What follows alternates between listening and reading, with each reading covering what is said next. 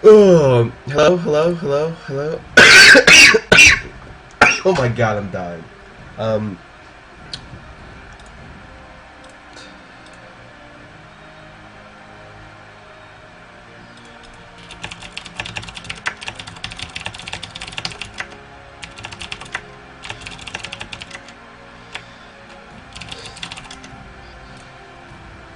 okay, so I'm playing Blitz mid. There's no special reason for why I'm dressed up. Really, the only time I get just dressed up is if I'm going out or if my laundry needs washing. And so, since it's not the former, my laundry machine is actually working in the background. I hope you can't hear it.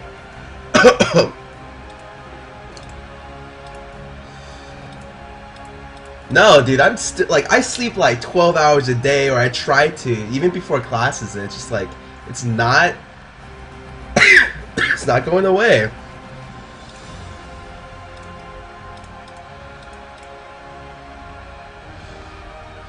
I decided to play AP Blitz this game. I'm already rank 1 right now, although I guess I'm tied for Irwin, so I don't know. Like I can share the rank 1 throne for a little bit before I try for it again. I drank literally a whole thing of orange juice like this big in like 5 hours, and I was just like, okay, well, that's done. Oh, did he play a game? Damn, okay. So I'll probably have to play a game. No, I go AP Blitz. So last couple of games with AP Blitz, what's happened is I've started 4 games 7-1 and 1 game 8-2. And I still lost 2 of those games. So I really like he doesn't carry in a normal sense, but like he provides a lot of utility for your team. Hoping to show him off today.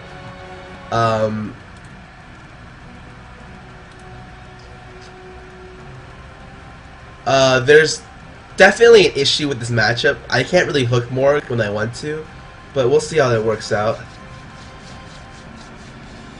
No, it's hilarious. Like, I don't even know how I get kills on the AP Blitz early game, but it's just like, I'll run into the, like, I won't even run into your jungle. Like, I'll run to my tower and I'll be at 10% health, and I hook them into my tower and kill them at level 2, and they're like, what? Because not many people know how to dodge Blitz hooks. Like, no one really plays Blitz a lot, so it's like, every time you play with Blitz, it's always a little bit of a question mark on whether or not you can dodge it. And a lot of times you can't dodge it. Like the Blitz player can force undodgeable hooks with his E. It's pretty bad that my top lane has 700 MS right now. I'm hoping that lowers because I don't think you can win with 700 MS. I'm against a lot of people I usually play with. Seiya X17. Hashinshin, Propaganda Panda. Most of these players are all my friends list on this team. Nothing too strange in their team comp. A little bit of an AoE centric team comp in the Wukong MF, Morgana, Maokai. You have a lot of disengaged for the EMF, a lot of safety.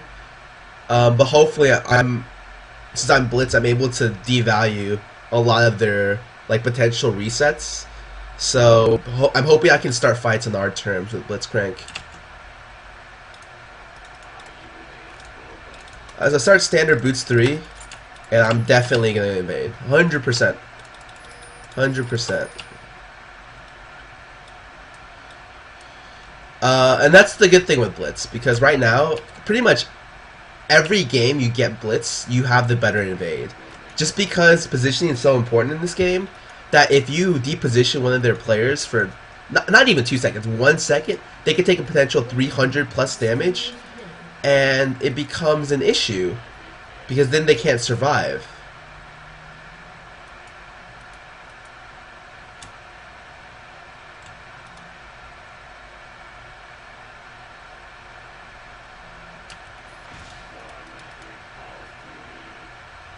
Okay, so no one's here. And let's say the cooldown on my hook. It's pretty important that you have that. I think hashinshin got noticed by the tower, I'll be honest. I'm not quite sure. where I want to go, we could probably just take blue. And in all honesty, I want to take blue.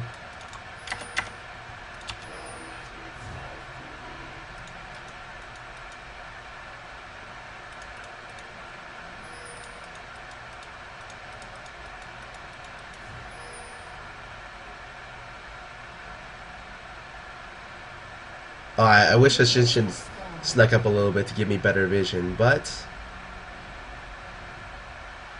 did not happen. I'm hoping Maokai still ends up coming over here.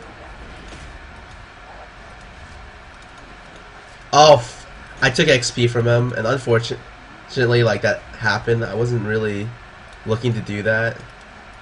Let me go ahead and sneak out in this direction. Maybe see if anyone's in there. No one's in there. They're gonna have to pull that because I can't. That's the bad thing about Blitz. You cannot pull with Blitzcrank. Well, I mean, you can pull, but not in the way that you want to pull, if that makes sense. So I'm just waiting for the E to last hit in lane. I can't really do anything against Morg. She's not a champion that can kill before 6, not unless she seriously messes up around my tower. If she does that, then I mean, like, I'll get a kill, but it'll be because she messed up, not because I played well. For instance, like, I could have maybe gone for a hook there, but I'm not sure how effective it would have been. Ugh, I wanted to get the fist on her. It's okay. I'm taking a lot. You tend to take a lot of residual, like, random damage when you're playing Blitz in solo, just because, like, you don't have range, so anyone with an auto attack can actually hurt you quite a bit with just autoing you on cooldown. So yeah, it kind of sucks, but I mean, he has other strengths, and so his weakness is that he's melee, obviously, in mid lane, but he's got strengths to work around it. At least a couple strengths. I don't want to deal with that. I'm gonna go ahead back out. See if Morg actually wants to try to threaten my middle. It looks like she's actually gonna keep staying in range. Nope. She backs up pretty fast. She gets this safety of her creep line pretty fast. It looks like hashinshin's still lagging with, like, awful amount of CS. I reset my auto attack with my E there so I can get a last hit. I just went for a random hook there just to see if I was in range to do it. The hook mana reduction to 110 makes it a lot easier for you to blow mana in lane and not have to be too worried about it, as long as you don't spam, like, every skill on cooldown. That'd be kind of weird. But I see she hit level 4. That probably means she has Black Shield, which means, like, landing hooks on her are not going to be easy till 6. I can't even hope to break the shield till 6. We go ahead and hit that off. You look at CS numbers, 21, 21, and I get the advantage in creeps as it pushes to me. So as long as you stay even in CS numbers, not...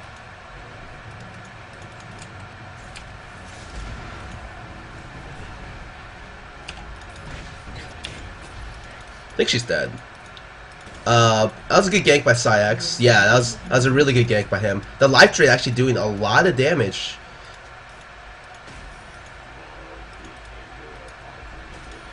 So we pick up a first blood thanks to Fiddle, and usually ganking blitz lane is really easy because I have a lot of CC. I have, like, so much CC that the jungler doesn't even need CC. I bring it all. So as long as he brings, like, any whether just damage, I think we'll be fine. Like, we'll get a kill. So I'm gonna go ahead and shove my lane real quick. I have almost enough for a catalyst, so what I'm gonna go ahead and do is probably sell 1 potion for catalyst gold. Maybe 2. No, I can sell 1. I'd like to leave myself with as many as possible. So hashinshin's lagging. Like, he's still on like that ping, which kind of sucks.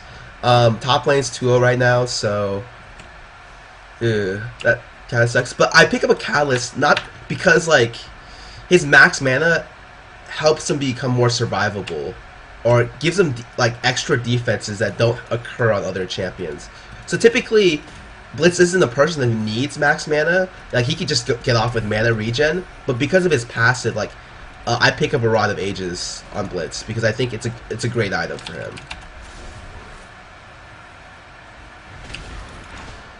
I'm just looking to put some harass on her right now, and just look at that damage. She's at 300 health already, and I don't think that Morgana was ready for that damage. Like, my ulti ticks do a lot more damage than people think. So for instance, if I just go on her again, I force the bind, and I force the black shield, so I know it's on cooldown. Oh. F. Go ahead and ulti, pick up the kill. That was a bad flash by my part. I didn't need a flash for that. I could have just ran up to her. So that was a little bit of a wasted flash, but it's cool. I'm winning the lane by a lot now because Fiddle keeps helping me in these kills. I think I could have bullied Morgana out by myself, but I'm glad I don't have to take that chance because Fiddle just sets me up so well. So Fiddle's doing a great job. Morg, I'm thinking, didn't get wards up because he came in through a really obvious angle, and had there been a ward there, maybe, like, I don't think what happened there would have happened if there was warding, a proper warding done. Oh boy, I'm gonna go ahead and run out top real quick because ScubaChris is about to get rolled here because he's invading into a jungle it's not good. Oh boy, where'd he go? Where'd he go?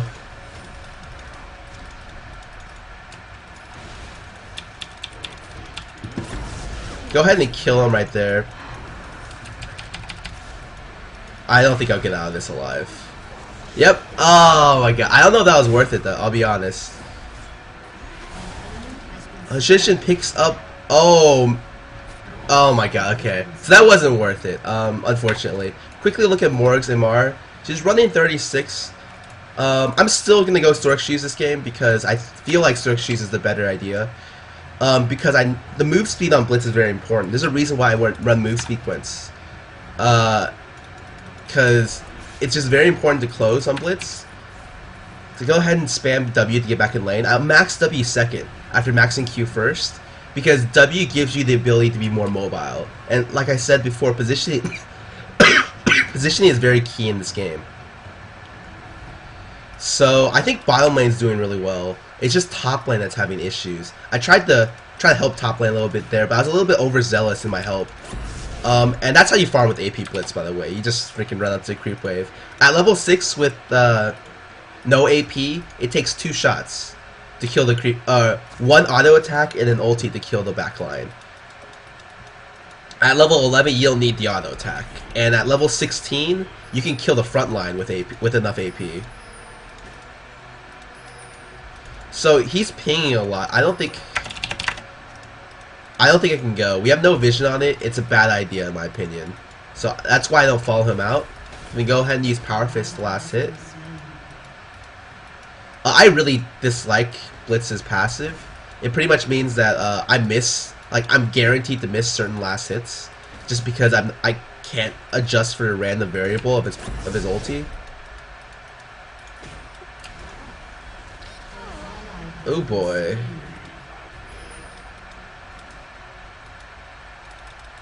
Go ahead and ward this real quick.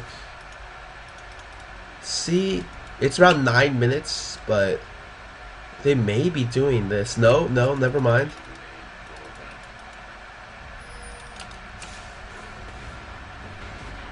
I just come out, maybe look to surprise her, but she was ready with the black shield.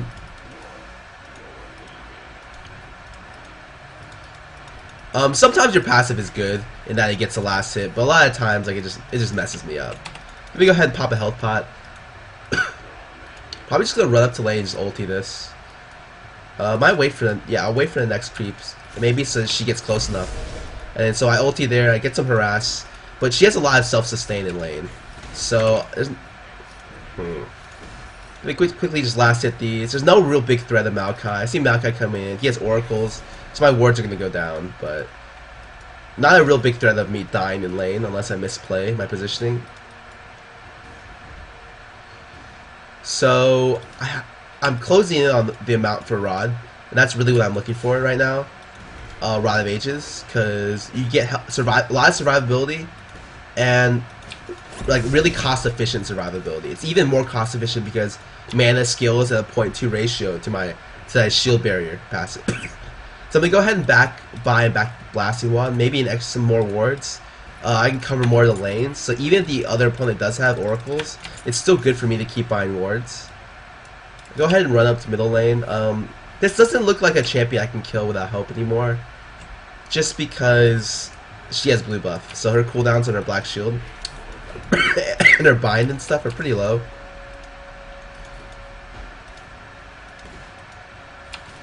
We go ahead and ulti that. My ulti has a 28-second cooldown, so I don't really need to worry about.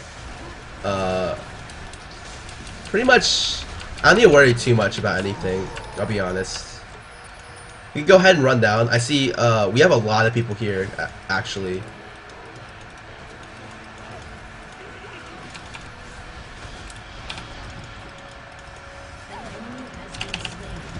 I had to flash for it because I don't have ulti.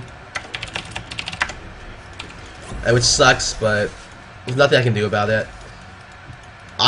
Oh, actually there was something I can do. I misplayed it middle, actually, because I used it middle. And that may not have been the best idea on my part. Oh boy. Ult down and smite down. This isn't something I'd want to be doing. Go ahead and hook in there.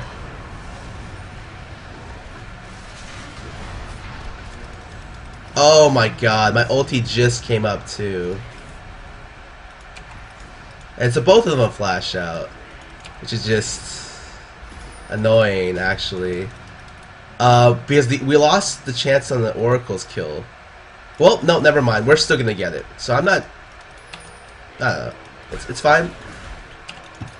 Oh, I missed the hook. That was really bad. The angle he didn't even adjust for the angle. I'm gonna go ahead and actually go in and look for the kill on. I actually don't have the mana. Oh my god. I go ahead and pick it up there. Damn. That sucks. I didn't have the mana to follow up after the fist because I forgot his 150. So I want hashinshin to back out here. But from what it looks like, he's just going all in. I really hope. Oh! Why would she ulti for that? Oh. Okay, so they forced the flash. Him going in on that is not a good idea. I go ahead and buy Rod of Ages because I have enough gold for that. That's a pretty weird. I'm wondering where we're losing by 4 kills. So I go ahead and look at my team. I see that top lane's really the issue because he's 1-4 and their top lane 6. Or actually, our bottom lane's 2-6 as well. Okay. So MF actually doing some work bottom lane. I think with the help of jungle ganks. You go ahead and ulti that real quick. I'm now at level 11, and every 6 levels for Blitz is very big. It means not only can you shove faster, but it means your stable damage. Sorry, not static damage. Actually, I think static works as well. It's very it's better. Your consistent damage, I should say. So I'm not gonna harass her. Like a lot of people tend to try to harass when the other player has Catalyst proc on, and really you're just wasting your time because Catalyst heals for. Like, it's just less efficient damage because she heals it back. Let me go ahead and actually look to see what the heck just happened there. Where did she go? Ah, she just looped around. Okay. I thought she was doing something crazy where like, she'd roam top or something, but nope. It just looks like... Go ahead and put some damage in on her. Some pretty good... I don't know where that bind... What? Where did that bind come from? And no one really realizes how much damage like AP Blitz does. He does a lot, like, way more than people would realize. And so I look to put a lot of pressure, and I see top coming down for me. So I run away. I know they don't have any flashes because they burned them all in the fight. I'm gonna go ahead and ward that entrance, and just come into ulti. And that's just my wave clear. So they really need a ward here, because they need to be able to handle the ganks that come in from that angle. My cooldown is so low for my ulti, usually I can use it pretty much whenever I want. on every creep wave, or every other creep wave, 100%. And every creep wave if I get blue buff, or any kind of CDR. Go ahead and ulti again. Top looks like it's gonna die again, and there's nothing much I could do to help there. Like that guy just has to get a ward up and not. I don't know. It sounds like he's lagging though, so it's not really his fault if his internet is doing badly at the moment. We do see Fiddle coming in. I think. Oh, yep, that was indeed warded right here, or I'm not quite sure, but they knew he was coming, so it must have been warded like right here or here, one of those two areas. I tell them to be careful because Morgana's coming. I go ahead and shove mid lane, try to force Morg back into her lane, and she's here. So Morg is indeed here, and you can force people back in lane by shoving, because they don't want to miss CS and XP. Like that's the main thing you don't want to do when you're solo. You don't want to miss any of that.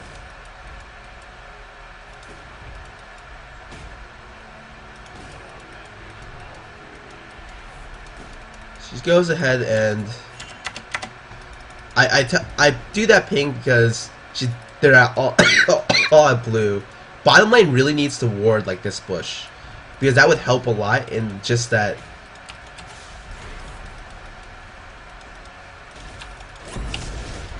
Oh my god, I missed the hook follow up. Whatever, not a big loss for me. Just a little bit of waste of mana.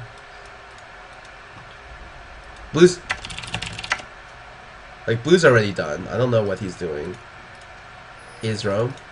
Oh, he may be coming bottom, and that's smart. That's actually really smart. Actually, go ahead and go bottom.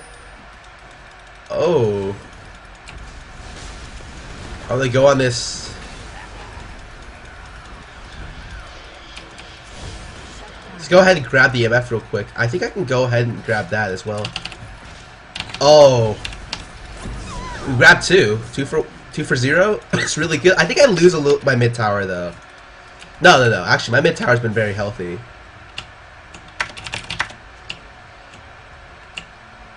And unfortunately, there's no way I can start 7-1 anymore. And usually that's what happens. Like I have this weird thing where I start 7-1 with Blitz a lot. I'm not necessarily sure why. I don't think he's that strong, but just it's solo queue. Like people mess up against Blitz just because they're not used to him, and they're definitely not used to the hook. So it's very punishing. If I hook someone and they're not used to it, they're dead. I see for some reason every time I look over at that angle, I see him dead. So I'm just gonna take the blue right there. We need Caitlyn down here. We really need Caitlyn. So go ahead and grab Caitlyn. I know top lane, so we have a pretty good. We have really good odds to be able to take this pretty quick. Oh my god, I missed the hook. And actually, they all come in, so we're gonna have to back out. Oh, this is not good.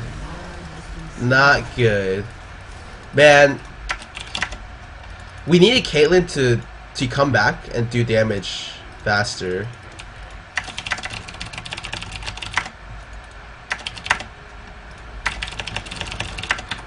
Like I didn't, and I should have actually been attacking it as well. Like it wasn't a good idea to fight.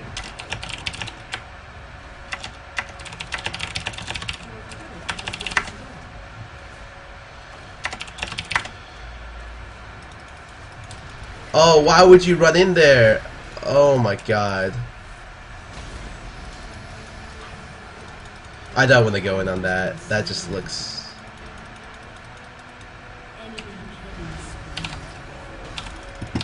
I have no mana! Oh, that's the one bad thing. I have no mana to ulti.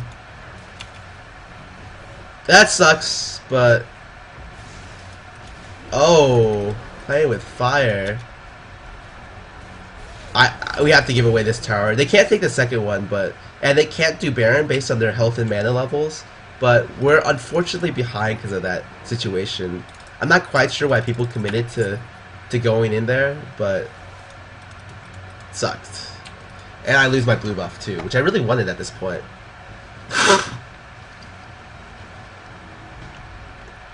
I see top lane going to fall. I'm not going to go to the top though because I see Renekton's already on his way.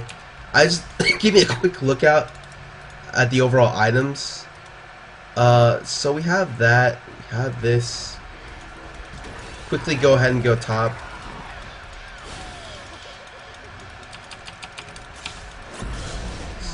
Okay, I killed top lane with an ulti. I didn't even want to risk it. I didn't even want to check. I know my ulti range is so high that it doesn't matter. I can just ulti and pick up a kill. So I'm doing pretty well right now, but it doesn't matter how well I do. Like, I need my carries to do well because I don't really hard carry. I just look to pick off people.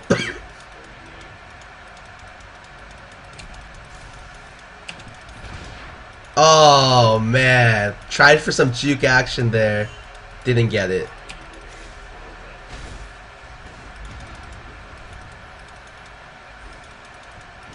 So I've got Rabadons and about 200 gold. Oh my god, how is she losing so badly to that? I actually am just gonna run down super fast. Goes back to CS. No, she's just straight up running. Oh, why would she not?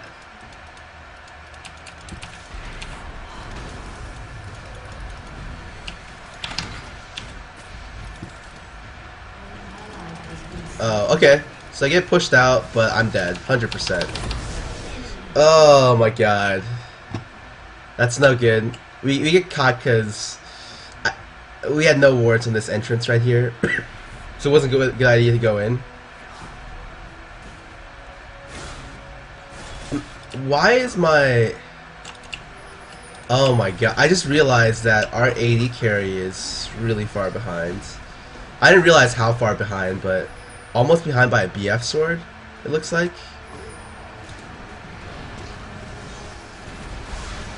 And if they peel out now, hashinshin can do a lot of damage. But it doesn't look like it. Wow.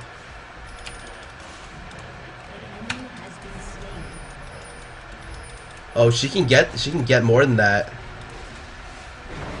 Oh my god. Wow, she gets 2, maybe more. There's 3. I think we can get this if if he has a fear. If he has a flash fear, he can 100% get this. Oh, so he just ultis for it. Jesus. Oh my god, so he dies because... Oh, there's no fear. We lost Baron off that. It could have been worse, but I find it hard to get out of this because I think both my lanes ended up losing. Ugh, I had to run. Does he have... What does he have? Dear God. He has Trinity Force. Okay. I was a little bit confused because I was wondering why he was doing that much damage, but... look at quick item and gold levels. 150 CS. About even in CS for most of the people here. So it's not a CS issue. It's more like just people don't know how to execute well against the roam. I'm looking at Propaganda Pan. It actually picks up a BF. So yeah, bottom AD is behind by almost the entire item level, and that's an issue. Go ahead and quickly CS that.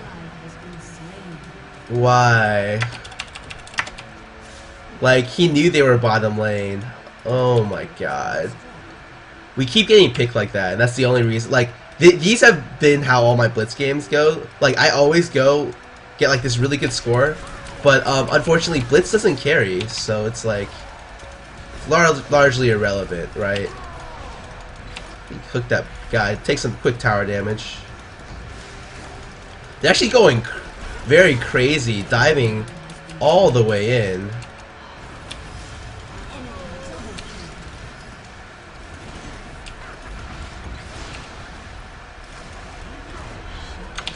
Ooh.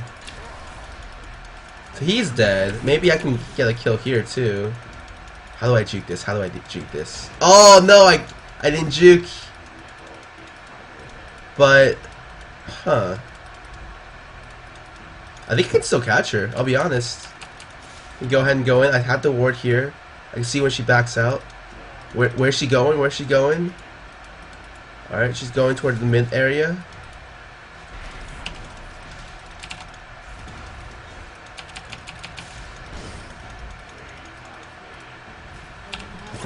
Alright, so I get the catch, but MF killed Caitlyn.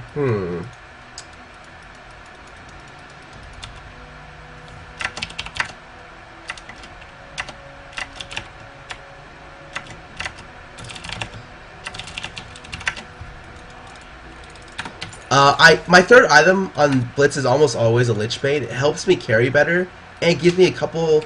it gives me movement speed, which is very important for me.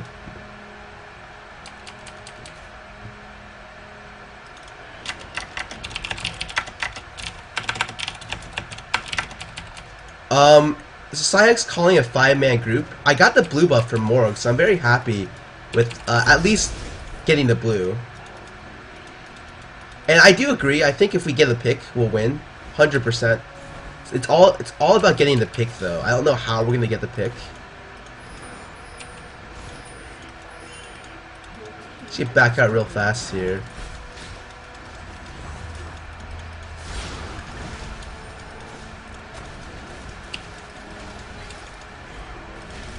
Oh, okay. So, how do I... Oh boy, oh boy, oh boy. I probably am gonna die here. I will say. Oh, that was a really bad hook. Yeah, we can't do anything about that. I think this game's definitely over. Hoping she doesn't have flash. I'm gonna go ahead and run out this way because this is warded. I get better coverage on people who come in. Actually, ooh, I see Morg here.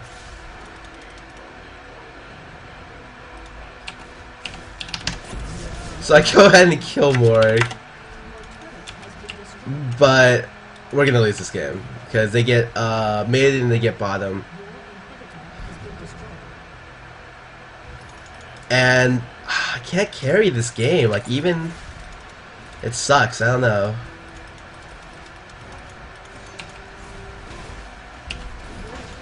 Whoa! I missed the hook. Oh, I'm so angry about that. I was going for the MF hook through the Maokai and I didn't get it. Oh, I'm so angry about that. I'm not gonna surrender. I still think we have potential to defend really well. Actually, she might stop.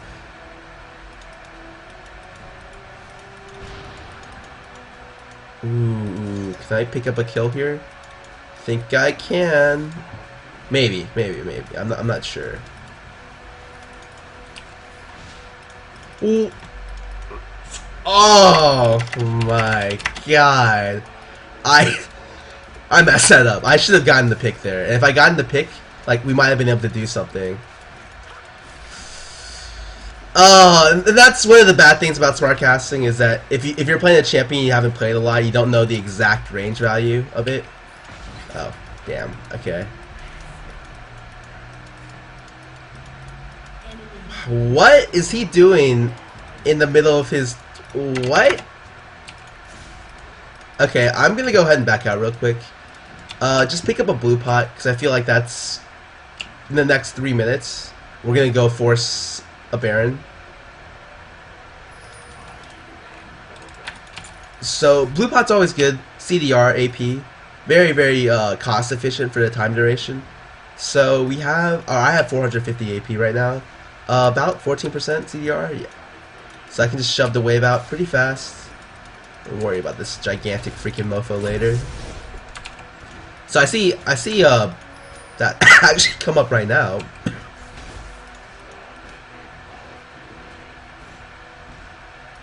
I'm actually curious how we're gonna look to do this. Oh, and he gets caught. No. Oh my god, we're fucked, I think. Go ahead and just throw a fist at her. It sucks. Like, if... Oh, everyone just gets caught at a random time. And we lose.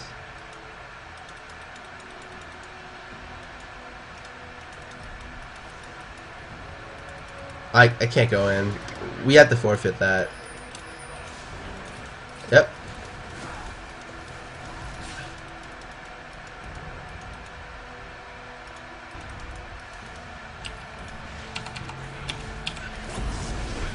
Let's get the... Oh, she should die. Oh, yeah, she dies. Okay, so we get the oracles, but that's all we can get from what it looks like. Actually, I'm gonna go for this. Oh! Oh, she knew! Oh, I was just gonna try to hook her as she ran past.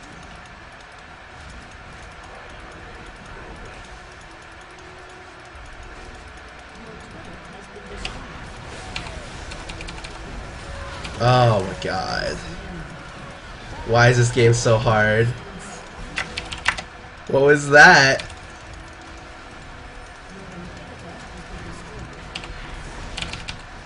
Oh, it's whatever. So I ended up losing this game. It's not a big deal. Just GG out. It sucks that we have people who go 1-12 and like 3-8, but whatever. It was a fun game. I still think AP Blitz would have worked out if any of my other lanes or my jungle would have won, but can't really do anything about that.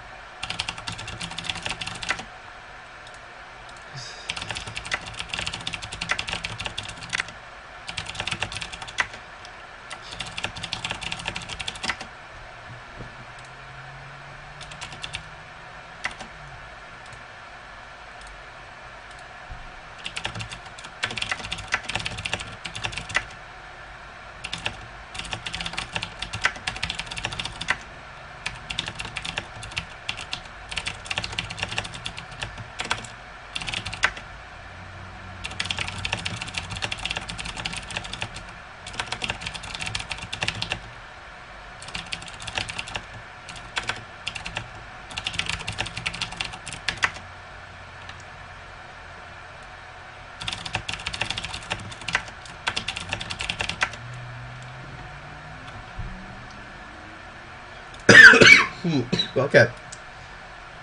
So, still a little bit annoyed by that game. Nothing I could have done though, except for play better. There were a lot of points in that game where, like, if I had landed the hook, if I had been more conscious of my mana in certain fights, like I could have been able to turn maybe a couple more fights in our favor. And that's really all you need to do in solo queue. Oh, I don't have stream privacy. That's a good, and I don't have music. Two things I always tend to forget when I'm playing. So let me quickly put on some background music. It's nice to have. Good reminder, good reminder. I don't delay. Sorry, I don't delay because it's not really, I don't know. I like for stuff to happen immediately and for viewers to be like, damn, that happened immediately, and not have that wait period, because that wait period is like the reason why people don't watch reruns of shows, right? To a lesser extent, obviously, because it's only like a minute. It'd only be a big deal if I jungled. But yeah, definitely no delay makes at least the viewers feel more content, in my opinion.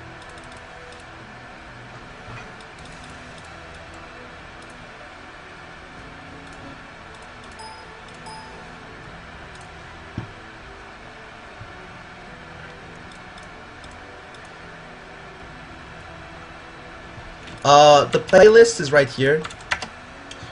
My masteries for Rise are 9-21-0 or 9-0-21. Usually depends on what match I'm playing against. Think about AP Lulu. I don't think she's that good.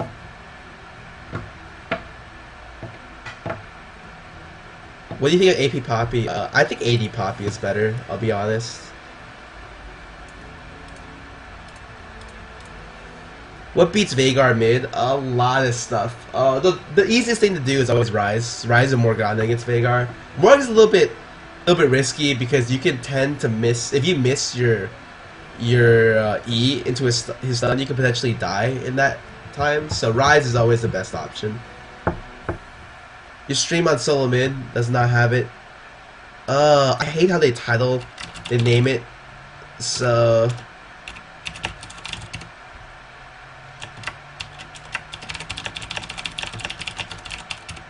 maybe I can do that, because from what I understand, the stream just has it to where it just reads the title of my broadcast, which is kind of annoying, but I don't think that's something they can fix.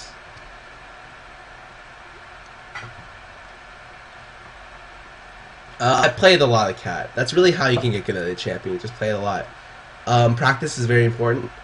Why is Cassiopeia so strong? A lot of things. She's got just a bunch of tools at her disposal. Arguably the best laning phase of any champion in the game. Scales extremely well throughout the game. Long range, can shove, can zone, has a stun, has an AoE stun. A slow, good for dive teams, good for getting dived on, good for zoning, good for shoving, good for invading. She's pretty much good everywhere. Like, that's pretty much it. Wide defensive utility Rise. Deep offense doesn't provide Rise with anything. Like, he doesn't use AP. So a lot of the higher tier AP build masteries don't really do anything. Beats Galio mid. I just run Mord against Galio, and eventually you just... Like, you outscale Galio on a lot of champions, so there's not really much that can beat Galio mid 1v1 without playing like an AD, but if you just want to look to outscale, just play a carry that carries harder, like Karthus, or Rise, and just farm. And then eventually when he comes to team fights, you'll do more than he does, because you can carry more than he does. And that's really why I think I don't like first picking Galio. Euro teams tend to do it quite a bit, and even some US teams. I'm just like, that's very dangerous against teams that know how to just run a hyper carry against it. How does magic penetration work? It's okay. Let me try to see if I figure this out right. It's aura reductions first, and then it's percentage reduction, and then flat penetration, and then percentage penetration, and that's the order that it calculates itself in. So you start with the Abyssal Scepter aura, and then you calculate in the like a percentage debuff. So let's say Shyvana's E is a percentage debuff, percentage armor shred, or Wukong's Q. There we go, 30% percentage armor shred. So you calculate that and then that. Assuming Abyssal shredded armor, that may not have been the best idea. So maybe like you calculate Starks first, and then you calculate the Wukong shred, and then you calculate your AD, or your flat penetration. So it's like 15 armor pen, and then you calculate the percentage off Last Whisper and your mastery, which is 40% or 49% with both, or not 49%. It's like 40 something. It's like 43, 44, something like that. So yeah, it's on League of Legends wiki, and that's actually where I learned it myself. So, oh, I need to put on slow mo. There we go. Actually, I'm increasing the slow mo to 50 seconds now, because as I get more stream viewers,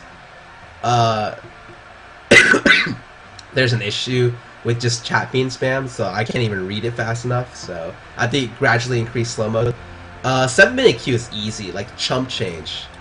What?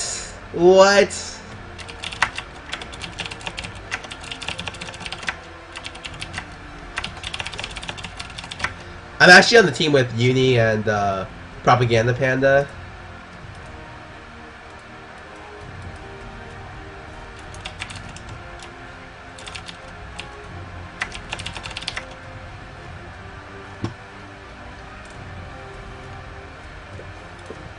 What do you think of Kennen? I think he's really good. Brings a lot to the team in terms of team fight utility and stuff. Record of viewers, I want to say it's around 8,000. I'm unsure. I have to go into concrete numbers on my stats.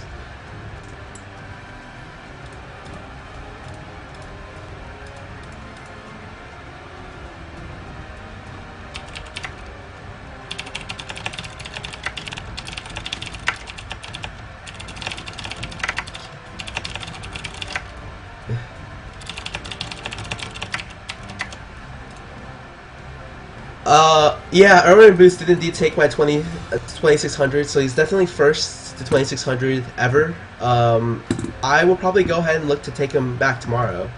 But tonight, I'm still trying to figure out some way to get this cold to break. I'm like every day I just hope like it breaks, but it doesn't, so it sucks. Oh my god, why is Blitz banned?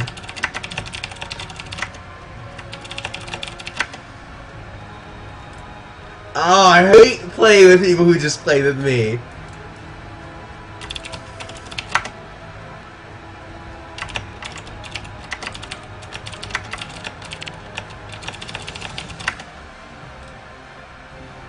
Oh, I'm pissed. I'm pissed. I want to play with people. Blitz.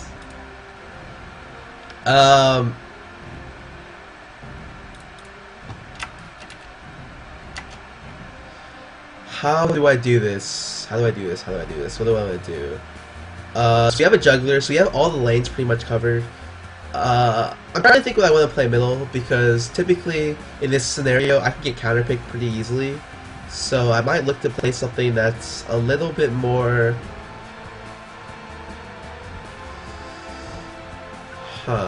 safer, but I don't know how much fun that... Okay, we'll pick Cat. So... Fuck it. In the end, I just go back to Cat. Because she is more fun than most of my champions, so quickly get that done with. Actually, let me see. 18 AP, skills 2.25, what is that, 9? AP is slightly better, okay, never mind, especially with the scaling. I was considering picking up 9 AD per level. I get counterpicked right now by LeBlanc, and this is like the biggest counterpick available. But he switches off to Brand, which is actually something that I like playing against. Like, it's not a good matchup for Cat. Not much is, but I like playing against Brand. Like, I don't know why. It's been a long time though, so we'll see how it works out.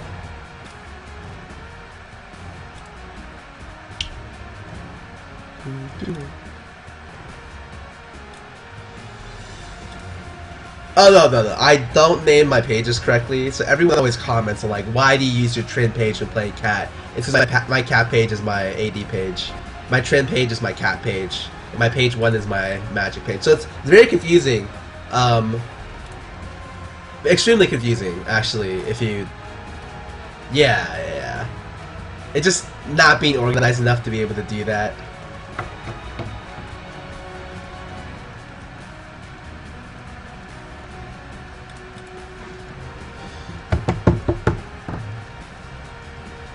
Okay, so they have a pretty standard team.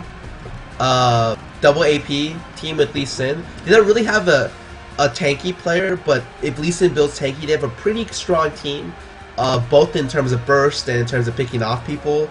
And they have a strong late game because they don't have much of a backline. Ezreal can defend for himself because, like Corki, he has much mobility, a lot of mobility, and they have initiation through Leona. So they have the ability to go in and disengage as well. So pretty good team comp. My team comp kind of shitty against their team, but hey, what can I do? You know, I did pick Cat, so like if I had picked like Karthus, I'm sure the team comp would have came in much better. I'm against Jawarbi, so I'm against the same mid that I was last game, and I'm against the same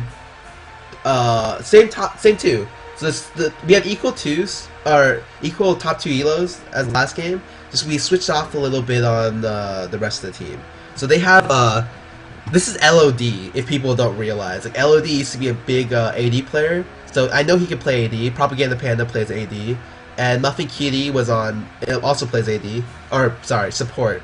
So we have 2 support mains, 2 AD mains, 2 solo mid mains. This guy mains jungle, but he can also play top. And this is a jungle main. So everyone pretty much got their role on this team. SciX probably getting the short end of the stick out of all the 10 players because he doesn't really play top. I actually forgot to run ads. Ooh, I didn't get back on doing that though. That was my bad. I should have ran an ad going in, but not a big deal. Whatever, I'm not gonna cuff these. For the longest period of time, I thought this was like S2. So, and like S2 is like the Han developer. So I'm always like, why is like someone from Han like playing this game? But obviously now I know that that's like Uni, aka Special's girlfriend. I actually only found that out yesterday because I don't know, she told me like her in-game name. I'm like, oh, you were in one of my games on my high elo main for like rank 1 or something. And she's like, yes. I know all the people in this game, minus my jungler. So he's kind of the oddball in this situation because I pretty much trust everyone else this game.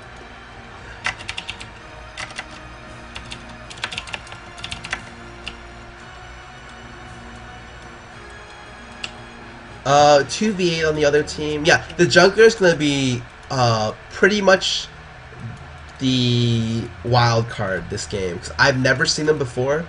I don't know exactly how good he is or what he does. He starts a very strong opening item build, running armor quints and whoa, what? Is that move speed quints then? Yes, he starts move speed quints with armor yellows and defensive tree. So he goes 921-0 with that, with MR blues. Okay, so that's all, like I can get that all in a glance based on what he's doing. And then I look at his AD. That means he doesn't go 21 AD. I look at his attack speed. That's pretty high. He's running attack speed somewhere on his character. I'm assuming he's running attack speed reds with move speed quints. And that's something you need to be able to realize. Like as soon as you see the player at level 1, you need to be able to instantly recognize his rune page, his masteries, and if there's something weird about how he does it. So I look at SciX. Here's a good example. He's going 21 offense. He's running what? 80 quints, I think. 80 quints, 3 off. A little bit more AD than I expected. I'm not quite sure where that comes from. But he's running 21-9-0 with MR blues and armor yellows. Go ahead and do that real quick. Whoa. Okay, so he got XP for 1 wolf. That doesn't really matter. The wolf is worth like less than 10 XP. It's really the big wolf that you need to be careful about stealing. That's something that should never be taken. And I've done that to Dominate multiple times. And every time I do that to Dominate, he hates me. Like it's so bad. Like me and Boy will constantly randomly take something from him at level 1, and he'll just be like, why am I playing this game? It's it's actually pretty funny. Based on how oh god, based on how this brand's playing, I can pretty much see that he started W this game. I'm pretty sure he didn't start E because he didn't E me when I was running in range. Here, and E is free harass, so he definitely should have done it. I don't like brands that don't start E. E is your best tool at level 1. Even for invades, I would say it's your best tool. It's not your best tool for invades. I will admit that. But it is free harass in lane, and you really would want it in lane. So top lane gets first blooded for running like heal ignite. Kind of expected that. It's not warded, and that's kind of why. See bottom lane all in, and bottom lane dies to Leona at level 2, I think. They just all in at 2. So my lanes are already starting to lose. I'm playing a stronger carry champion this game, so I still may be able to turn it around. We have 76. I don't do 76 with that. Oh man, I missed the CS and the big cannon minion. It's worth the most gold. It's about 28, I think, on average. So I always like to get the cannon minion whenever possible. Ooh, I get stunned there. Ooh, I actually take a lot of damage.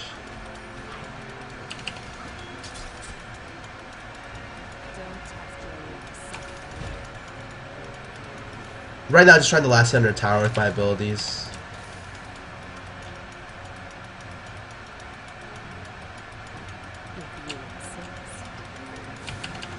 I'm gonna go ahead and see if I can bounce that to him. I wanted to get some harass. About level 4, harass is where, or you should start picking up on harass a little bit, because you can look to trade for free with the range of his bounce, or her bounces, sorry. Wrong gender word. We get some last hits there. I take an E to go for get some last hits. Unfortunate, but just the risk I was willing to take. CS is very even. I'm down by about 4, but it's not necessarily anything bad about that. It's just naturally Cat gets down on CS unless she's against a very easy lane for her. A good example of an easy lane for Cat is probably something along the lines of Karthus. I think Karthus is the only champion that I would want to play Cat against in like a competitive setting. So he looks like he wants to zone me, and the bad thing about Q spamming the wave is that I don't really have many options in the sense that every time I Q the wave, I push, and there's no two ways around that. Like I just push using my harass and farm tool. It sucks. I'm thinking what GRB wants to do here is either shove out the lane and go back to buy, or what he can do, and this is another option that's available, is he can look to just stall out the lane and let it push a little bit, but it's pushing toward me slowly, so at most he'll be able to get like a couple CS advantage over me and hit level 6 faster. But he hits level 6 without items, so I'm about 700 gold above him right now. That's a big deal in terms of item levels. Like 700 gold is a ton to be missing. So he's actually looking to shove out now, and then go back and buy, which is a little bit risky. If my jungler had come mid off that, like he would have 100% died, I think. I get all the CS in my tower. I'm looking to shove back. Now that the cannon mini wave is gone, I can probably shove faster than he gets in lane. And I'm definitely going to try shove out and probably roam to one of the areas. Probably just roam top. So I'm going to go ahead and ping in advance, telling him that I'm coming top.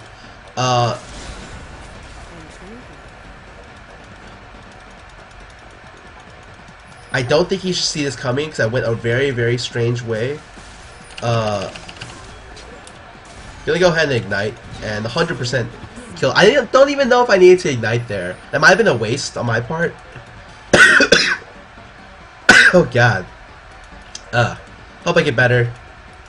I see Malphite actually camping for this. Let me go ahead and come in for that as well. But that's not a great idea because he's not level 6 yet.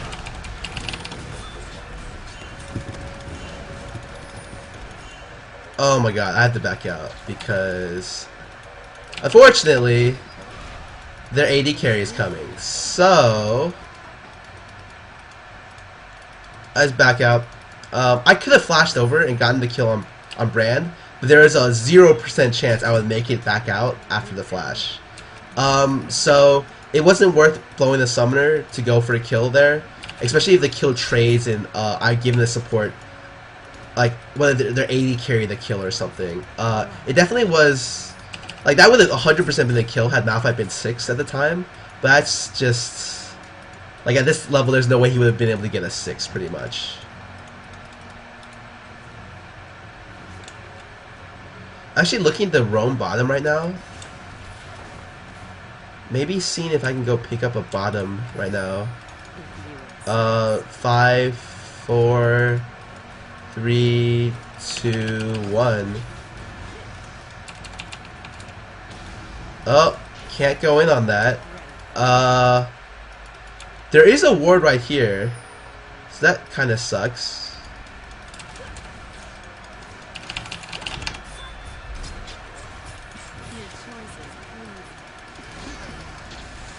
I get hit there. I don't die though. And there's no way he could have killed me because you really needed a. You really need to have flash to get the kill, even if that W landed. So I didn't flash immediately out of reflex. That's something you need to be able to judge on the fly. So I'm gonna go ahead and buy 3 pots and the ability to my revolver. That was a bad idea to camp there. Oh, and it looks like she's gonna die as well here. Forces the flash, and bottom lane gets double killed. Ooh, that's not good. So my team is 1-5 right now. Trying to put this into my advantage. It's gonna be a little bit rough. Gonna go ahead and max jump a second. Not sure how I want to take this. This is warded right here though. I realized as I ran in from the first time, Muffinqt highlighted me. I saw the yellow circle underneath him, meaning that he was targeting me when I was running into the bottom bush right here. And that's something I quickly picked out while I was going bottom. And that's not necessarily something I announced on the stream, but it's something that's holy shit. Why is Muffinqt here? Muffinqt and Unstoppable were actually in the area, right now. Misses the stun right there. Misses the W. It's very, very close.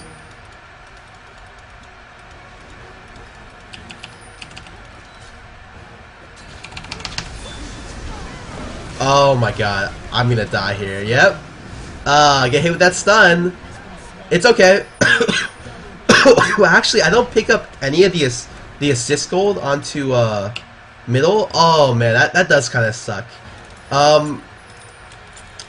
I shouldn't have been so cavalier in my Shumpo right there. That was a pretty bad thing by me. Uni still has her ulti here, so when he comes in, I kind of am looking. Ooh, who still has their ultis here? It's pretty much just Uni, so they need to be careful with how this goes in. So please ulti, please ulti. Oh my! Had people turn, people turn. If people turn, we can kill. I'm spam pinging this. I really want to go in on them.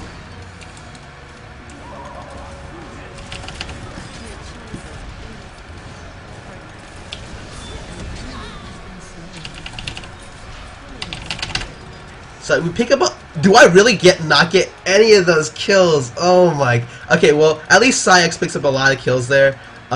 It sucks because I really wanted at least like one of them, but instead I pick up some assists, which sucks. I'm kind of depressed about that.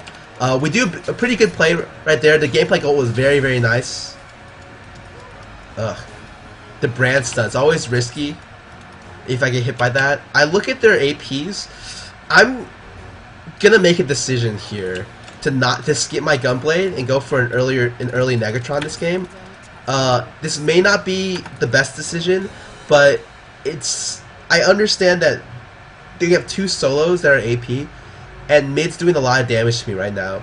Mid CS, I'm actually behind by almost 30. That's a big deal, probably based on that one death I had middle, and I lost a lot of CS due to just teammates coming in and cleaning up the CS. I was above him in CS actually at the start of the game, as right now I'm like below him, which sucks. We see Malphite actually looking to camp the same freaking area.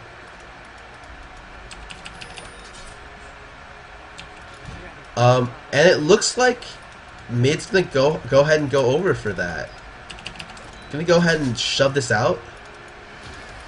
He's actually looking to shove as well.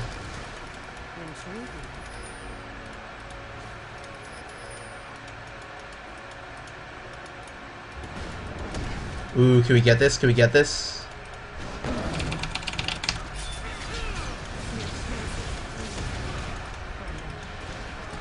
Okay, so we pick up 1.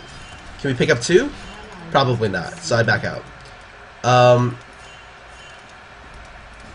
He's probably gonna be able to land. Oh, actually, no, no way, no way, no way in hell. So he wasted a ward actually going in. Ooh, what the heck? Whoa, people are crazy trying to dive me on top of my tower. Pick up a double kill there because they're very sloppy in how they go in, and the gameplay helps me wither them down.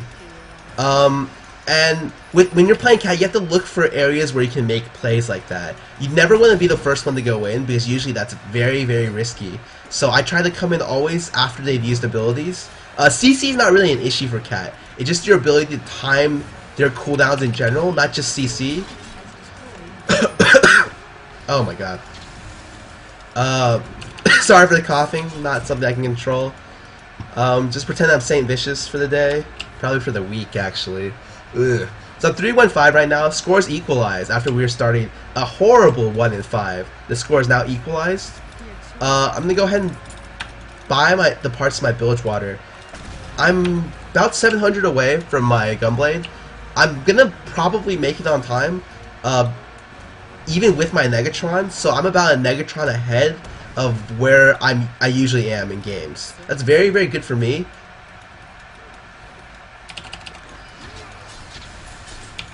I think this brand kind of misplayed middle because he should be really looking to harass me more at earlier levels before I get strong. I actually am going to run up top right now. Ooh, never mind, he's not going to get away. I don't really need to run. Yeah, okay, so ScubaChris gets the kill. What is he? He goes Executioners to stop the spell vamp. That's actually pretty smart. I see bottom lane has Lee actually. So it's all good. I might actually look to roam bottom. I think it's a good idea. But I don't have any vision on mid, and I don't know where bottom just went. So I'm going to go ahead and stay mid. There's going to be about 400 gold worth of XP in 2 waves. So I'm quickly going to farm out two waves. And then go look to buy my Gunblade. So I'm about 250 gold away. It's about 1 wave away. CS values, I'm back to being okay now. This is warded, I'm pretty sure. They're making a lot of movement in the lane, which makes it seem like they're playing safe. And when people start to do that, especially when you're trying to roam toward their lane, you typically get suspicious about whether or not there's a ward there. And especially because I know the type of player, like Muffinqt's a pretty good player, so he's gonna have like a lot of interest as ward if I go down bottom. I farmed out 2 waves. We see top actually. He can turn. Oh my god. Oh boy, oh boy. There's definitely gonna be a random Dwarby coming out from here, which is the brand player. So I might actually look to turn it around once I see Brand. Will Brand come out? I'm just gonna back out here. Oh, he gets the stun! Oh my god. That's never good. Oh, he didn't kill... Oh, I didn't get an assist for that. Oh my god. Whew, how do I get out of this situation? Oh, I don't think... Oh, he's gonna go for the Q. But it's okay.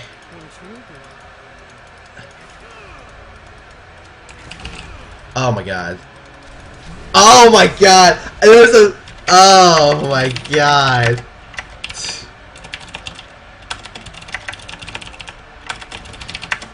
There was a small point during that gank that I was like, he could turn this on me if I'm not careful. But I'm like, nah, there's no way he could sneak in that Q in between me and ScubaChris, who just got kicked back. And I just got fucked because I didn't think of that. Oh, sorry. Sorry. Okay, it's okay. Wow, bottom lane picks up a double with barely any health left.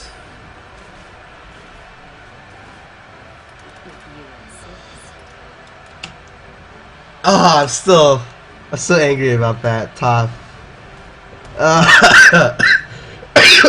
Unstoppable playing really well. And I just messed up. I should have just ran back. I knew they had the kill, 100%. There's no reason to risk stuff like that. I just wanted the kill goal because I snowball harder than probably anyone in this game. It's just, I got greedy. And that's plain and simple.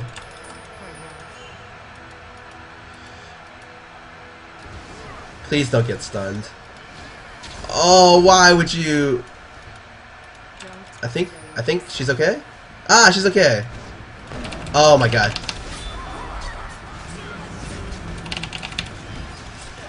Get double. I'm going for the triple now. Ooh.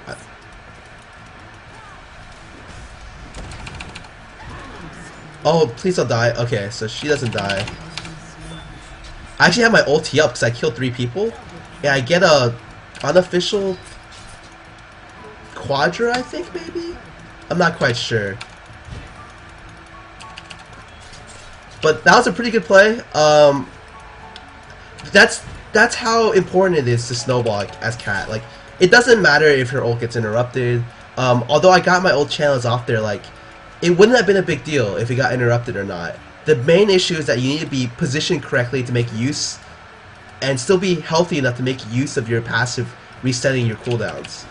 And a lot of people like to say that Cat gets countered by CC, but really, like, Cat's strength, her core strength is how she synergizes with her passive. And that's something that not a lot of people realize, and something that's very important to keep in mind when playing Cat. So I have enough gold for Abyssal, and I see they don't really have much MR. That seems like the best route for me to go. Oh boy. Okay. Because they have double AP, and they have splashes of magic damage throughout their team outside of Lee Sin. Lee Sin actually doing really smart move right here, buying an Aegis for his team, because he needs to be tanky. I said that at the beginning of the game, he needed to be really, really tanky for this game.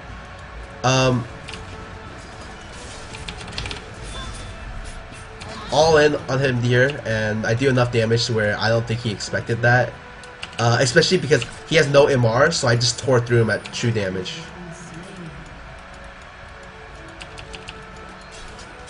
Whoa! Freaking 3 bottom.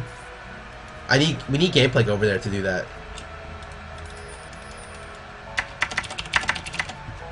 Whatever. I actually was kind of interested in doing that as well, but we really, really need a Gameplay to make that move. We're just gonna go ahead and dive unstoppable here. I don't have my gunblade yet, but it doesn't even matter. We do enough damage to where he just, bam, explodes. So we get a top tower. Maybe he might even be able to get the next tower, but my whole team ditches me, so I guess not. Ooh, they're looking to make a play on me right here. So I go ahead and ward behind me. See who's coming. Let me go keep dropping wards on my way out, because I have 3. I bought a lot.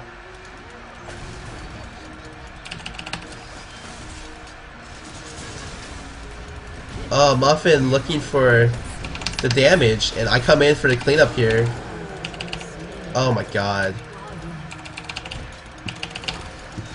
Oh, I almost missed that. Okay. Oh, the exhaust! What?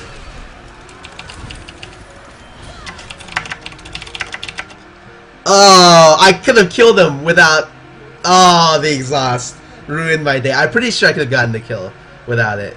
And as soon as I get the kill, because my Shumpo resets, I would have just Shumpoed out. But I wasn't expecting the exhaust damage reduction. So poor dive by me. I also ended up burning a flash and still died, so that's not good.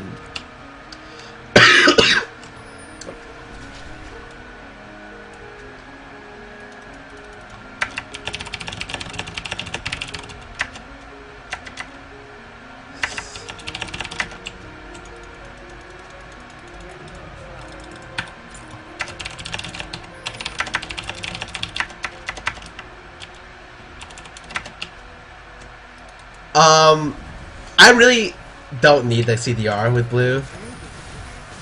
We're looking to make a fight here, and I'm coming in. We should go in. Just go in. I don't care. I don't care how anyone goes in this game. I just want to go in. Oh, why are people so... I just want them to initiate right here.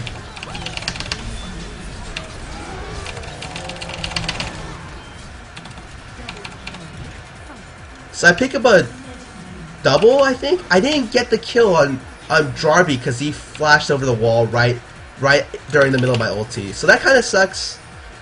Not a huge loss. I'm going to go ahead and push mid. I really don't do much damage to Baron, so I don't really...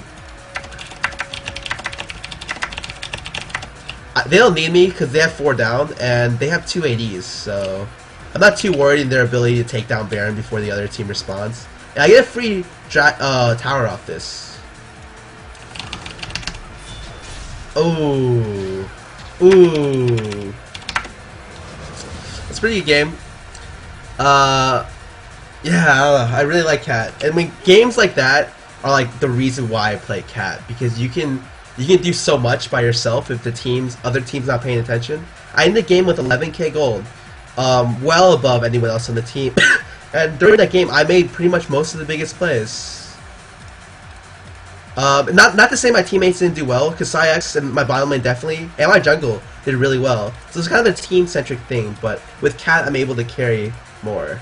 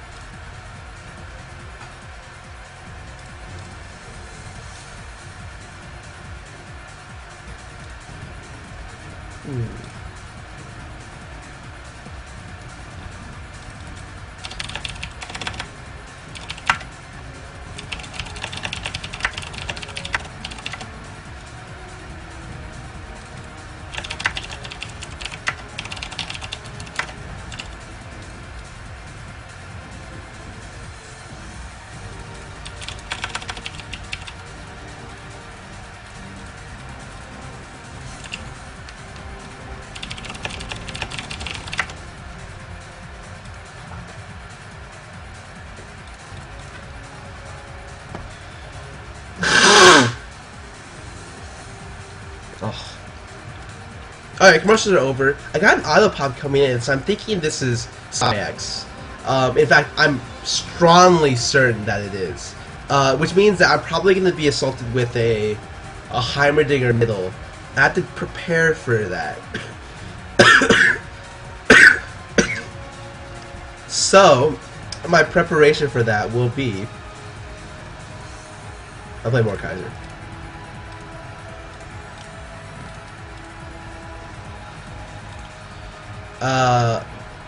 The Mordekaiser is going to be, like, it's pretty much the only champion I have on this account that can deal with Heimer mid. If SciX indeed wants to play that kind of stuff, I have to be prepared to play against it, because he's one of the players that picks champions that aren't counterable 1v1. He plays Soraka mid and Heimer mid with heal. So it's like, those two champions can't lose to a lot of matchups, so you have to be very careful when you're playing against them. Like, I can't play Blitz mid against either of those, because I'll get rolled so hard. And I'm not really looking to show a stream of me getting rolled just based off picks. So I had to go pick more in this instance because it was the strongest pick available.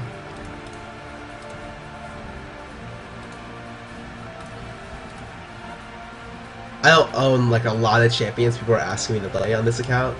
So you always have to be careful, because if you look at my champion like ability, like what, this is each 10 in a row, I have 40 champions, 43 champions available, and like a lot of these are free.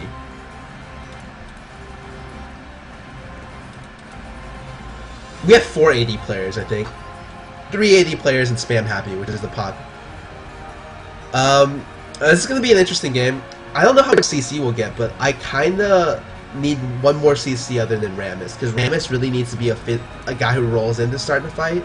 I don't really like that kind of initiation, so I kind of do hope that he goes support Ashe, or at least like a Janna or Sona, or even Tarek would be nice. Oh, is SciX AFK right now? Okay, then it probably wasn't worth it for me to ban Soraka, because that's really the only champion like I hate playing against middle.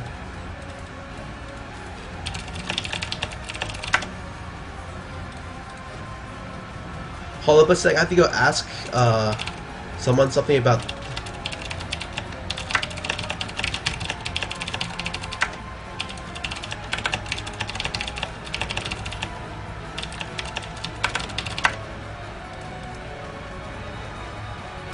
Yep.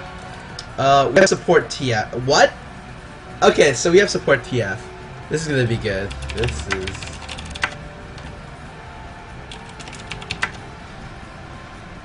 Whew. My team compared to their team, my team looks really bad. Really bad. But the thing about them is that they have Vayne bottom, and Vayne bottom is not what you want to play against 2 AD. Or just about anything that's like gimmicky like this. Vayne is low range, bad laning phase, terrible laning phase. Everyone acknowledges that our laning phase is like awful. So with that in mind, picking Vayne into this comp means that we have a chance this game.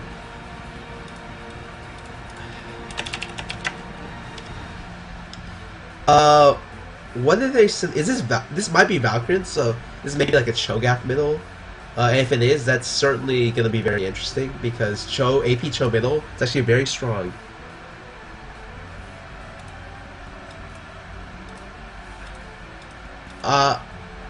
I run, the same runes I run like Cat on board. So I run Moose Muffinqt, Armor Yellows, MR Blues, and Magic Pen Reds. And yes, it is Cho'Gath AP middle. What a bitch. Okay, I'm good with that. It's not a big deal for me. It's just I have to be a little bit careful because if I get hit with too many spells, I'll like fall flat on my face and die pretty much. Spam Happy actually telling me that this matchup is good for Poppy is what I've heard, which is very interesting because in my mind I can't see where Poppy would win a matchup against True Damage, but from what I've been told, it's not too bad. So I'll be interested to see how this lane turns out.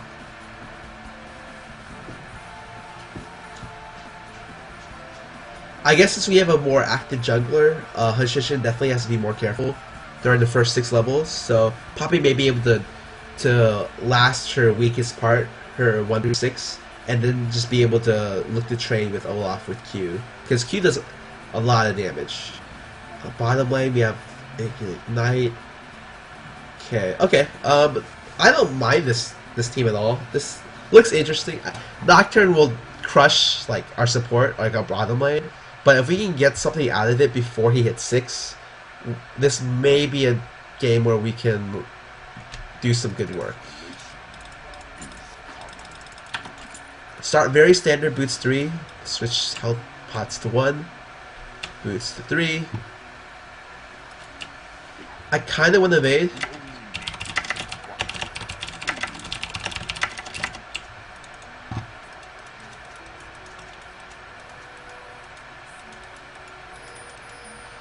Spam Happy actually telling me that he needs help top, so maybe I misheard him when he said that he might win this lane. He's starting 28 armor with boots. So we have a team that can potentially evade really well with a go-kart, but they also have a team that...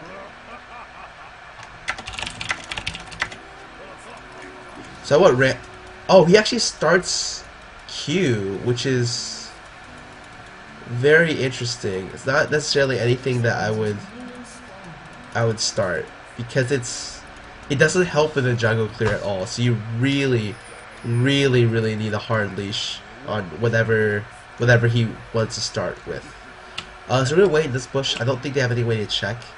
I don't think anyone will run through. Like, I don't think hashinshin will run through. He'll take the easier route, like from here to here.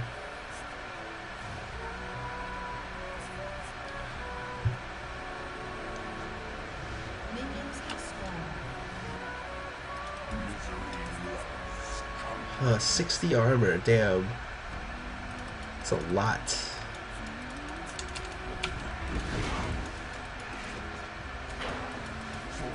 I can't really give him a hard pull, just because, because I'm moored, so the only thing I can give him is like this, which sucks, but I don't have any other option. Oh wow, Spam Happy didn't give him pull either.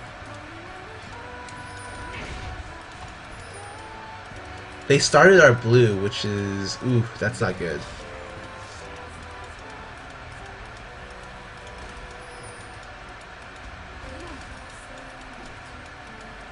So they took our blue. I'm not quite sure where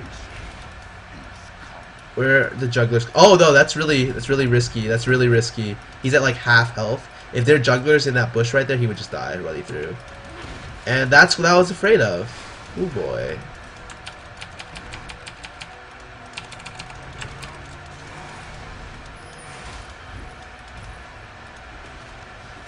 I think their juggler's retarded, by the way. Like, I don't think that was smart in any sense. But I guess it was worth it for first blood. Definitely something that I wouldn't advise people doing, suiciding at tower, because that could have turned really, really badly for him. It was a risk that I guess he decided that he wanted to take.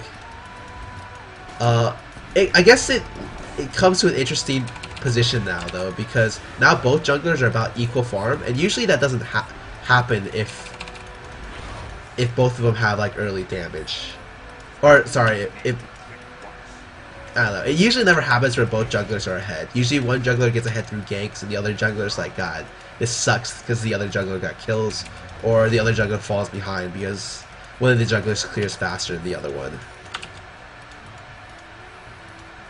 So as you see, I try not to waste too many unnecessary spells, because I don't want to lower my health by too much, because everything costs health on Moreland. And that's something that people don't realize. Like, health is a very important stat to value on Moreland, because it's a stat where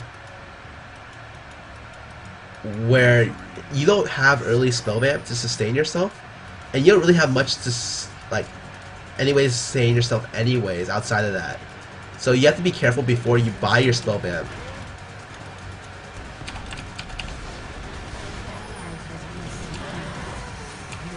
Go ahead and back out real quick. I might actually die here.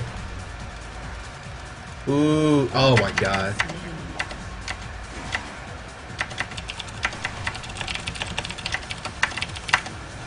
I'm confused why he wanted to dive, because that was like super risky on his part. Whatever. I burned my flash, and that's such a bad idea. So you look at the levels of the jungler now. Now our jungler's behind. Their jungler has, even without the kill on me, our jungler's level 3 and his jungler's level, like, he would have been 4 without the kill on me. So our junglers are already behind. In that situation, look at how top lane was pushing out. Like I don't know. It was. It could have been. I just want to say I don't like the gank, is I guess what I really mean. We have a bottom lane kill by Nocturne, so Nocturne's getting super decked, which is something that I was worried would happen, because like I said before, the bottom lane needs to be able to get farm before Nocturne gets decked. Oh boy.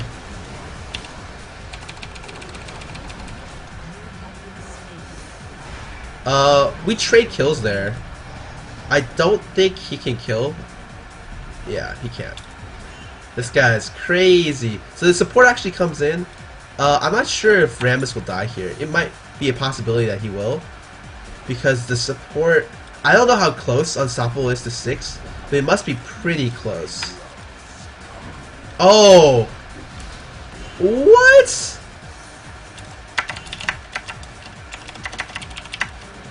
What? There was no reason to chase him after he missed. Oh my god. I should still be okay, but that just gave mid like a free gold, which is never good. Like you, cause like the solo lanes can lose based on like which one's ahead, obviously. So, especially the matchup where I would really be able to push out Cho as the game progresses, as I get more farm. The more farm he gets means the later that I can push him out. And I might not even be able to push him out if he gets too much farm. Oh god. So I have my spell vamp already. 400 gold away from Will. Just gonna shove out the lane and... Ooh, he gets blue buffs taken. I see actually that my jungler is really gank heavy. So as I see him go top, I just went mid rates. It's definitely the most logical or sensible thing for me. Oh, actually, they're blue. Blue has not spawned yet. Okay, so never mind. Mid actually going to go Catalyst. Interesting. I thought he was going to go AP, but it looks like he's just going to go try to take against Cho, which is not a good idea because Cho outscales every tank. So if you're going to go tank mode against Cho, you have to be very careful in that you need to have carries from other lanes be able to do work for you.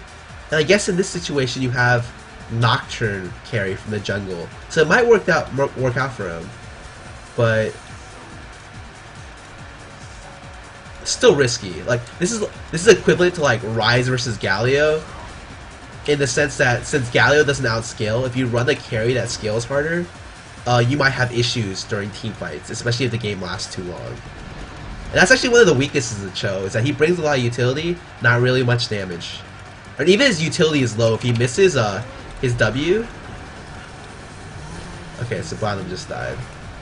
Might have just been double killed here. Yep. So their jungler is just picking off my bottom lane. It's 5-0 right now. That's not good. Whew.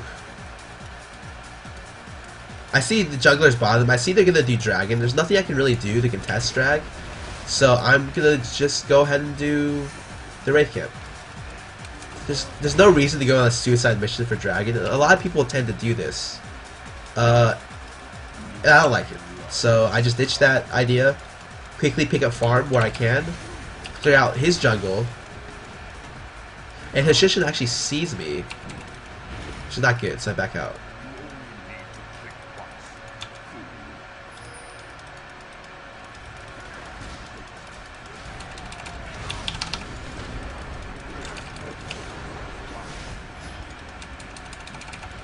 Oh wow, that is an early as hell Hex Drinker though.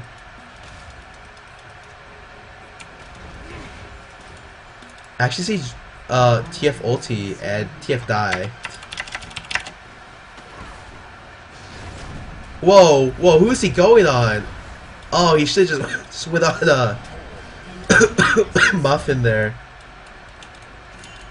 I'm not sure where my mid lane is, so I just tell my mid lane to back out. Okay. So there, he's actually bottom. So that, I guess that causes a kill because there's not many wards up, especially with TF support. If you're supporting with TF, you tend to want to get a lot of farm. I don't know if he's cleared out his raid camp yet. He has it. Oh, he has. So I should have expected that too. But he has no mana right now, so I can still stay in lane just fine.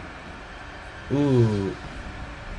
Okay, that's good, that's good. So my Rammus doesn't die to Cho'Gath bottom. That would have been disastrous had he died, because he's already behind. And when the Rammus falls behind, like, he has to stay ahead to stay relevant. You can pretty much never have him die. I'm gonna go ahead and back out right here. I don't think I'm seeing, so I'm gonna buy my Woda and my Sork shoes. This looks like a game where I don't really need to get Abyssal. It might be worth it to try to go for games on their AD carry, but I don't know how early we're gonna team fight. So I really think not going to just gank bottom. But until then, they're not gonna look to force anything outside the ganks. Because I don't think they're strong enough to force a 5v5 fight in any sense.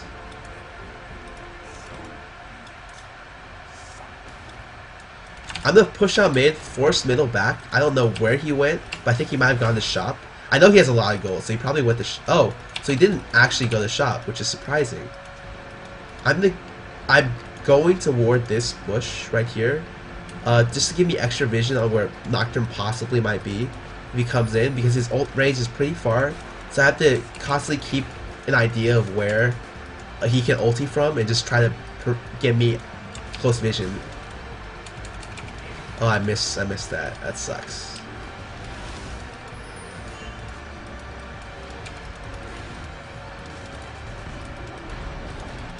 It's 140 CS there. Okay. See Nocturne's top lane. See people are looking to gank bottom. Okay, so it's warded. And they indeed know that I'm coming. So I'm just going to loop around. I might actually just run into this bush.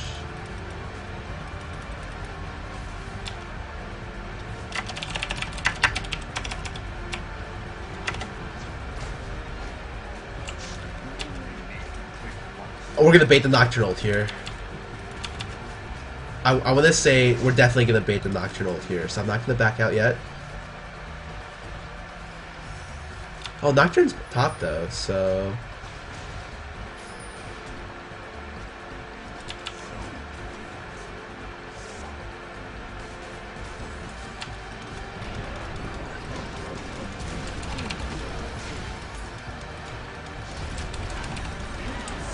Huh, okay. I think I got that. Yeah, okay, we get a double kill. So it was worth me waiting for that, because I only lost a couple CS mid, but I got a lot of potential. Like, I got a double kill bottom to set my bottom lane ahead.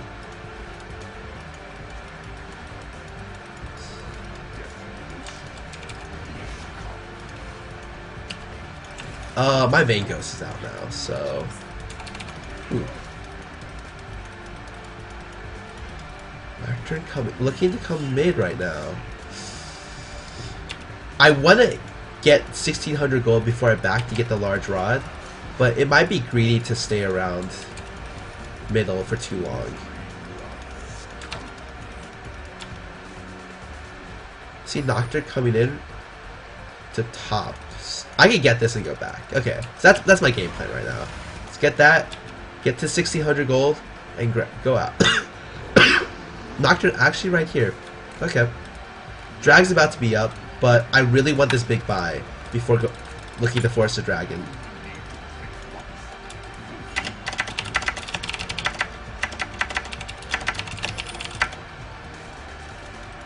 So, like I said, Nocturne has double buffs here. He actually already picked up his Ghost Blade.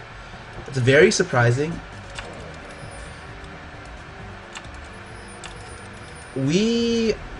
Oh, whoa, whoa. What is that flash right here? Was it... Did you...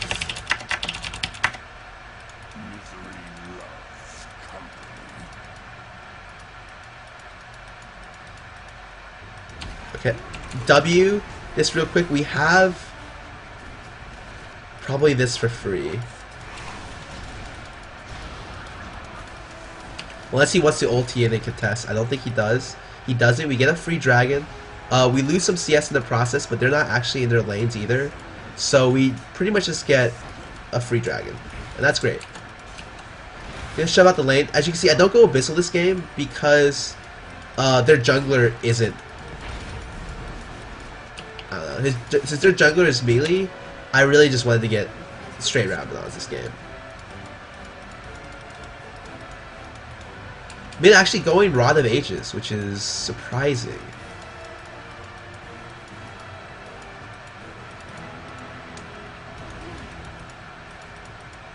Ooh, I'm kind of still worried about Nocturne. I'm not quite sure where he is. But I could still put some harass in the middle.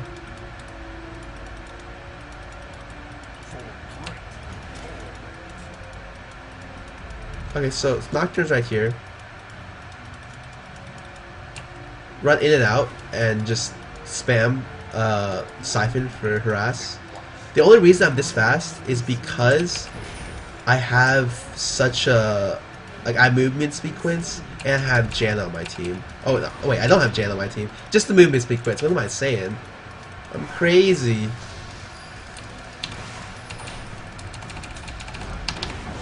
Oh god. I moved too close. Really, just way too close. Because I was talking, I wasn't paying attention. So that really bad.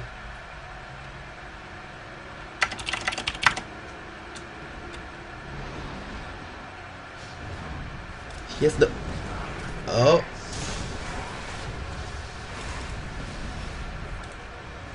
Okay, so that was a good play by their Nocturne to cover for their middle, because their middle definitely had a chance to die there. CS values 125. My top lane, not doing so hot, and my bottom, my bottom lane, what is it, 91, 30. My bottom lane is doing pretty well. In terms of overall CS, they're out CSing. Vayne.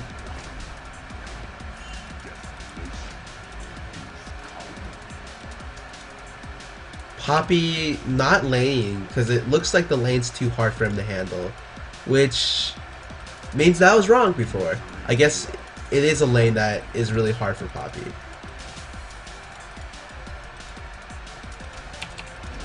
So once I get the large rod, I one-shot the backline, which is, like I said, all your champions is important to know at what item level and spell level do you need to just farm easier.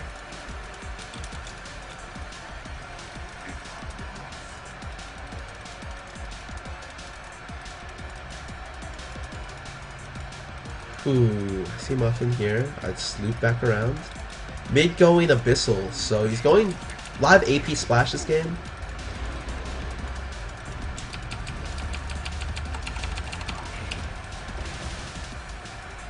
I get it's some good harass, but his health pool is so large that the harass doesn't really stick well.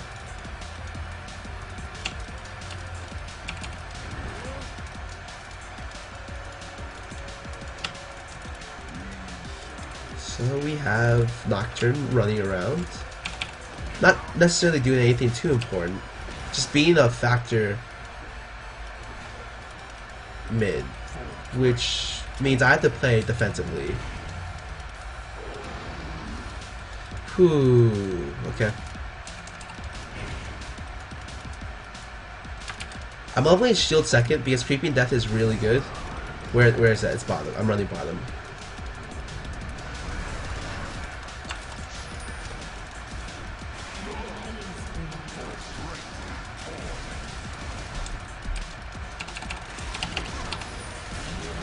I grabbed parol. I should be able to pick up way more than parol here.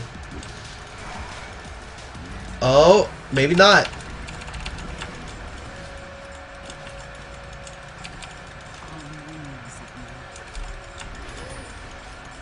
She sure really is. I'm unsure if we can catch. Oh, wow. Okay, so really good play by her. Vayne's doing a lot of damage here. I was about to say tons of damage, but I was like, kind of stopped myself there.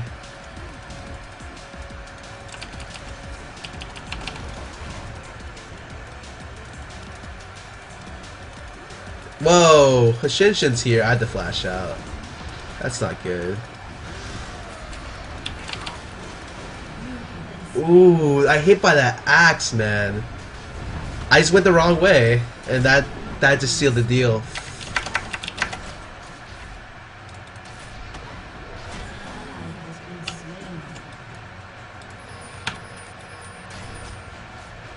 Yeah, and they're just run straight to Baron.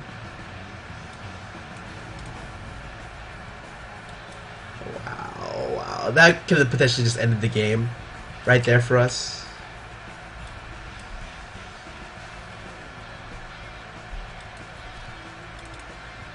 There's the chance that they steal this, very, very small.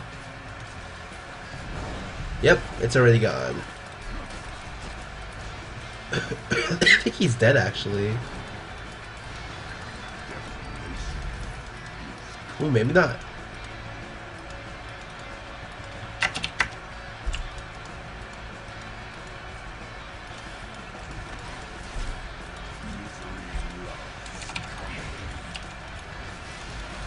Well, at least I finished my Rabadons now. So while I'm still ahead, the rest of my team is behind. And I made the bad play of when I was trying to run out, I was thinking maybe I could loop around here. But with no eyes on top lane, I made a fatal mistake there, and that cost the game pretty much.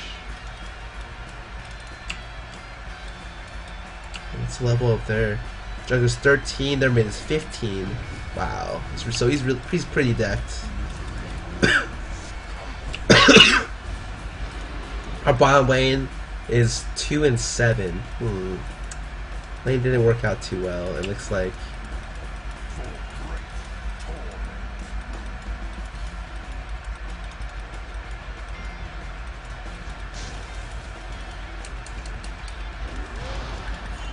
Okay, I back out because I think Cho could potentially just be in there.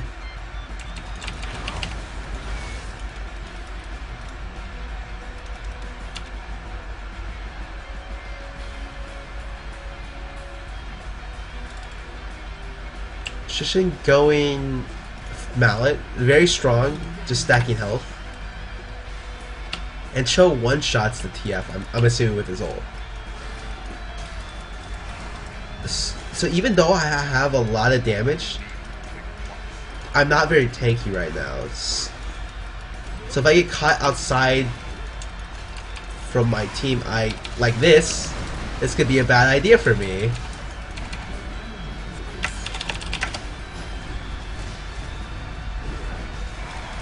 Ooh. I thought people were closer to the tower, but everyone was around here.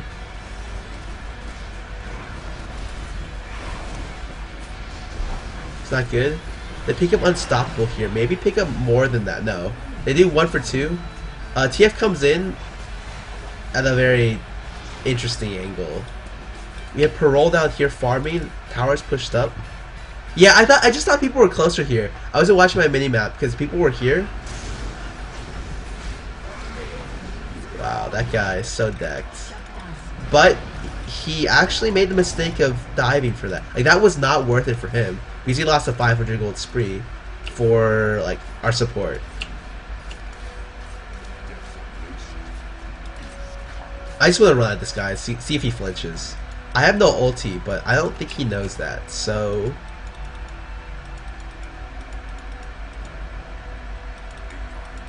He definitely does not know that. Oh! He might actually know that. So I run away.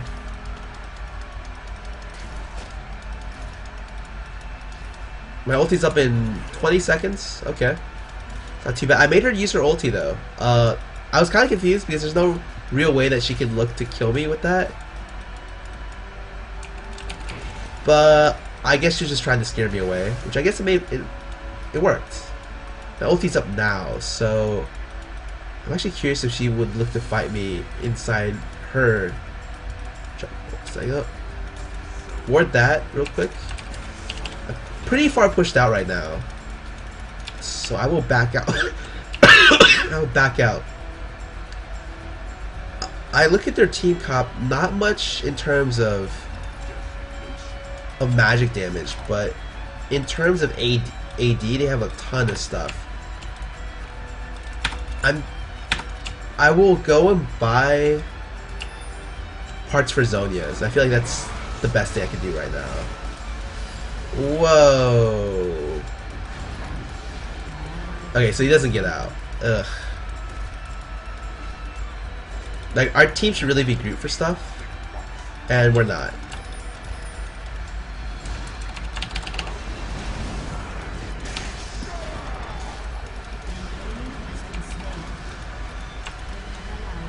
I don't think he can kill me, not with a ghost. Definitely not with a ghost. Yeah, he's fucking insane. Oh! Oh boy.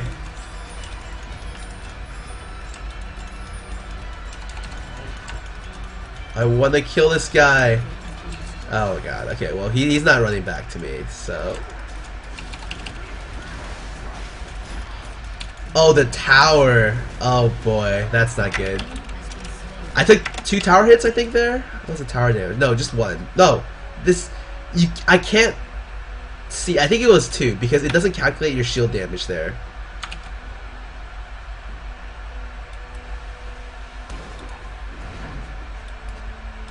Might have just been 1.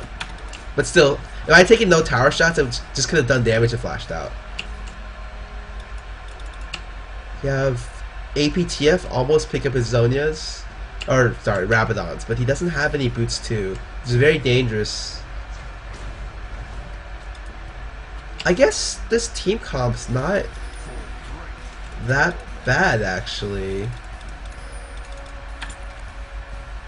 I will buy 1 Sagely Spore because I think we're going to look to fight right now, or at least within the next couple levels.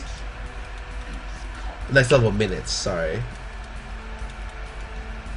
We should try to pick mid. Actually, maybe not pick mid because Cho's there.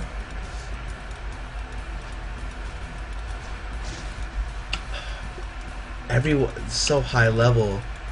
Their Cho'Gath just backed in front of us. We could potentially have...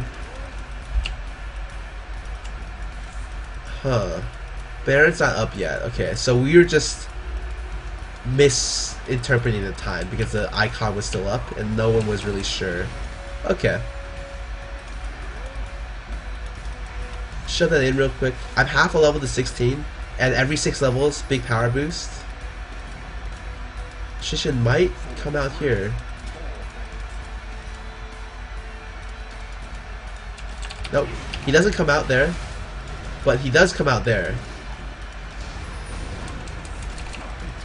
But it's fine, it's fine, it's fine. Ooh, maybe not, maybe not.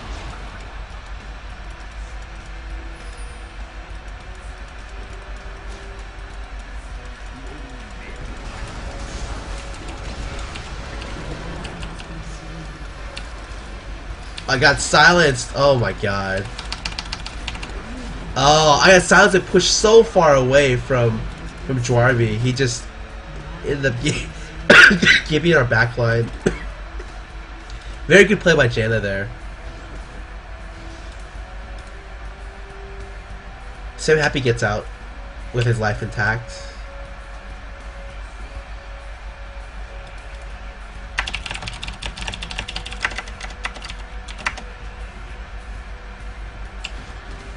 Let's CS look for Poppy.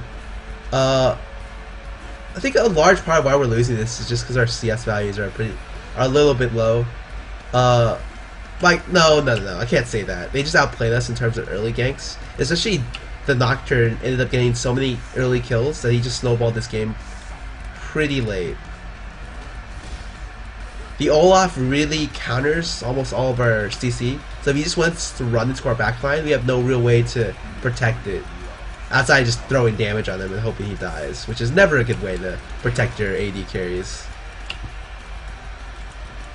With the exception of it, unless you're like some really high damage champion.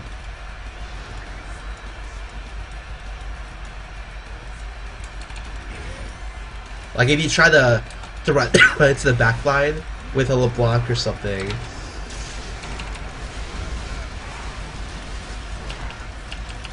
Oh, that was already too far out. I kind of already thought this game was over. It's 19 to 29 right now, or 14 to 29 right now. 14 to 28 before that death. Our jungler was behind, and I was behind as well. And usually, if ever I fall behind, the chances of me losing a solo queue game or winning a solo queue game are super low. Like they don't even do damage right now to the other team. The Cho pick not working out too badly, actually.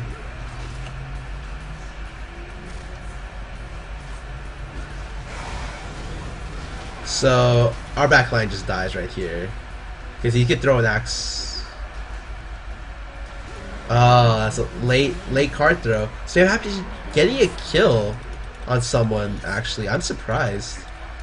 They pick up an ace. The region is so high. He has Atma's frozen. Doesn't even have his Warmox done. But I know that's what he's going for next.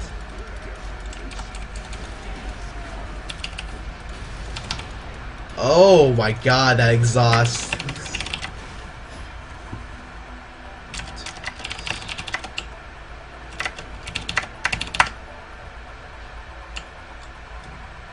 I don't see us winning from this point, so I call the surrender vote.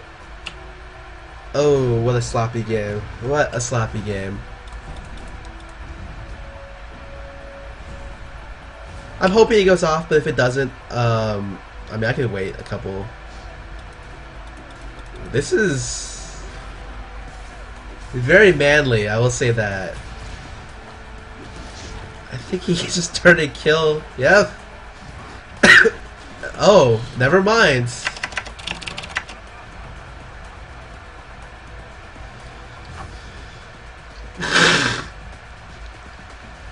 $150 gold away from my large rod. 100 gold away now. I will just push out bottom all the way. Actually, is he going? No, he's not. So I will push out bottom all the way. Top already has a Quicksilver, man.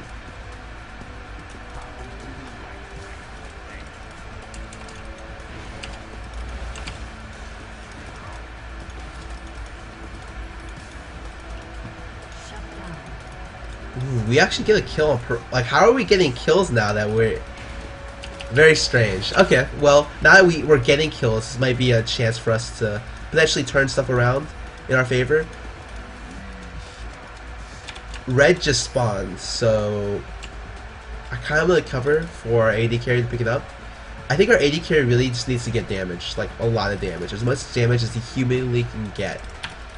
Because without damage, we're not going to win this game. Even if he picks up survivability, it doesn't matter. He just needs damage. Like Last Whisper, Phantom Dancer stuff, like he doesn't need this chain nest. That's crap. Absolutely no need for that. And they probably just took our red.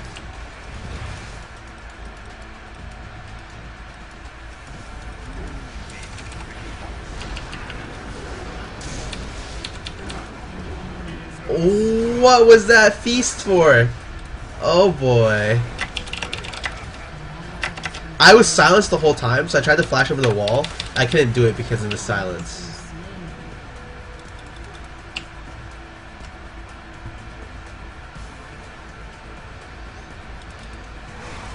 Yeah, everyone on their team is 33,000 health, it looks like.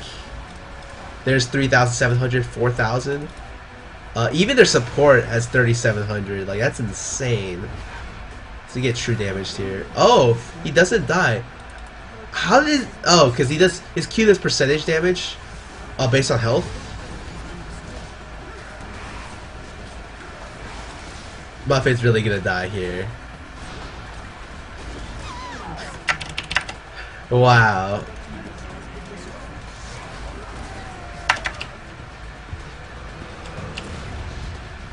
Oh, what a poor game. Poor showing by people.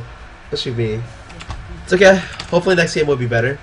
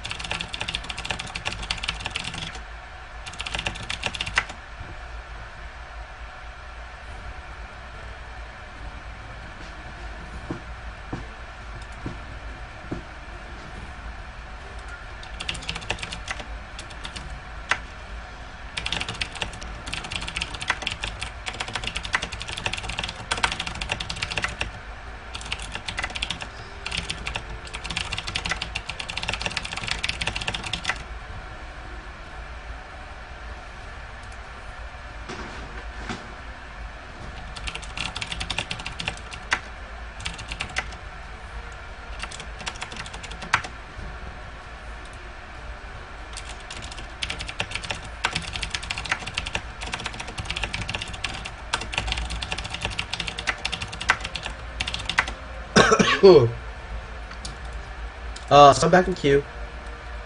I should actually go see if I finished filtering my water. So I'll be back real quick. Let me go grab some water because I'm coughing like crazy. I'll be back.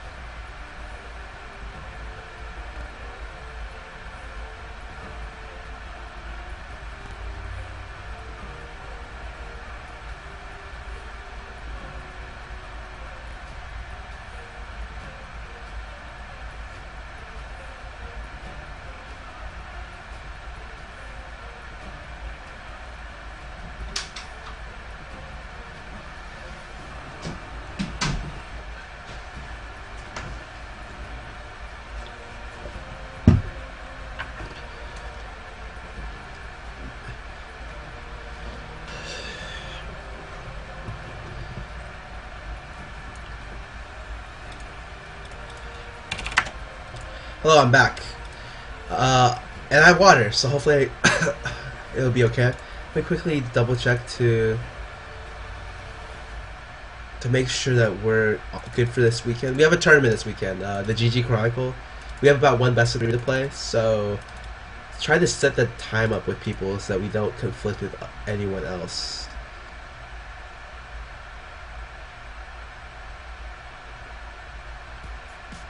Okay. I actually did get a lot of people to tell me to eat some honey, but I don't think I have any honey here, so doesn't probably won't happen. I'm considering what to play. I'm feeling like a Ziggs or Vagar game right now, but we'll see when this pops what happens. Oh. I think the hardest learning curve in League of Legends. The hardest learning curves for for both Dota and League is just knowing the numbers to stuff.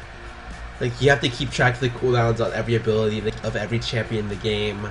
Have to keep track of the mana costs and the damage numbers. Like you need to know the base values pretty much, or can approximate them. Like off the top of your head. For instance, just I'll freaking look at the champion page. I can guess probably a lot of this stuff. Like, I know Anivia Snowball is 160 mana at level 5. I'm pretty sure it's 160. I know, is it Annie's ult that costs... Blitzcrank's ult costs 150, his Cook costs 110. Power Fist I think is 40 or 25. The cooldown for Ash Volley goes from... After the buff, was it 16 to 4-ish? It might be 12 to 4. I'm not quite too sure about that. We have Cassiopeia. Q is a 3-second cooldown. Cho'Gath ulti feast starts at, I want to say 300. Goes to about 800. Like, notice that a lot of these are approximations. I don't know exact values except for stuff that I play a lot. But even you're gonna need to know like the approximations for everything. Yeah, I don't know. It's really helpful. Like that Rammus taunt goes up to like 2.5. Fatal Fury is a 3. It is 2.5. Might be 3. No. Fatal Fury is a 3. Ranged single target CC, longest in the game. Shen's dash is a 2. Oriana cooldown reduction reduces on Q and E, stays the same for W. W slow reduction scales from up to 40%. Just all of that stuff is probably the hardest thing to learn about the game. It just takes a lot of practice, a lot of games. AP Cho mainly something Valkyrie plays. It counters very specific champions. Very, very good against specific champions, I might say. For instance, you can't really anti against Cho'Gath because he'll crush you. Anything with a weak early game, I could just, with no sustain, will get crushed by Cho.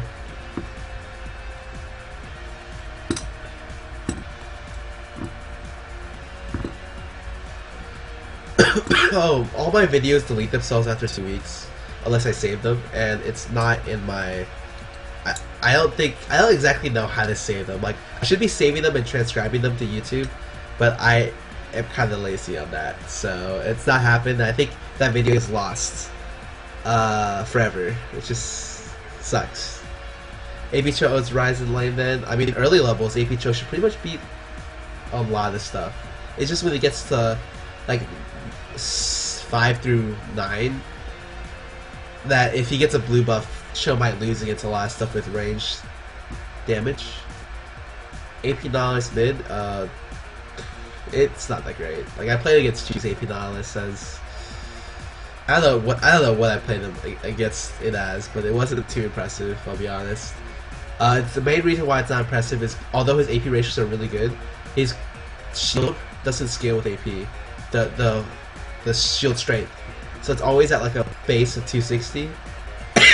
That's really bad. Best counters to Scion. You can do Rise against Scion. That's something I really like. A Navia versus Scion is very, very good. Recently got Work. I don't play Work. If you get a blue buff nerf, it's big for those champions like Anivia and Swain who use blue buff a lot. But it was definitely needed because blue buff is still, I think, too strong of a buff. It forgoes CDR, pretty much mana cost as well, so it's very big. That's why you never see casters itemized for CDR, and they never go that utility tree because CDR is given to them with blue buff. Why did you join Team Dignitas? With the best offer I got, and I love it. Like I can't even imagine being on another team. And if there's an option to go on another team, I probably wouldn't take it because I really like Dignitas. AP Kog'Maw, I don't play AP Kog'Maw. It's not bad. It's really good. It's just that like he's a late game champion, and so if it ever gets too late, like he's pretty annoying to deal with. But if you can have gap closers to him, he doesn't have any mobility, so he just goes poof.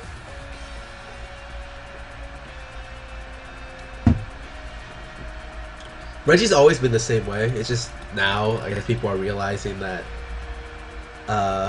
Reggie's very, I don't know. I that's why I'm kind of confused, because like I don't think Reginald has changed. Like he's always been that way, and for some reason, just currently people are realizing that some of the times it's pretty toxic to play with him because constructive criticism doesn't occur. And I'm wondering why complaints like this weren't happening before, or like they were, but it was being stifled down. I do know they picked up a coach, so that might be good for them. I'm not quite sure what will happen because I know the coach is his brother, and that might be a good thing and a bad thing. He's never played League of Legends, so that also may be a good thing or a bad thing. Because TSM just looks like they need a life coach.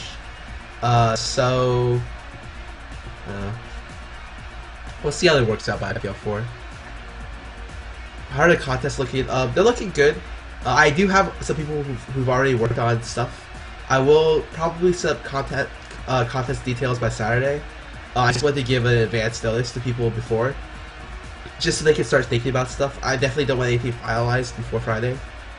No, you can't have my chair. It's a 2600 yellow chair. I do have a checklist with playing the game. Like I always want to know like what I want to buy, what I should be buying, what my opponent's buying, where my opponent's warding, what my jungler's doing, what their jungler's doing, and are my other lanes okay? And it just rotate around that constantly. It's like driving a car. Last time to check out. How would Rise vs Galio? I would play like Rise vs Galio is probably one of the easiest matchups. Galio can just shove you out, but Rise just farms. Rise will be down by about 20 CS, but he scales better than Galio, so there's an issue with that. Is it a good or bad thing that Darius replaced Rayman? Depends. I don't know. Best counter for Cassiopeia is Galio is pretty good, just because there's so much MR. I don't know. Like if you're gonna play against Cassiopeia, just run like MR Reds, MR Blues, MR Quints, and watch Cassiopeia go out of mana on you in the early game, because I definitely had that happen to me in one game, and I think against Fnatic ran like plus 28 MR, which is just Blues and Quints, and I did 0 damage to TF, of all things. There's a checklist for gameplay. It's just what I'm doing, what my other laners doing, what both jugglers are doing, what my other lanes are doing, and where wards are, and time on buffs and time on objectives. Can you change the subscription price to $350? Oh my god, I almost didn't get that for a minute. I was like, what? Why would you want to change it down? Would you recommend buy Moreland on Ziggs? Depends. I don't know. Favorite mid champs? It's gonna be Cat, and then probably Blitz. Blitz and Tristana. Do you notice that any players don't use CV that much? I don't know. A lot of times it's good to have CV, but sometimes it's not. Like CV makes you automatically lose bottom lane. Like you have to play defensive bottom lane. You can't play the aggressive bottom lane with CV. Your options are very limited, and in that regard, I don't know. I think a lot of teams crush on CV for when you should have better ward coverage. CV is often used as a crutch, and that's bad. Like you don't want to depend on CV for instances. But for invades and for certain barons and dragons and just junglers that are very aggressive early, you always want to know where they are on the map. Like Lee Sin and Shaco, CV is a pretty good option. Ashe versus Mordekaiser, who would win? Probably Mord. Almost definitely Mord. How strong is AA nowadays? Pretty strong for what I've realized, or what I've seen.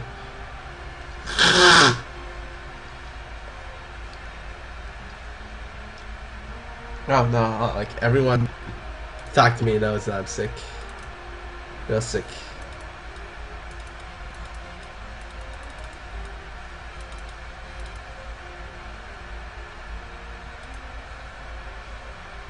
Best counter for Cassiopeia. I like Galio. Galio and Morgana are pretty good. There's a couple other things, but like Anivia's not too bad. Ari, I've heard people do okay with Ari. I like the Karthus matchup, but it's hard to play, like super hard to play.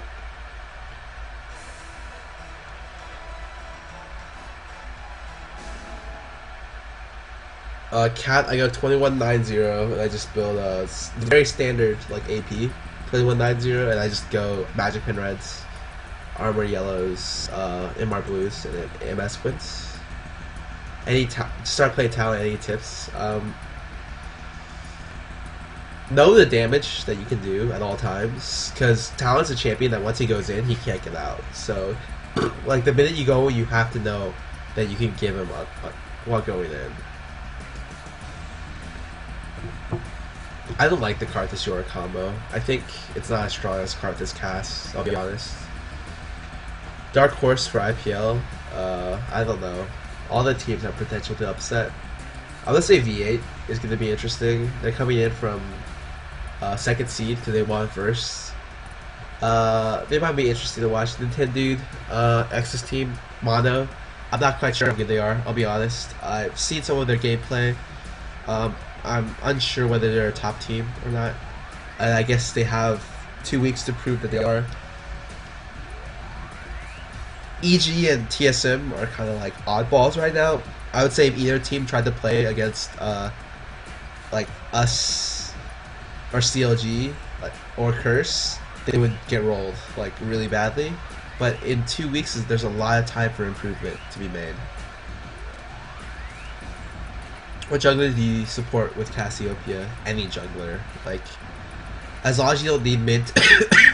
Like if you want to do an invade, you can do that. If you want to, the only thing you can't do is bring CC for your jungler. So aside from like ganking might be a little bit hard. Your jungler has to bring CC for you to get kills for the most part. But yeah, I don't know. She's very flexible, which is why she's good. No one plays Xerath because like he's all skill shots and he requires more skill than other stuff. Whereas if you pick stuff like Rise, Cassiopeia, Morgana, and Karthus, like even the skill shots are not like really risky. Like they just do so much more than Xerath does. Like Xerath can be counterpicked, but these four, the only counters that exist for these four are like one of the other 4 APs, which is why I think they're pretty insane. I play a little bit of Ahri. It's a champion that I don't know if I should pick up.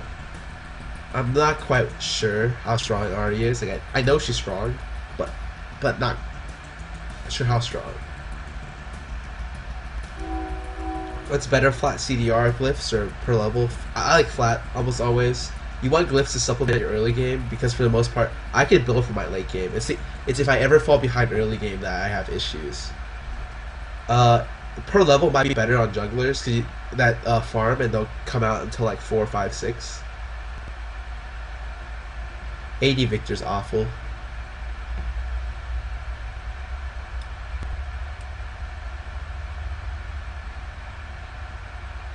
Only one that beats 100% Cassiopeia mid is Xerath. E Honda apparently takes like Cassiopeias and just crushes them with Xerath. I don't think it. No, I don't think it's 100% counter like at all. And I think if anything, Galio could probably beat Cassiopeia, or like shove, or like split the lane to an extent, pretty safely. Ahri could probably do the same. It's just, I don't know. If you miss one thing about Xerath against Cassiopeia, you're done for. Like you take too much harass. I think Froggen is really good. Just the CLG EU team, I'm not sure how good they are. As a whole, I think Froggen's their most consistent player, and they have kind of like an EG vibe, where like Saucy, I'd say, does most of the work for EG. At least they did before, and it seemed like Froggen does a lot of work for CLG EU, and it does enough work to the point where he outshines the other players in his group. It's hard to get the relative strength of their players.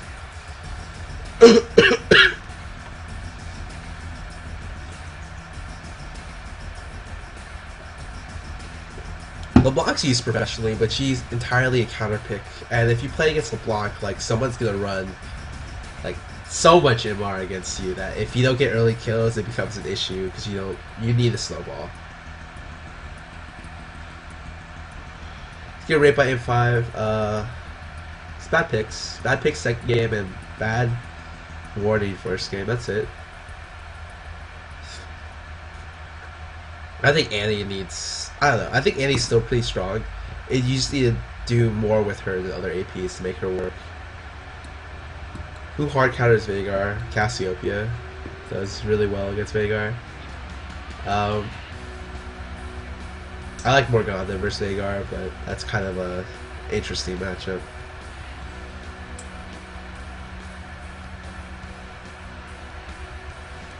Thoughts on Swain? I think he's mobile. His ulti takes a lot of mana, especially with the blue buff nerf. Swain might be less viable than he was before.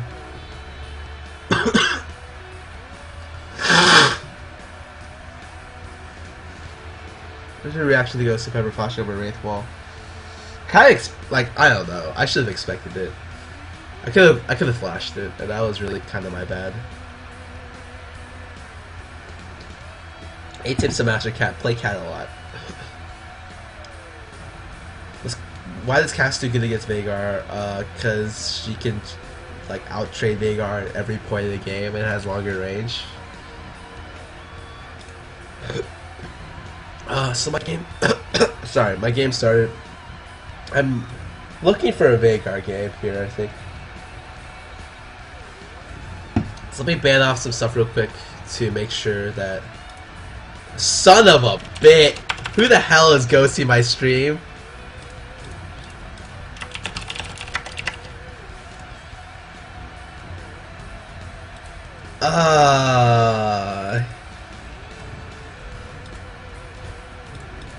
I don't even want to play this game anymore. God.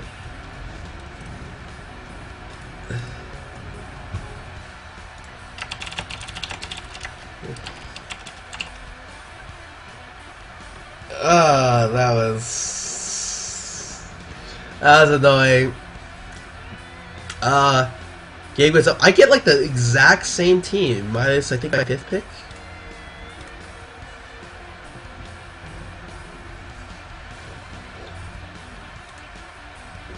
Oh, who is this?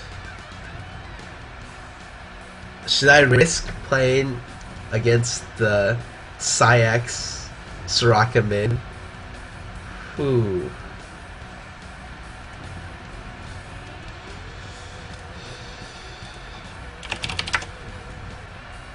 We'll see what he picks.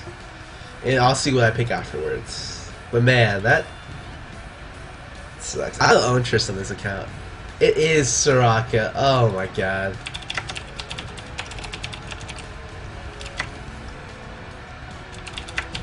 Oh, this game.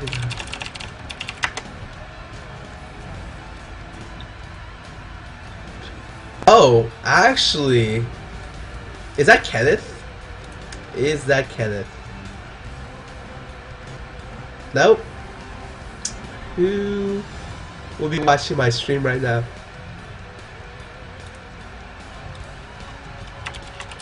Yes. Yes. Okay, you know what? Screw this. I'm going OP Blitzman. Show this guy what's up.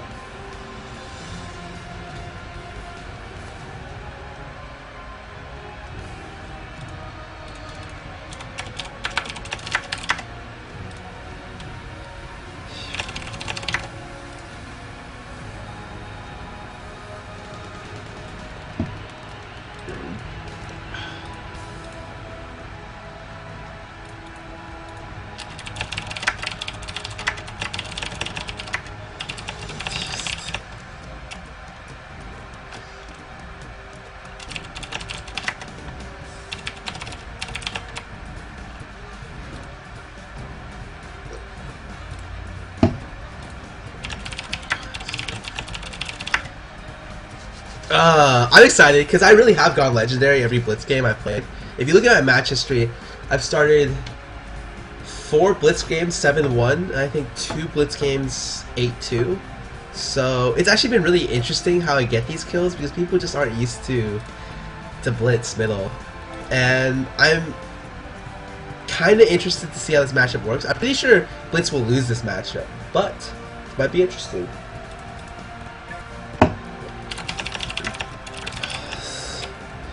So we have a Lulu Ashe lane. I don't think this is a good lane, but they're against Vayne, so I'm sure anything can work in this instance.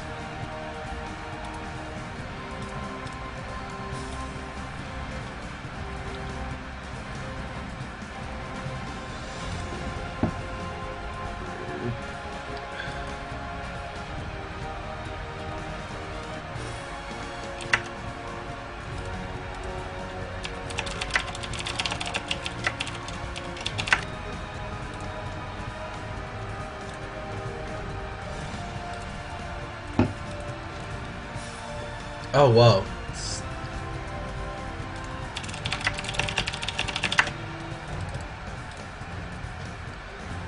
Oh, they have a Yorick team. Something that I don't like playing against because Blitzcrank Hook can hit Yorick Ghosts. And so sometimes you get your combo messed up because Yorick Ghosts are kind of lame.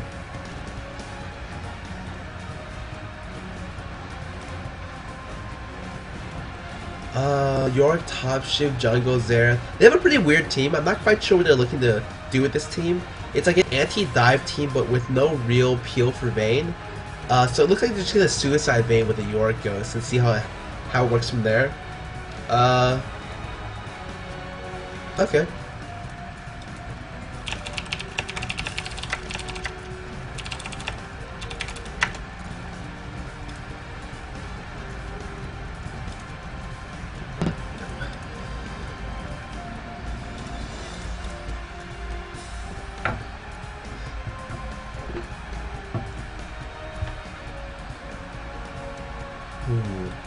Run the same room page as Cat and Mord. So I start this game with about 51 MR, I think. I'm trying to see what their team has. They have Yorick, Shyvana, Xerath. I might pick up like a earlier, maybe like an Abyssu or something. This is like the creepiest skin picture right here.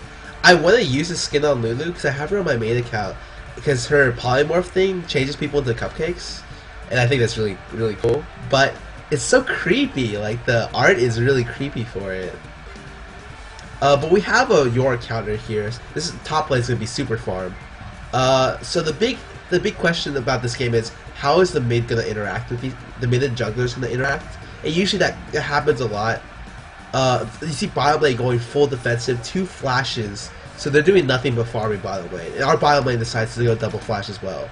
So this is like a super farm lane. There's not even stuns, so I don't even know if it's smart to go cleanse on Ashe. But I guess it's good to get out, like slows the exhaust for Shyvana and the stun for Xerath. But I don't think Xerath should ever hit her with the stun. Nocturne actually going flash. I guess that's pretty standard. I've seen some Nocturnes go exhaust, but sometimes it's overkill. With Shyvana, you're like really naturally tanky because she gets passive defensive stats, but Nocturne doesn't get that stuff outside of a spell shield. We have so very standard game. It's just gonna be when I get bottom, I'm gonna have to deal with 2 flashes, and that's not normal for me. I might not roam bottom as much this game as I usually do.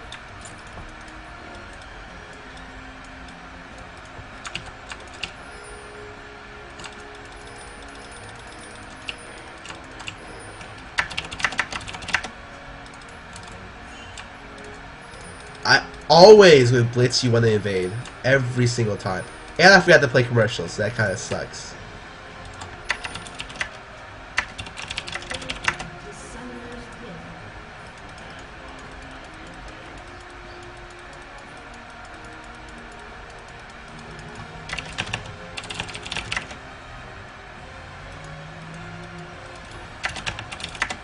I need Show to get here so that we can invade.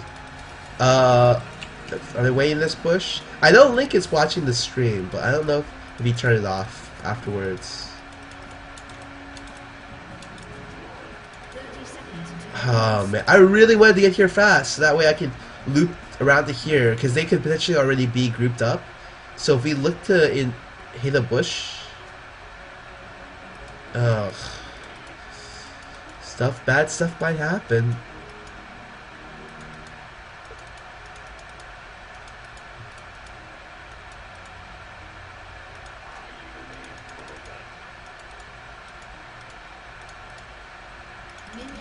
Alright, so I see Xerath there. I take, like, too much damage there.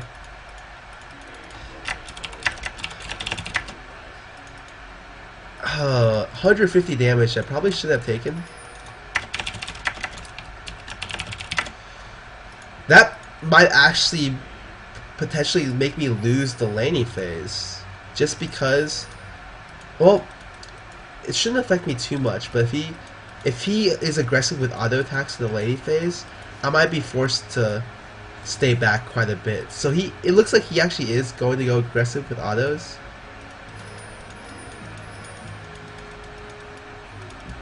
Shiv in our jungle.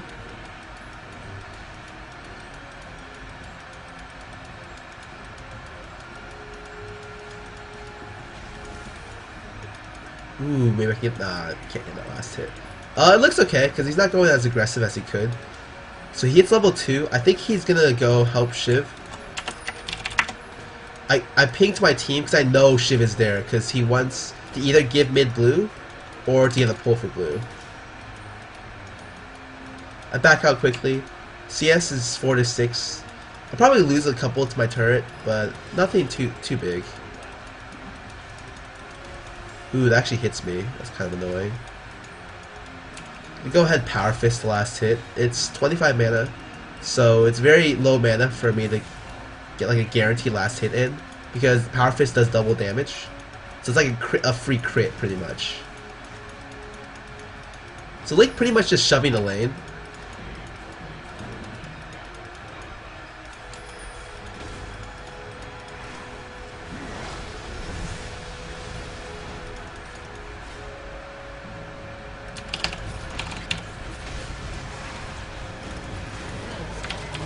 Oh, can I run away? Oh, can I run away? Maybe, maybe. Oh, no, I can't.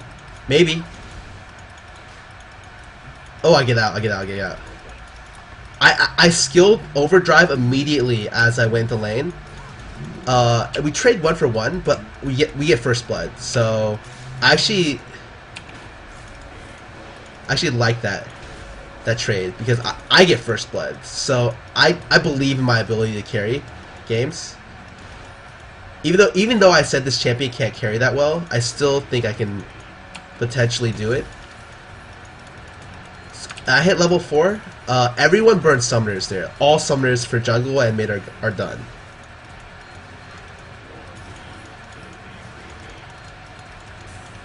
I'm actually 2 levels up on this guy.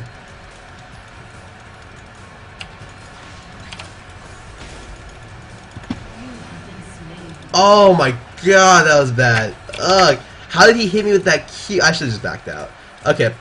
So I'm gonna go ahead and buy my Catalyst. I should not have died there.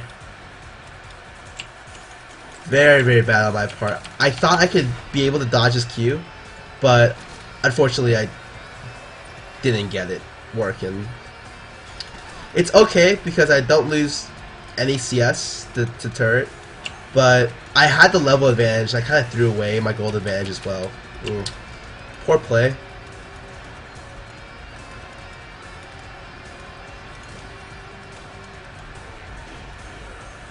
It is still shoved to my turret, and I think Nocturne can make a play on middle. I mean, actually just keep shoving. So like, yeah, Nocturne realizes it's really pushed up, and ganking a blitz lane very easy.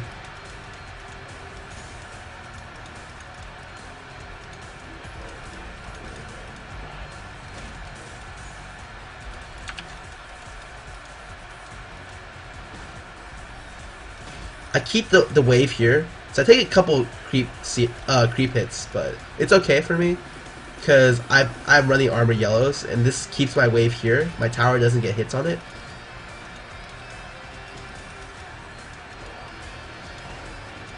Top lane seems to be doing pretty well, and middle realizes if he runs too close to me, he can potentially die. Blitz gets really, really big at 6.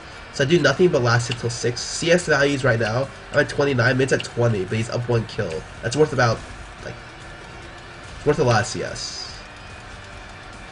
Looking to be pretty aggressive with autos, but I can just health pot. It's no issue.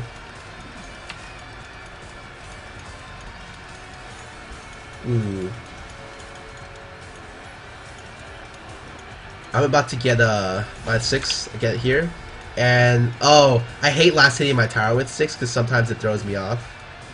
But sometimes it helps, like this. Wow.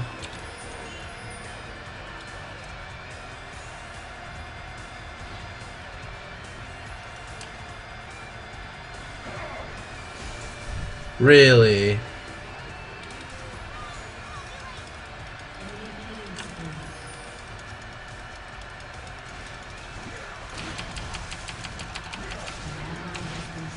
Oh my god, I need to run.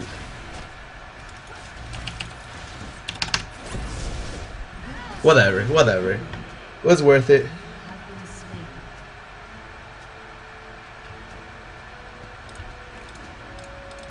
That was really, really sloppy. Like, I thought bottom lane would be able to just get out, but for some reason Ashe gets hit.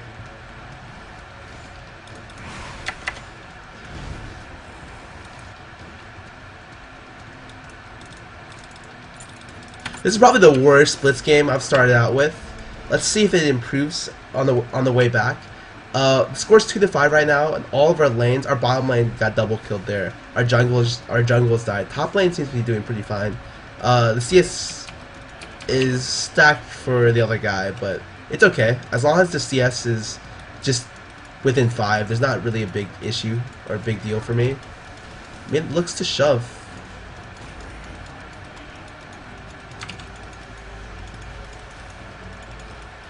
Mid getting blue. So you see I just shove out a little bit.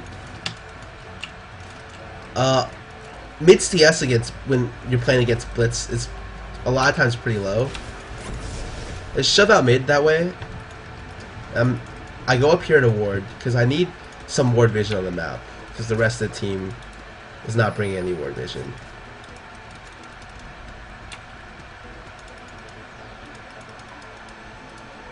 Okay, so Xerath comes in. My ulti's up in 4 seconds.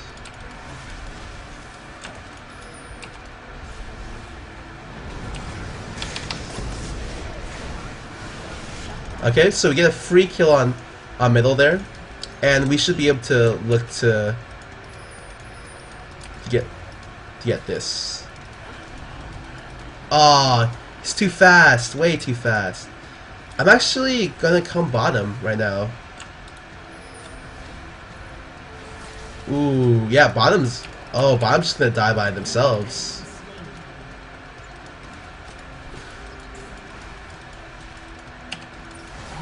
Okay, so we get the kill here, and we can just pick up. We should. Oh, he doesn't have smite. I really think we could have done it because we have Blitzcrank, and so if he gets too close, I can just pull him in. But it has to be an immediate call.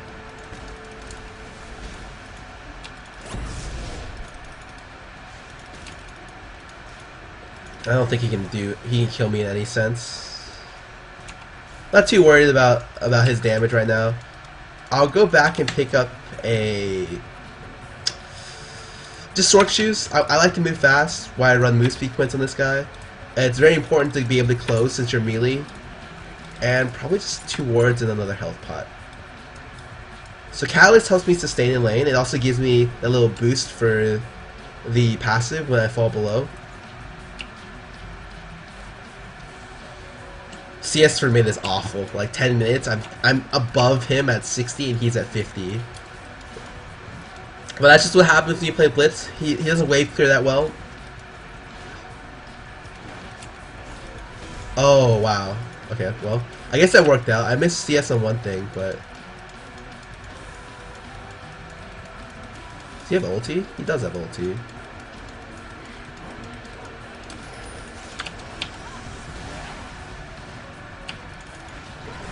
Oh! What? Son of a bitch.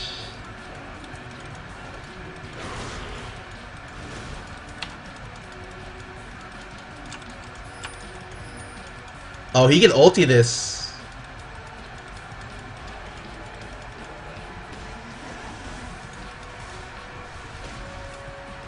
Oh no! He freaking queued out the edge, or the edge, so now middle knows that Nocturne is here. Ugh, that sucks. That's too late. But, oh, we can come in bottom for this gank. I don't think they can stop this. Shyvana just backed out.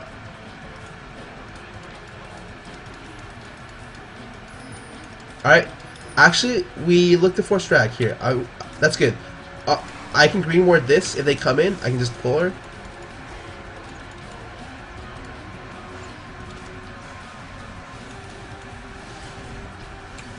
Never mind. Get a free drag, and I will run out mid. I'm still on track for my items right now. I'm buying the Rabadons.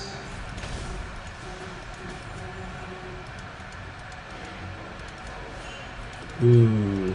Top lane may have issues here. Nope. Xerath's mid. Okay.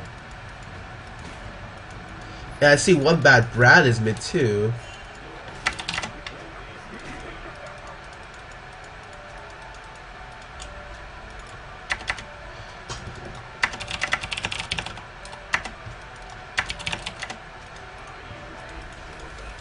Blitz doesn't really need early blues. There's nothing that really he gets too much from blue.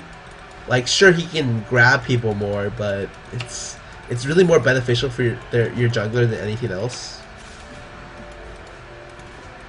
Quickly clear this stuff out. Shove out mid.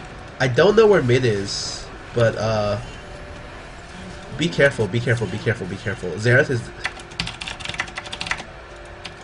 definitely missing, so I don't want to do anything crazy. The cooldown on my ulti is 28 seconds. It's 30 seconds actually, but like right now I have it at 28.8 because I have 4% CDR.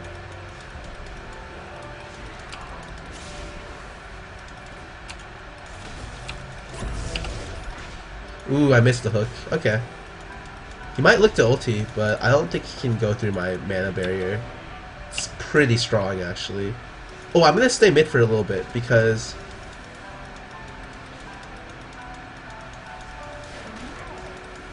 Ooh, okay. Well, he might look to be able to kill me now. But...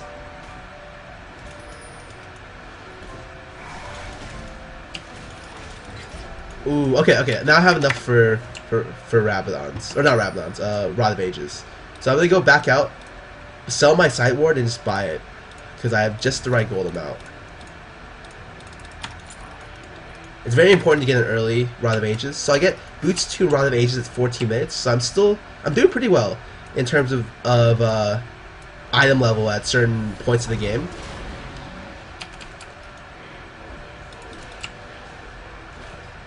How's top lane behind on CS when he gets far from ghosts?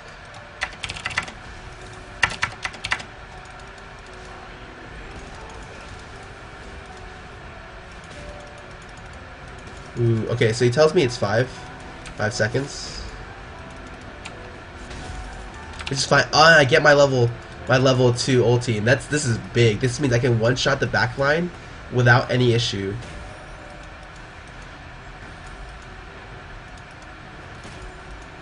Ooh, my passive actually helping me out here. Ooh, where is her Shiv?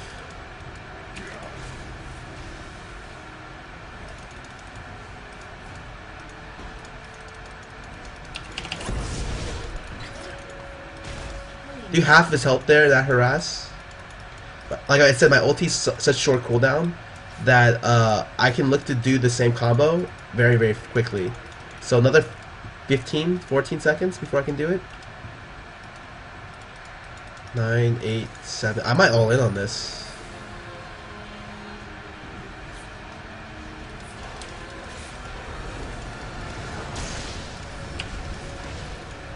Oh, wow. Okay. So that sucked. But it's not a big deal. We blew Flash and we blew an Exhaust.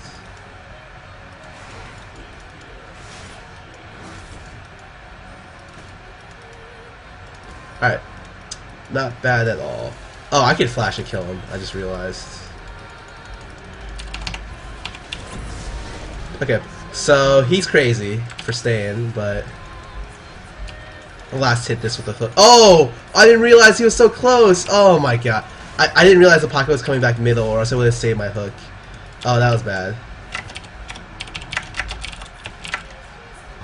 But I get the blue buff from Xerath, so I'm glad it didn't fade away before I got it. I go Rabadons now. I pick up the blasting one, and because I just have the right gold amount for it.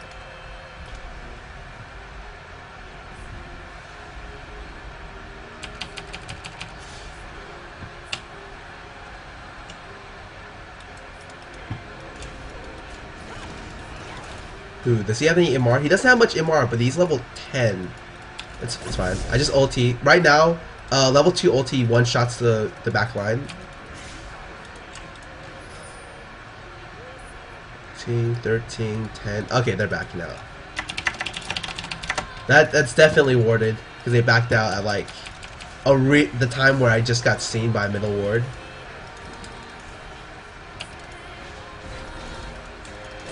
Go ahead and ulti, get all the CS. So he's at half health, even with a Negatron.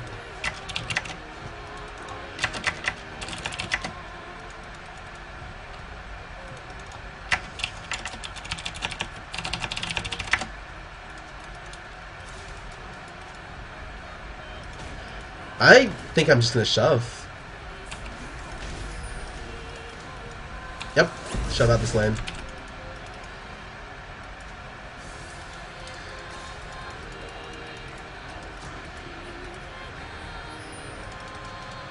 Oh, yeah, we should just do this.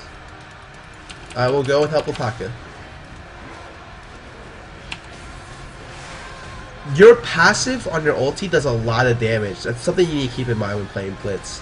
Like when you can, just save your ulti for the last minute, unless you're looking to just harass with it or farm with it.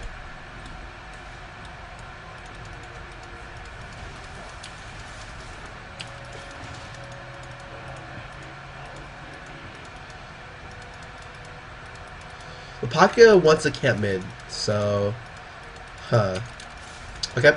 4 seconds on. I'm just shoving this up.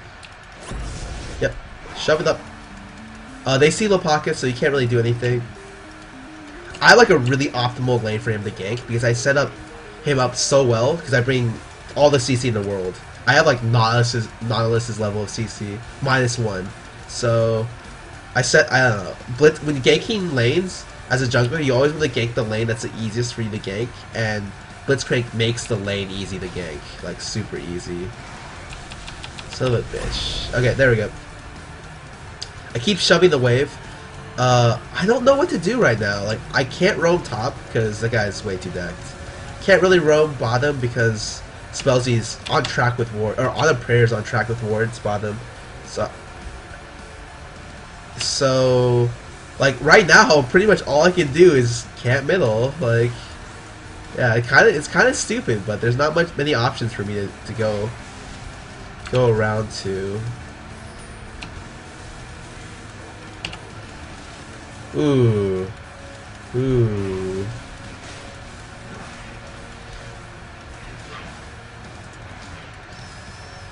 I just see she just went to go place another ward.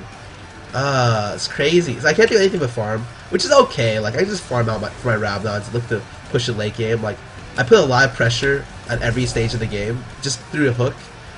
Deep positioners are very important in this game, which is why Gragas Barrel is such a good skill, why Janna ulti is such a good skill, and why Blitz Hook is such a good skill, because positioning is key in this game to win. And if you don't have good positioning, it's gonna suck. Maybe should just went double gold for 5 and out gold for 5 the other player. He's at equal CS now, so that's good. There's really not much Store can do to push him out of lane. Mid goes Abyssal. Ooh. Flash farm mid real quick. Just wait for enough gold for the large rod. Ooh, Cupcake. He maxed the Cupcake first. Wow, I didn't even realize until I saw the duration of that.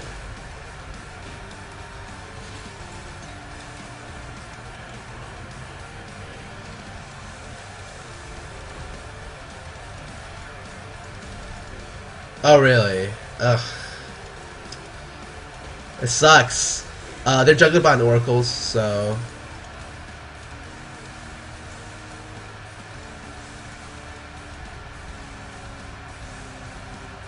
Actually, will they just make it really hard for middle?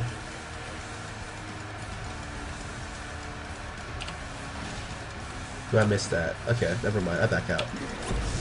I just ulti for harass, so I get some good harass on them because he has no sustain, and that's something to always keep in mind whether or not you can out harass the other player. I just got enough gold for my large rod. I'll go buy that. Quick 80 AP. It's a very big item level increase for me. When I get Rabnons, I'll probably hit around 330.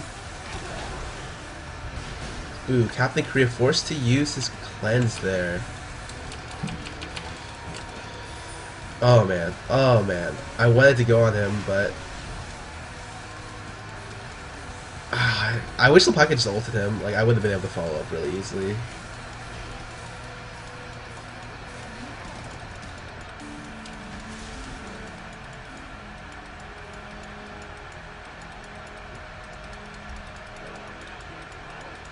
I'm putting a lot of pressure just by running around the creep wave on middle.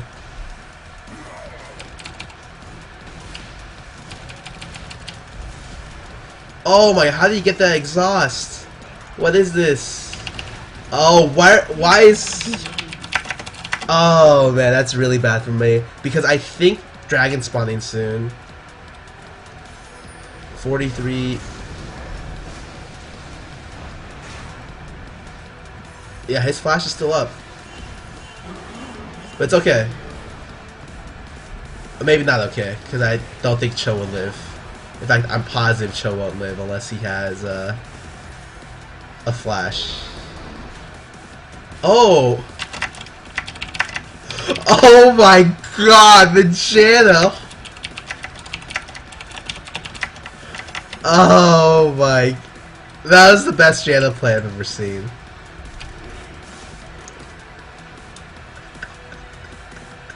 Oh my god.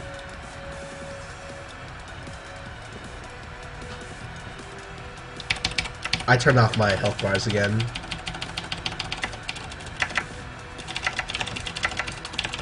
I usually typically don't want blue until I get Rabadons. So I get Rabadons like in a bit.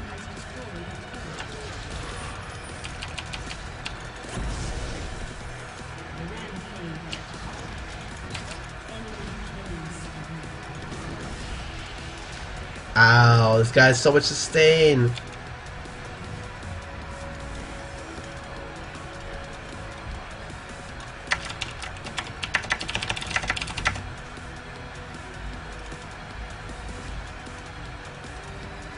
We really need showdown here for this dragon.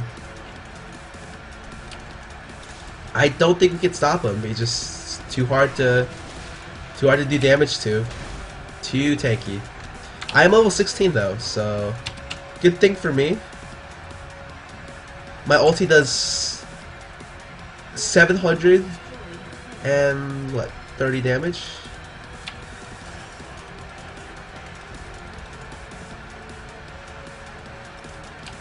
Okay, I'll sneak on mid, quickly grab this CS, and I'll sneak on out.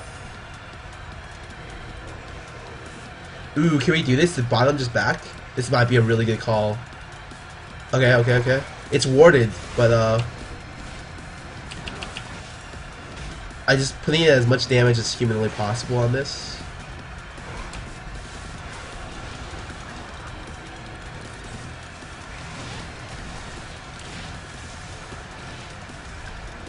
Alright, never mind, never mind. Just back out, back out. I shouldn't have used hook there on middle. Okay, so I have my Rab. I'm gonna quickly pick it up and go for Lich. Typically what I do on this guy, because Lich is so strong.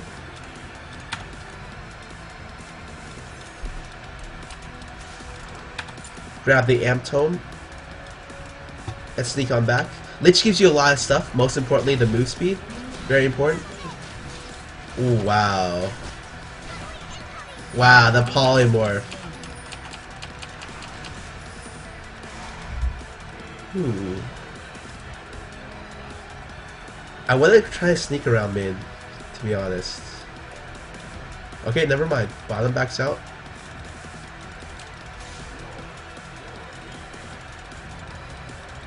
Oh no, oh no, no, York's here. That slow really, really is annoying. Just ulti this to clear it real fast. Whenever I don't want to deal with the lane, I just ulti it. Look at my CS number right now, I'm at 196. Is Ash Arrow up? Alright, so Arrow's up now. This...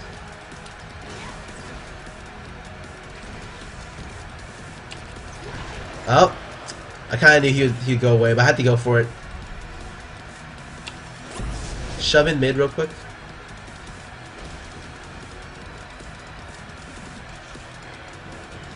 Oh god, oh god. See, York is there.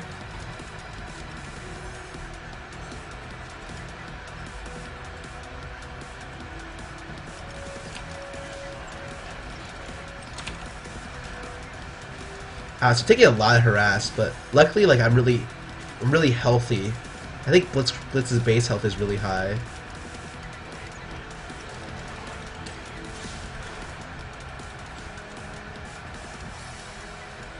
I want to just randomly hook and go for it. Oh, he knows I'm here. Ooh, shell shock. Okay.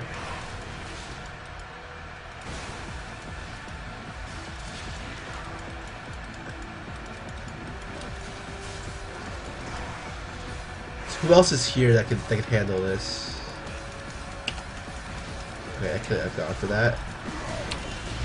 Oh god, I have to back out. I meant to flash earlier. That was really bad on my part.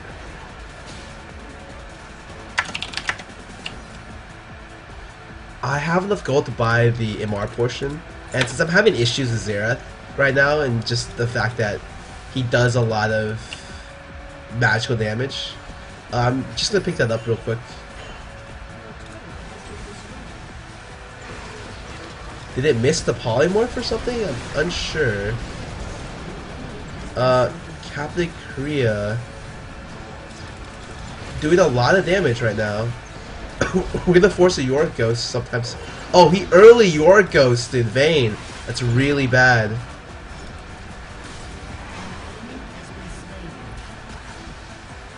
Yep, it looks like they just lost because of that. Really early York Ghost. And Ash doing so much work.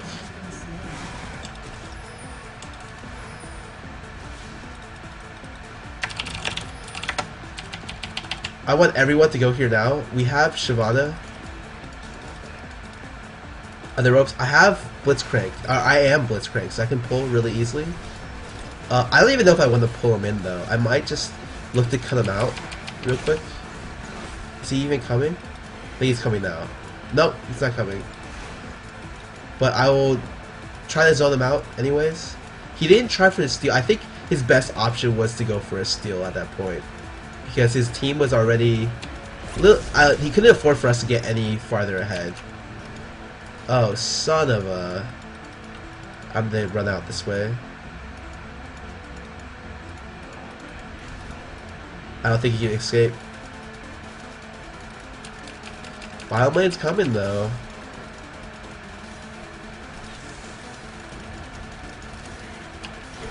Oh, well, I can't reach that.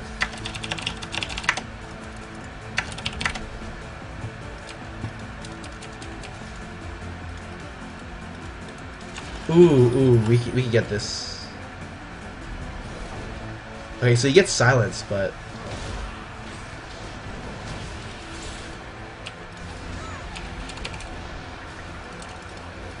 Oh no! Janna ult saved his life.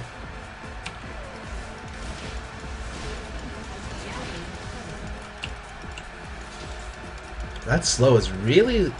like, what, 80% at 1? It's insane. For the duration it lasts, at least. It's like only lasts 1 second, but arrows at 30 seconds. I'm glad this Ash keeps telling me his arrow timer, because it's very important to know the cooldowns of big abilities like that.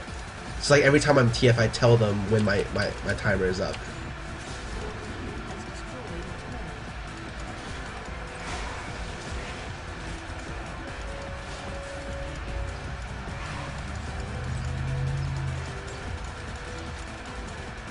So with Baron buff, we can regen and constantly poke at the tower. I think that's what we're gonna do. Where's Ash going? Ah.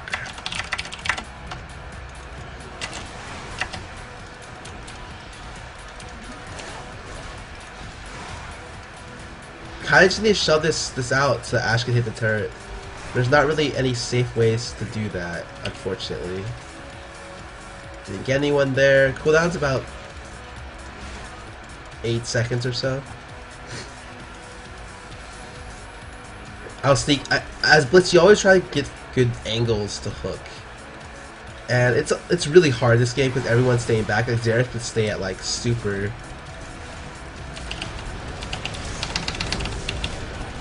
Well, actually. Oh wow. They end up rezzing Xerath of all people? Like, That I don't know. But yeah, I don't really know if that was worth it, I'll be honest. Oh! What? How did I miss that? Oh, whatever. Bad hook. I thought I was sure to get that hook, but guess not. Who got the Zeeks? Oh, it was a support who got the Zeeks. Okay, so their blue buff is down. I will go back and try to finish off pieces of my Lich Bane.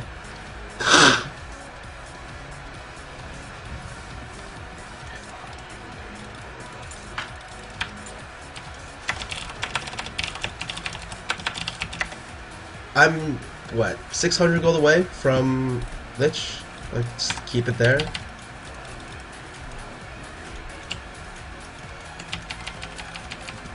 Our bear buff just ran out, but we should still be pushing, probably bot.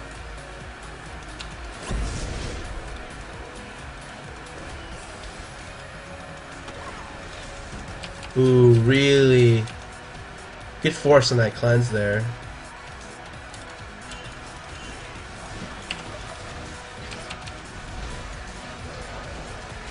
Please kill. Okay, no, he's not gonna die. Is he? Nope. Oh! Oh my god, okay.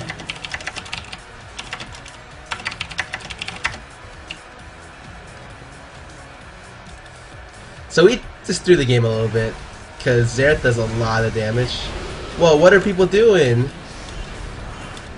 Whoa, you can't fight. Oh, that's such a bad idea.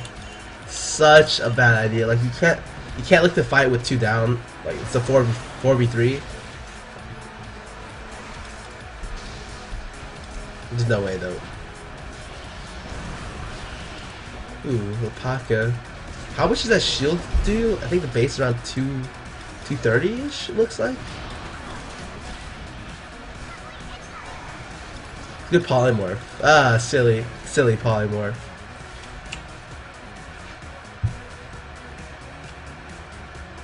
Ulti does 914 damage right now. It's a 1-to-1 scaling on the ulti.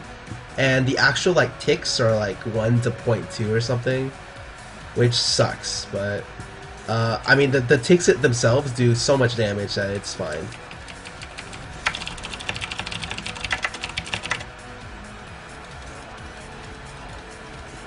The reason why I think his base health is really high is just with just Rod of Ages at 18, I have over 3,000 health. And if you look at Lapaka, he had to build a 700 health item as well as a harder goal to reach my health pool right now. And Rod of Ages only gives you 400, about 500, 600 health.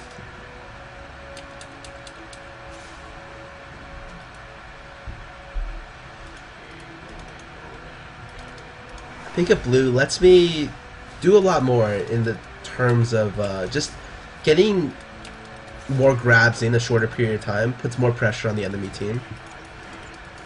So even if the blue buff only shortened pull timer, then it'd still be pretty nice.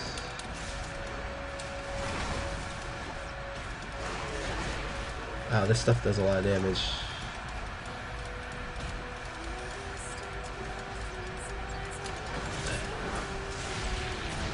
Wow, why did I just get ignited there? What the heck? Oh! And a death there. Please don't let that guy die.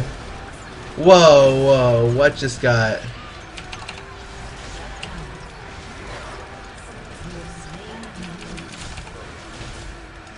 Oh no, I need to get out, Wow, they do so much damage. Oh my... Oh, I almost got a... Damn it, if Ash was closer, we would have had a double.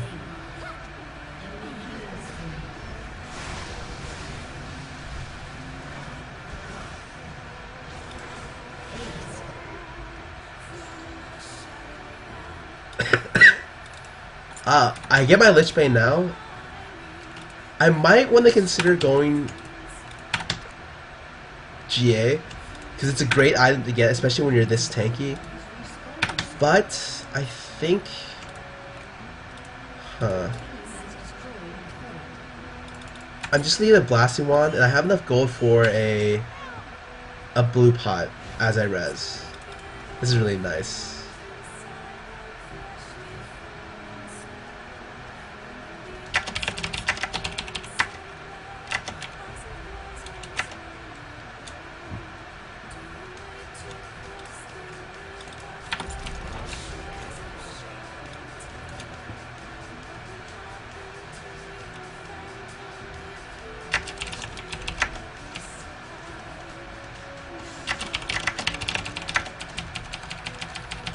DFG is also an item that may be good on Blitz, but I feel like he has so many core items that when you get DFG is usually the time where you want to build some survivability.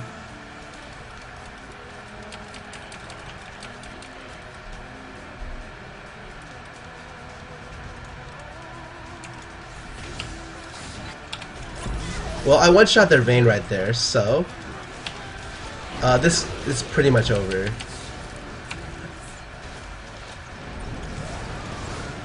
Yep, they get close to our AD carry now. Oh please, dear God, no. Oh God, oh God, oh God.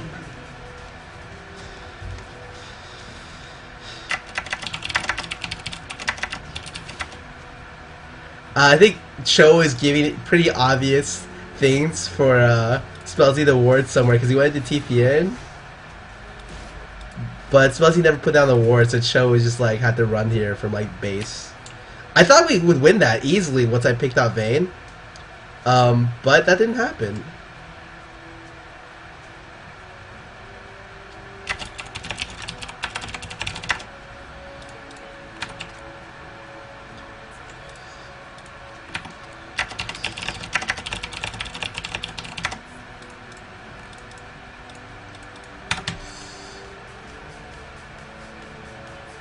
I want to see what MR the other team has. They actually have quite a bit of MR, so I say screw survivability this game. It's gonna go Void.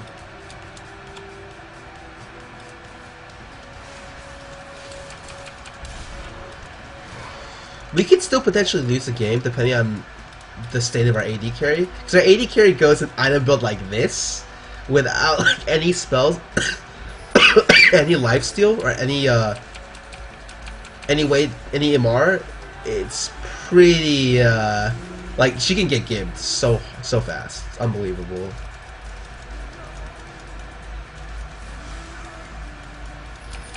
I'm running. Or am I?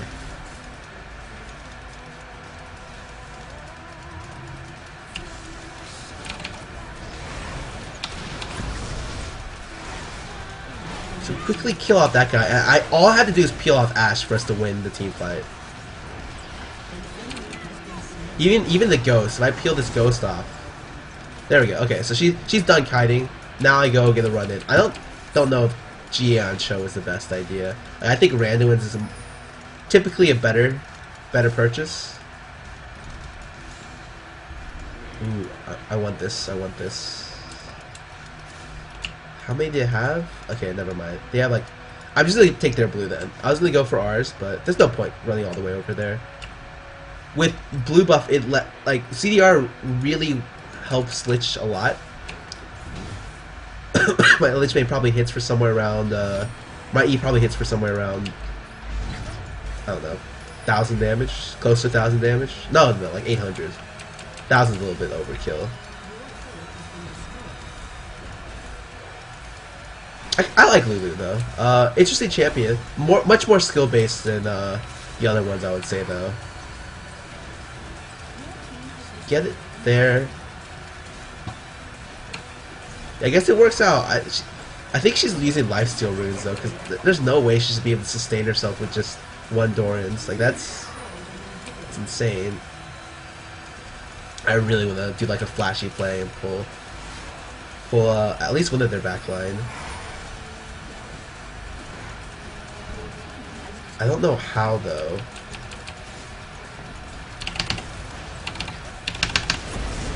Oh, I guess that's how.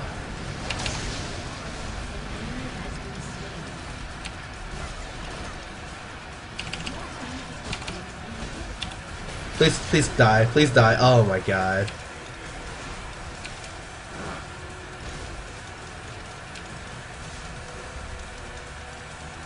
Aha! I need to run.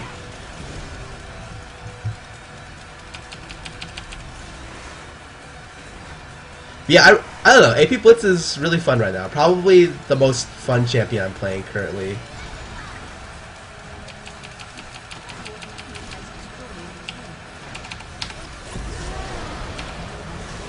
Please no. Oh my god, he does so much damage.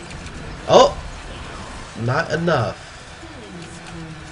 Ooh, how do I get this? How do I get this? Never mind. And we're good. The AD carry really carried us this game. The Lapaka and the AD carry did really well. And the support. Definitely not like an AP Blitz win as much as like a team win for us. But I'll take those, you know? I'll take those.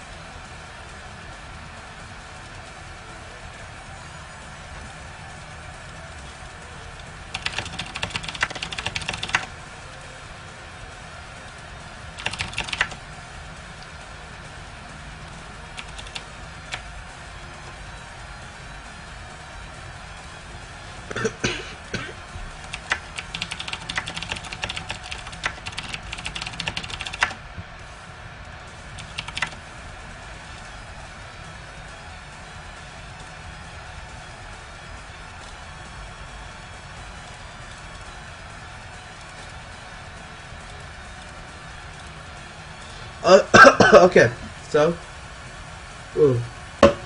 promotions are done. It's good. What do you think of Lulu's support? I think she's really good. What masteries? I have no idea, but I think she's good.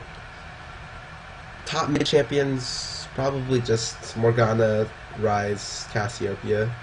Those three, really good. I would say Karthus, but a lot of people have been developing Karthus specific counters, so maybe not Karthus. Anivia seems good though, so maybe those four instead. That's on Swain. He's immobile, and his ult takes a lot of fucking mana to keep up, which is, there's an issue with his ulti. If you keep, like, he gets kited sometimes during team fights, like if you ever gets an Ashe or just gets a lot of CC, there's no way for you to really keep people down. So your team has to do it for you, and if they don't, you sometimes run out of mana in the middle of a team fight. And the cooldown is 10 seconds on his ulti, so pulsing his ulti sometimes isn't a viable option, I would say. Good counter to Moreland mid. Rise and Cass are both really good.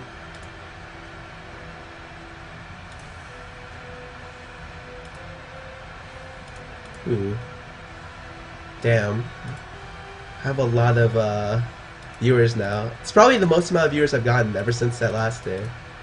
I do Spellvamp Quince on Mord. I really like it actually. It helps you go through the weakest portion of his laning phase, which is his 1 through 6. And before he gets Revolver.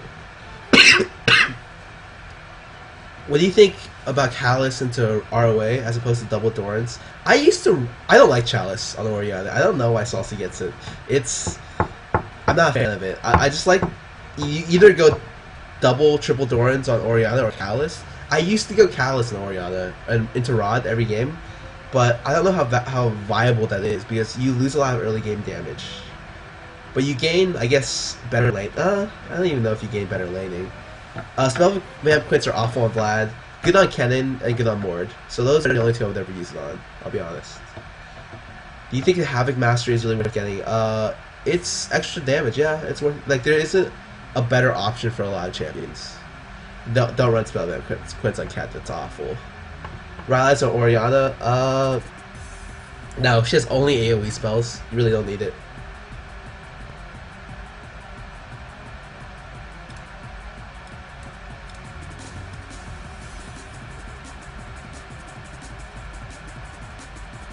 Play some champions without... No. I've tried without Smartcast. I had a 5th game where I went like 0-9 because I tried playing it without Smartcast. Did not work out well. Let me just put it that way. I got rolled super hard. AP York is awful. Biggest pet peeve? Stubborn people, I guess. And I have that flaw as well. Like, I'm pretty stubborn when it comes to stuff. But really, like, if someone presents evidence in a clear way, then you really should be able to look at the evidence and be able to think past your emotions and analyze it to where, like, you could potentially be wrong at certain points. And some people don't do that. Some people are just like, I'm always right. And those kind of people annoy me. Yeah, AP Kaguma is viable. Yeah, AP Kaguma is really good. Really good. The issue is that it's pretty much all late game, and it's all poke. So if you have strong initiation, he doesn't have much mobility, so you can just like splat him like a bug. If you can get close. And it all depends on team comps. What he runs, what you run. Malice doesn't see much competitive play because he's only good for about 20 minutes, 25 minutes, and then after that he's awful. Because as soon as priority targets is Quicksilver, you're kind of screwed, I'll be honest. Another thing, you mentioned something about donations. How much would you consider to be a big donation? I don't know. Like, I'll set a arbitrary number later about it. I don't even have a donation thing up yet. It's something I plan on doing by Saturday. I have a lot of things planned to do by Saturday. I've seen this source. I don't want Anivia to have a mana cost buffer ulti. I think it's fine. I think Sway could do with that though. Like I think Sway could do with either CDR reduction on his ulti, or like remove the cap the max mana you can use for it, because as it slowly increases, it starts getting crazy in prolonged team fights. Who beats Morgana reliably?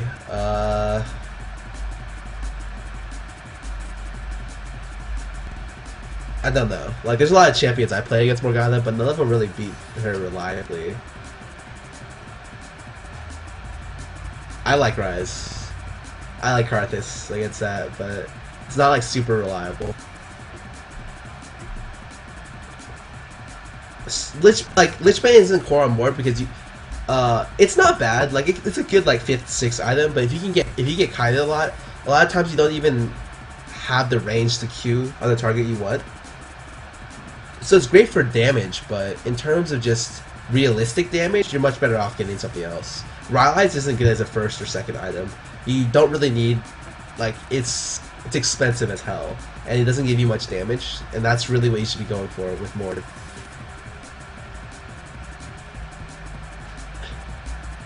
Ari really got beat yesterday by Mord. I mean, I could see it happen. Morgana's like a really weird champion. Like, I would say she's really easy. She's like baby's first AP carry, but she also has a lot of flexibility in that. Like, she's really strong, super strong. Brad's ulti can go through Fire War and hit jungle creeps. If you don't think that's unreliable, then I have an island to sell you off the coast of France. Do you think there's a champ out there who could beat Cassiopeia? Yeah, I'm sure there are. Like, I know, like Xerath, Galli, like a lot of shovers can split against her, but splitting against Cassio is a big difference between splitting and beating Cassio. No one picks Xerath because no one's good at Xerath, especially in the US scene. There's like 2 good Xerath players, and it's like Choster and another one, and the other one's like plays on some random team. So it's like no one even plays Xerath at a competitive level, and no one, like, that's the only reason why it's not seeing a lot. It's why you don't see a lot of Anivias on the US server outside GG. GG is really the only Anivia player that actually put time into playing Anivia. You don't see much TF players outside of GG. He's the only player who's put time playing TF. like you don't see any Cap players outside of me, and I don't even use Cap for competitive play because like she's situational and stuff, and she's my best champion by far. Like nothing even close. Fizz can't beat Cass. Like I promise you, he gets rolled. How do you deal with casting as Cat? You don't. You lose the lane. You look to harass. You're okay for the early levels, but then you probably should just go out and roam or call for your jungler to help. Spellvamp quits on Kennen and Mord. Probably the only two I would ever advise. How does Veigar do against Cass? Gets shit on. Veigar gets crushed. But like Veigar really needs the help of a jungler to succeed. How do you play as Ryze versus Mord? You just look to stall it out till you can get blue buff at 7 minutes, and then just roll Mord. Until then, just last hit under the tower. Question you run on Vlad, Armor MR, move speed, Magic Pen, very standard. Zillion's still like a strong pick, just people realize that Zillion doesn't actually carry late game, like he supports your team, he's a utility champion, and certain teams aren't reliable with Zillion. So when you run Zillion, you need to be running a specific team comp, and a lot of those specific team comps can get kited, or like they're just not as reliable as having a middle that brings more CC or more damage, better carry potential. 80 Taric is awful. No, Spellvamp Quints aren't worth it on Ryze. I go AP on Cass because I don't really think she needs some move speed. She gets move speed from Q, but either one can work.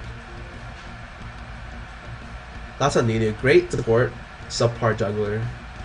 They need to rework his Q spell. You can't jungle with it, and so it's like his Q. Like every support Nunu doesn't even pick up that skill until 14. Champions you consider OP or broken, probably right up there is like Ryze, Cassiopeia. Oh, let me think of stuff that I dislike. Ryze, Cassiopeia.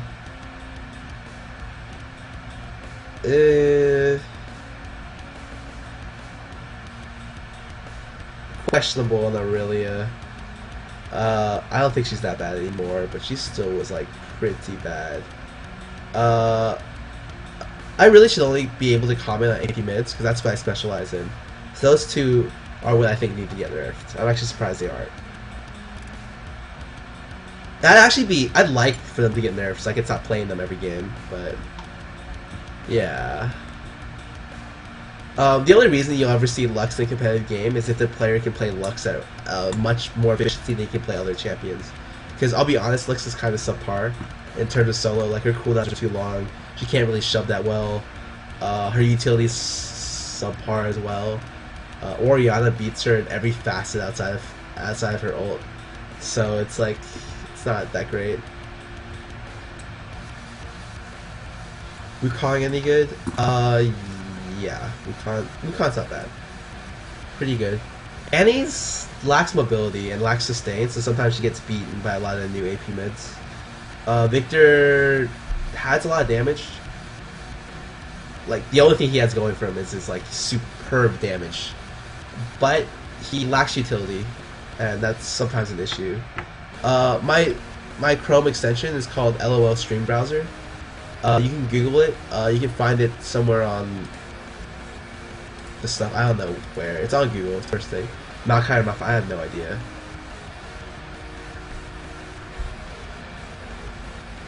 Cass never gets banned in solo queue, so I have no idea what you're talking about.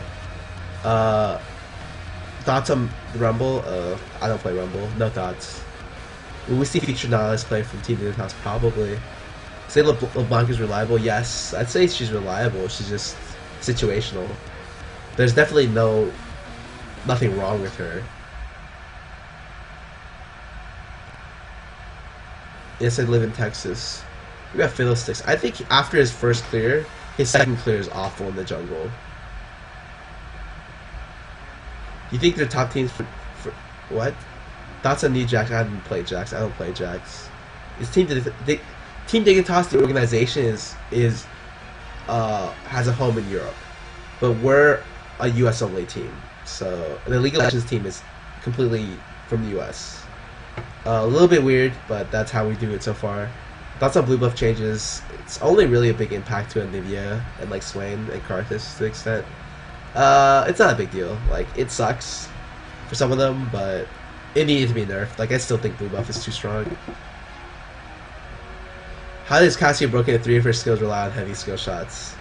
She has low mana cost with her passive stats. Her range is ridiculous. Her skill shots have such a low cooldown that if you land them, she doesn't have 3. She has like fucking. She has Q and W, and your Q cooldown is 3 seconds. So you can spam that out pretty much on cooldown.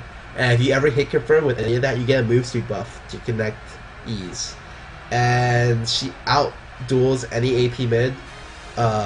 She outbursts them, and she can shove better. She has really good jungle evade ability. She has an ulti that stuns. A CC she can zone with W. Her base values are high. Her scaling is really good. She's got like everything going for her.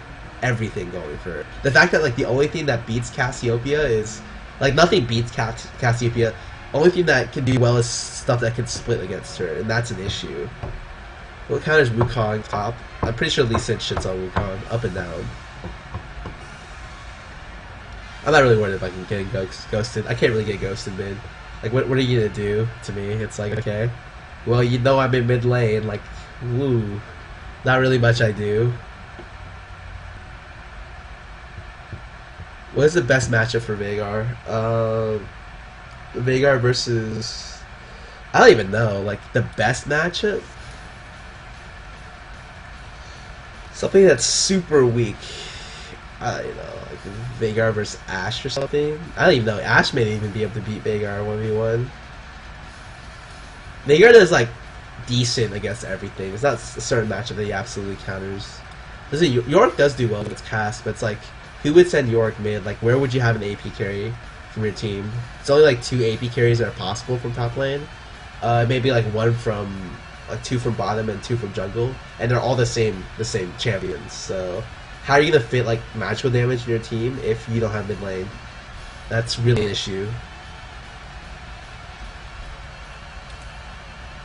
Tiny URL links are not allowed, in case it's not super obvious. Like, any tiny URL links or like these Sheeny links get automatically banned because they're shitty as shit. Why has no one played Brand anymore? He's unreliable. His ulti is pretty much unreliable. That's it. Yeah, I don't know why Alistair got all the farm in the Blitzstar lane. It should have been all Blitzcrank getting farm. But Chaucer was like, oh, if I get Yomu's Ghost Split, I can 1v1 the AD carry. And I was just like, Chaucer, you're fucking crazy. You're insane.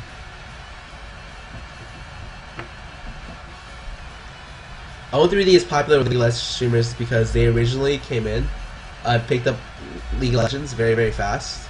Like, it was the first thing that, like, Hotshot streamed on.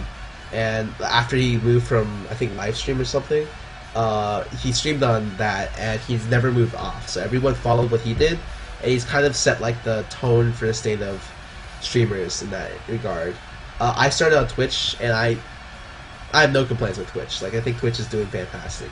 Outside of like certain lag issues that they need to because they don't adjust their servers correctly in like some countries. Like, I don't think I've ever had issues with my stream, at least personally, because I get a lot of help on it.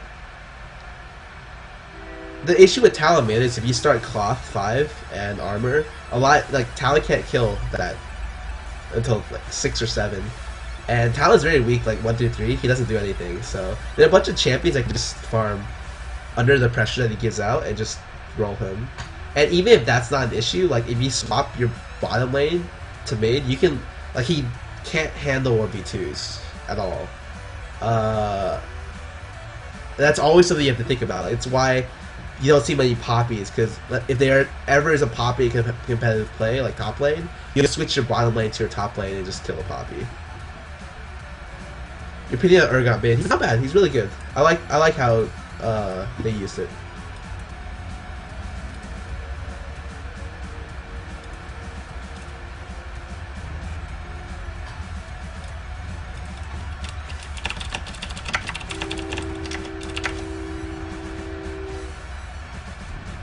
I had to ban Shaco because every time Shaco plays against Voy, he goes like 9-0 and Voy loses. So, I'll ban Shen. Vhagar gets banned here, so I'm thinking that's Link banned out my champion again. Sneaky guy.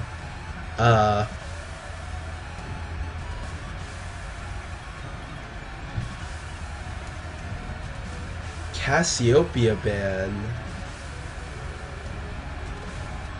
I think he's gonna be playing AP Blitz. I kind of want to ban it because I'm curious to see what he'll do without it. So I'm gonna go ahead and ban it. We'll see what happens.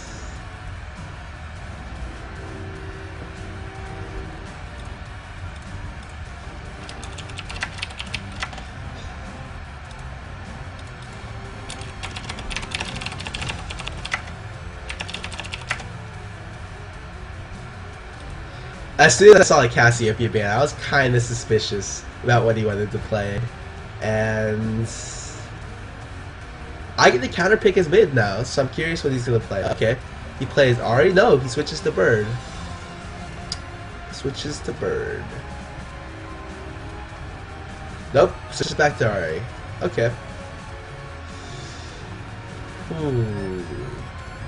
There's like a couple things I like to play against Ahri. I'm thinking what's available. I don't want to play cards against Ahri.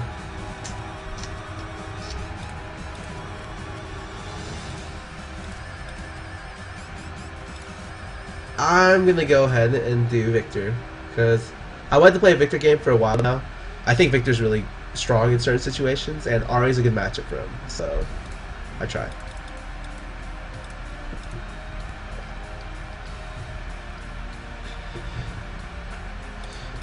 Like Olaf does well against Lee Sin in lane. Yorick does well against Lee Sin in lane. Nidalee does well against Lee Sin in lane. There's a lot of stuff I can farm out against him. If he's saying Rise top, he'd probably do pretty well against Lee Sin as well. I just said that's a lot of wells. So we have our jungle plan now. Pretty sure we have our top lane because Voy's here. What's my elo at right now? 24 something. Voy's at 23, 31. Okay. I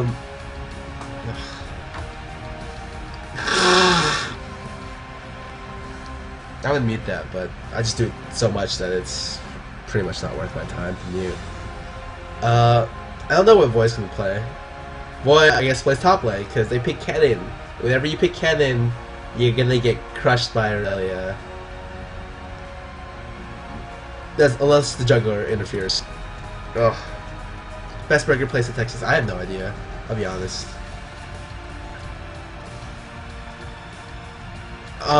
My headset's a Razer Razer sponsored, so I have a Razer mouse, the Death Adder, I have a Black Widow keyboard, and I have a Razer Carcarius headset.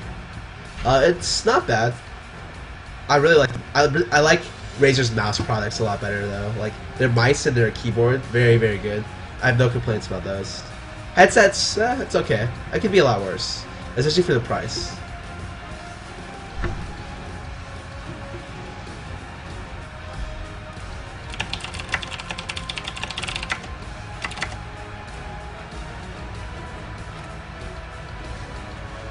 Opinions on Vlad, he's good. He's not bad.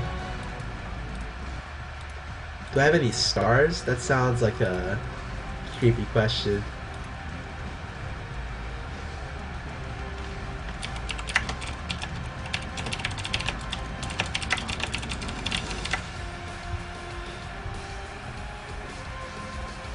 Alright.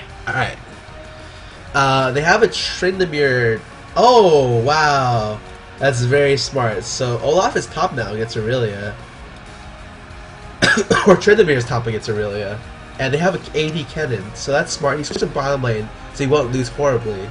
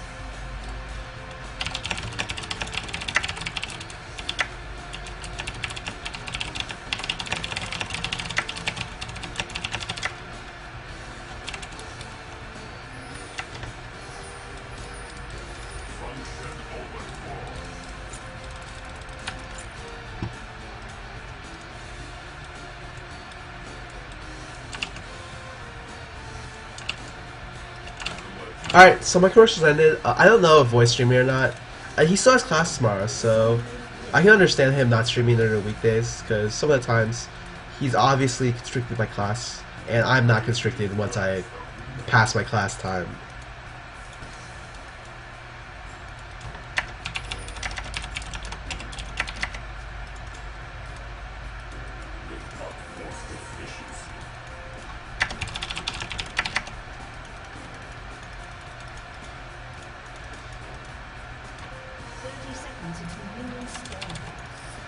I think they won't evade. They don't really have an evade team, and we don't either. So it's gonna be pretty much two teams starting normally.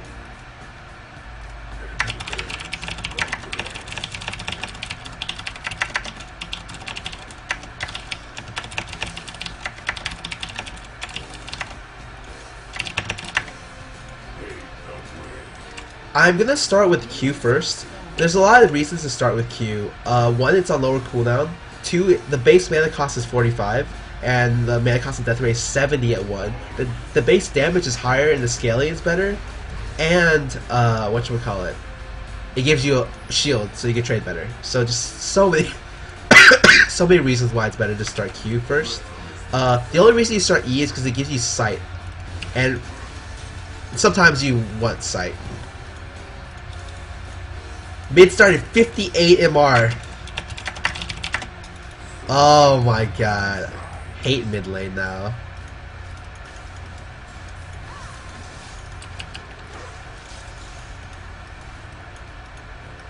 So even with the 58 R, I'm gonna try to trade at early levels because I think I can. I'm like the train that could.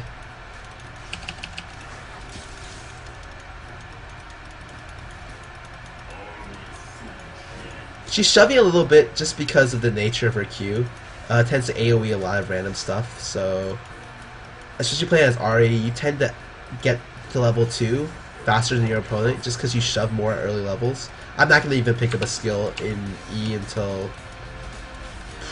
super late. Like, I'm not even going to pick it up till 13, I don't think. Not a single point. Let's try to poke her down with E, but it didn't work out. How did he get first blooded at level 2? What the heck? I guess they went all in at level 2 and he just died. That sucks. Victor has really strong poke trade.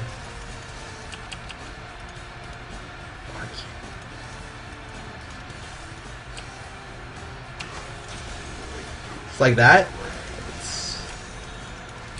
Like, Victor trades really, really well. So you always have to be careful when you're playing against Victor because his laning phase is insane. And I don't think people realize how good his laning phase is. When a jungler doesn't intervene, his laning phase is like near god level.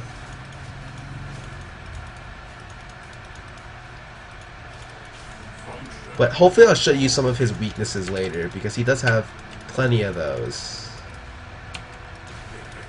Whoa, I missed him with that? Oof.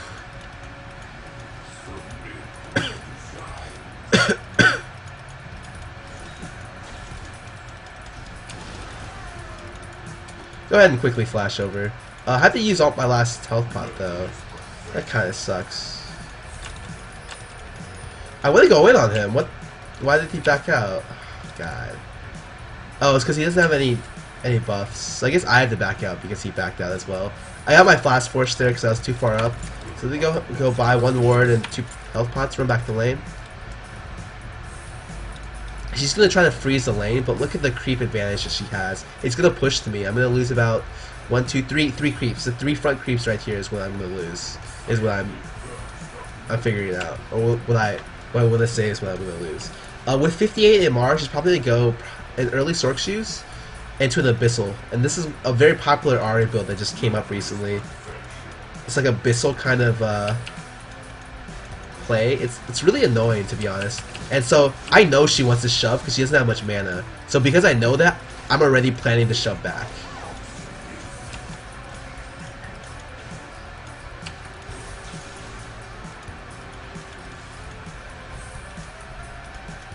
I should have hit that once.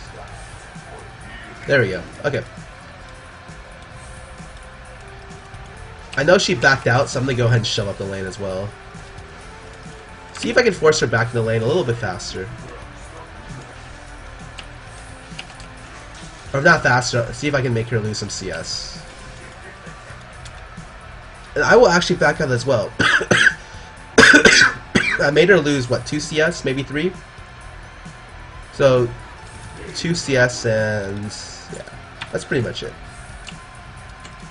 It's okay. She comes back with Adoran's Ring, so she has the same items as me, but I have a little bit more CS. Especially with the cannon mini wave, she can't really look to shove this wave. So she's gonna just hold it out. I'm gonna lose probably 2 CS as well, coming back to the lane. Maybe 3. I think a 3rd. Yes, indeed a 3rd. And she hit 6 way before me, which is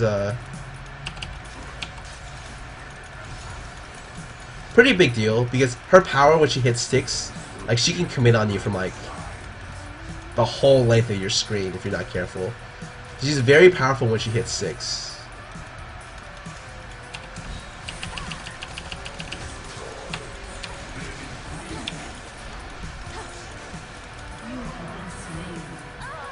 We trade deaths there, which is okay.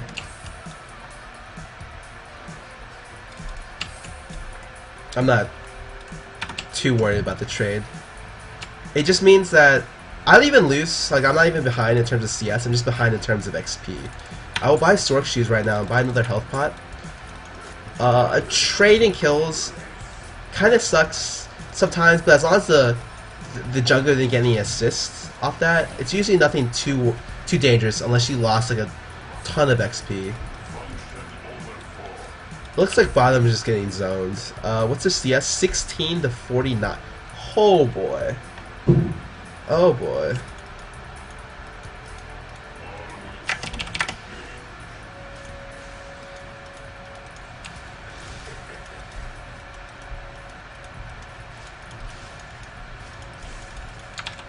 Yeah, she's a full level ahead of me now, and it's...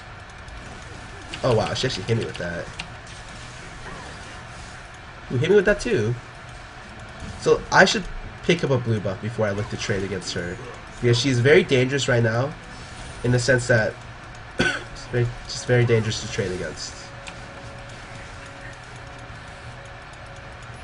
Yeah, okay, my jungler wants to give me blue, which is good. It's fine.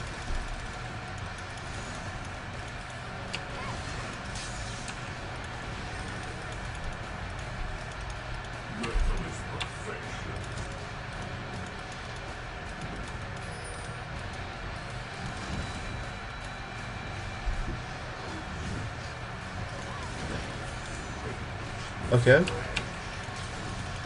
I get a blue buff, and now...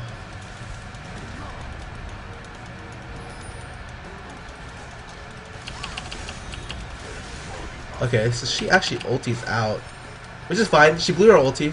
The bad thing is we got a flash taken, but it's okay. I could have potentially silenced her before she did that. Oh, I'm actually low health. So I want to shove out the wave and back out, because this is not what I want to. I want to deal with an Ahri with low health, because I know her ignite's up soon. I'm maxing Q this game because E is unreliable to hit this game. Very unreliable.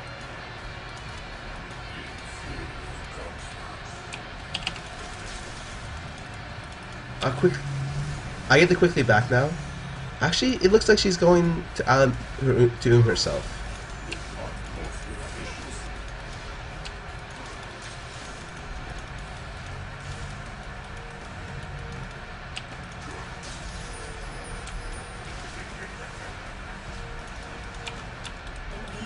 Ooh, Voy going crazy man mode and diving. He's gonna die to Ahri, 100%. But it's okay.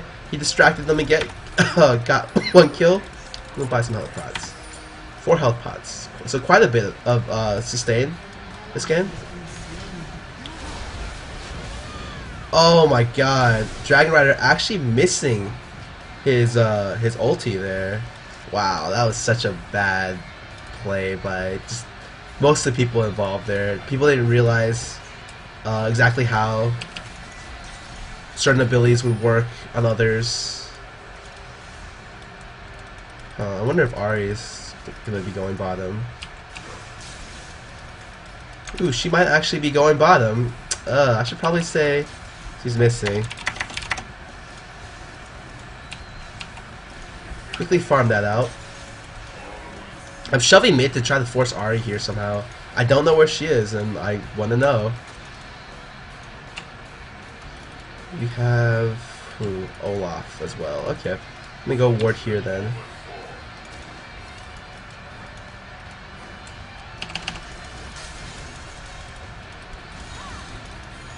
I don't think she can out-trade me. In fact, I'm pretty sure she can't. I just flashed that. No reason to prolong that, because if I took any more damage, whatchamacallit, their Ahri would have all-in on me.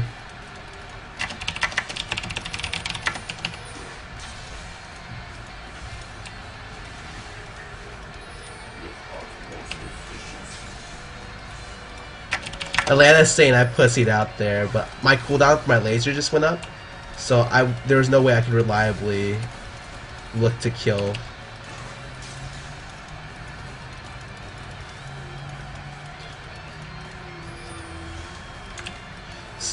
As you see, I don't even pick up a level in this stun, and I see Olaf is there, so let me try to see what what happens in this situation. So, a lot of random stuff. Nothing too crazy. I'm just trying to farm gold to get my augment death, because I like the augment death more than just about anything. The other two augments are a little bit lackluster. The move speed is the one that could be used.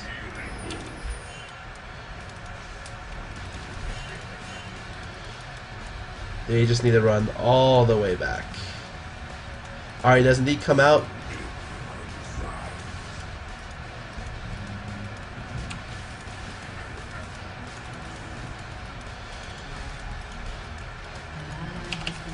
Ooh, top lane actually, oh, they trade kills. Okay. Oh, whoa, taking way too much tower aggro there. I have to pop a health pot real quick. And I think they're going to come out mid to gank me. So I see Olaf come out real quick.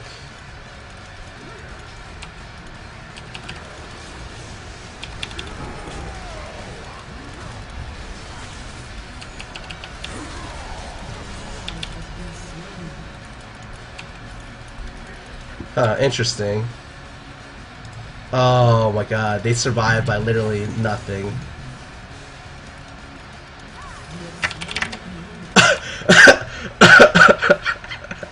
Ahri tries to go crazy, and she doesn't pick up the kill, which is hilarious.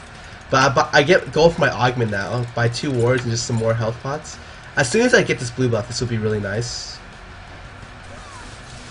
Ooh, I think this might be a kill here for Voy. And yeah, he picks it up.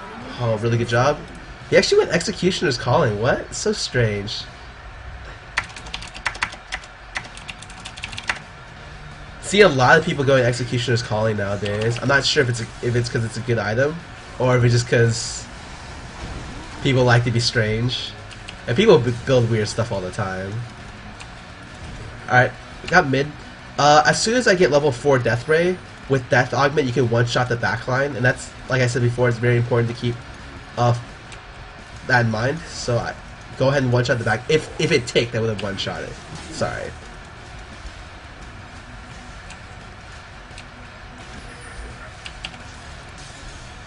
Ooh, missed some CS there. Wow, that Janna tornado really just setting them far back. I can take the blue wraith here. Yeah, love blue wraiths. Very nice. So mid's here. And the thing is, I know their jungler is just gave him blue as well. So I have to ward this side real quick. I actually hit her with the harass. Just to be very careful against me, because the harass does a lot of damage. And with the shield, I can tank creeps quite well.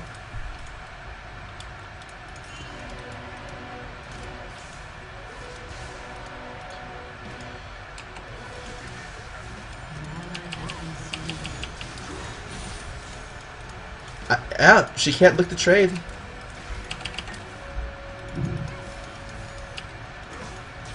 Victor's very good at laning. But aside from that, got a couple issues. Oh, I get the thing as well. I could have maybe flashed an all-in with the Q ult, but it's risky. I don't like playing those types of risk games. So I will just shove mid out of lane, and I'll just auto attack it. Oh, okay. So their blue wraith was up. Okay. I wasn't sure if they cleared it, but now that I know they did, I get another free blue wraith. Just blowing mana, because I have infinite mana pool with this blue buff, even if it is like old. The thing is that my cooldowns are so long that even with spamming my abilities on cooldown, I can't run out of mana pretty much. Now, at least not for a long while.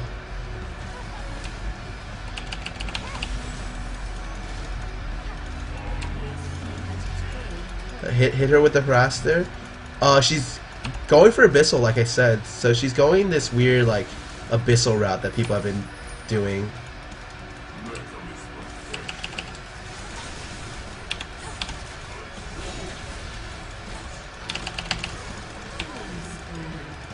I don't actually have... Oh my god. So you see, it's kind of worthless to pick up W in that situation because I wouldn't have even been able to stop him. Ooh. He goes over the wall. Will he get it? And he gets it, yes. I get the assist for that too. It wasn't so long that I couldn't get the assist, so that's very, very good.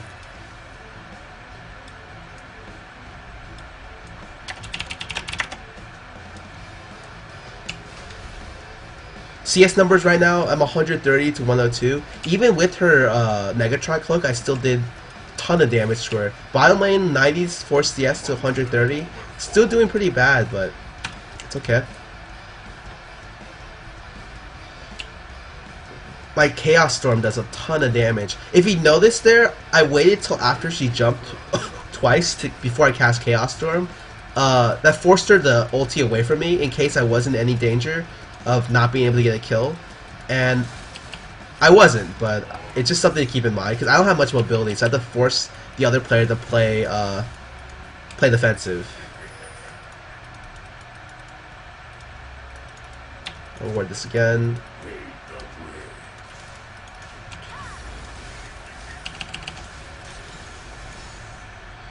My shield absorbing a lot of that harass. Ooh, I missed that. My bad. Pick up the first level of my W, and the range of my W is super short. Like, what? You push it halfway into the wall to get it to the other side, but it looks like I didn't put it all the way over. Oh god, my bottom lane's about to get slaughtered.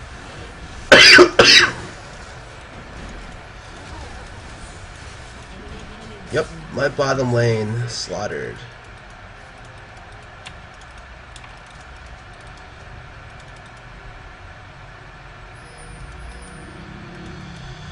I don't know why they overstayed there, because missing the oracles is very, very big. Void going on a rampage top, though. I can depend on him to do well on top lane, so... Where's Void right now? 5 and 2, yeah.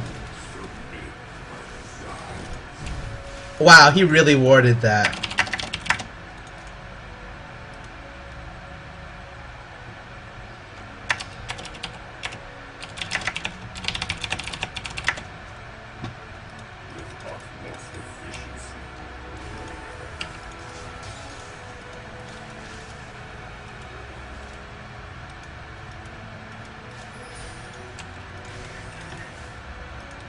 Oh, I'm going to the blue right now. If I can get this, it'd be really good.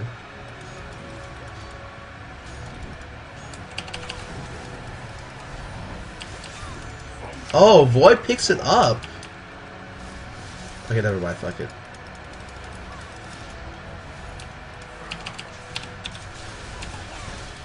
Whoa, Void's fucking crazy. So fucking crazy.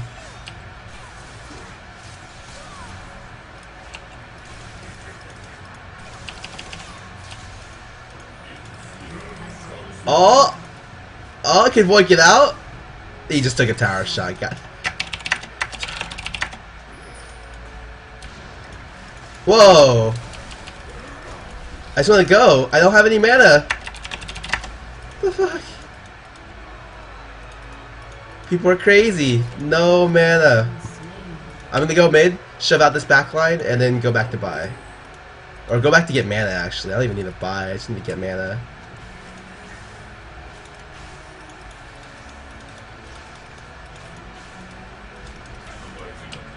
Ugh.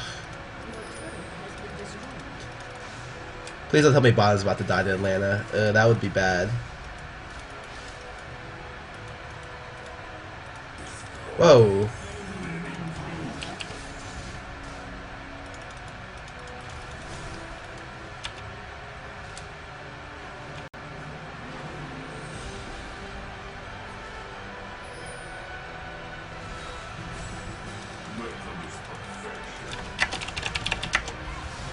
I didn't think he'd time it well, but... Oh, now I have to stay because Dragon just popped. That's not good.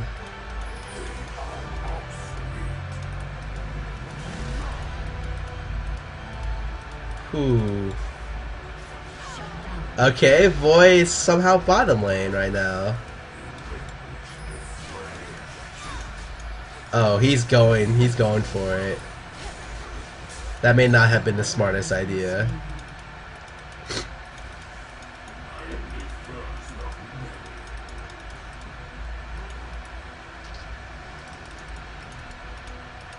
I have Rabadons in 300 gold, so I will just quickly farm that out.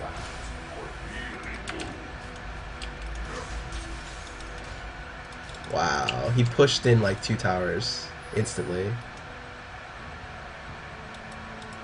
Yep, there goes that tower.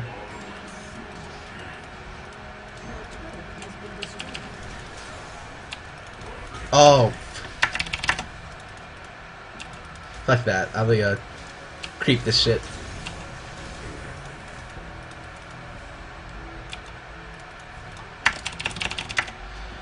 That was really bad. That was a 2-minute cooldown I used to.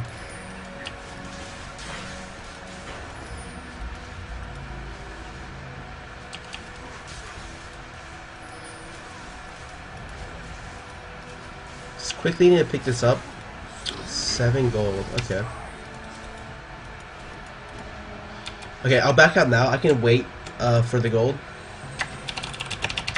I'm still pretty far ahead in terms of just item level, but a lot of players on their team are pretty far ahead as well. I'm running now. Voy's top lane farming. He's already got Trinity. We're gonna have to give up this dragon. Everyone just pulls back. Go Trinity into Yomu's. Void's getting 0 defensive items. He's batshit crazy. So with Victor, you can shove pretty easily. Death Ray doing like 700 damage right now. Ooh, I missed him right there. But I'm not able to hit everyone. He's got 140 MR right now. Super high MR.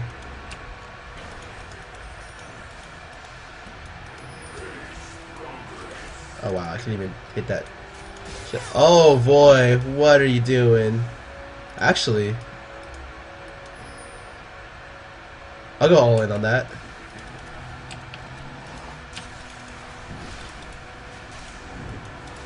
As soon as I get a blue, like, Victor becomes so strong. Because he scales really well off CDR. Like a lot of AP champions do.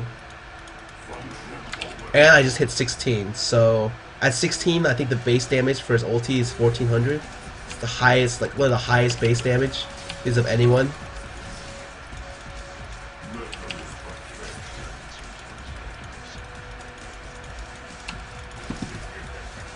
He hit Atlanta for almost half his health.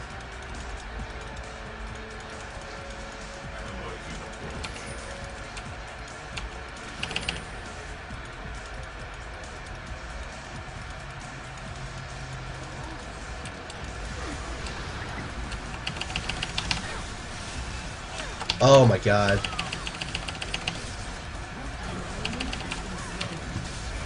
I had to flash out there because just positioned myself really poorly.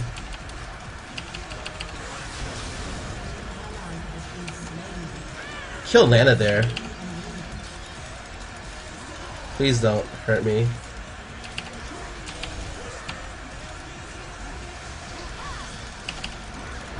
Oh, I get a killing spree.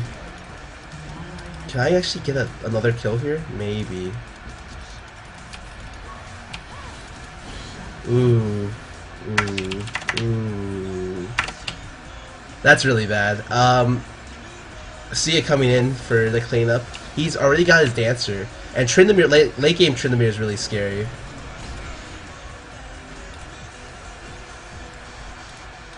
Graves does no damage. 26 minutes, no ID.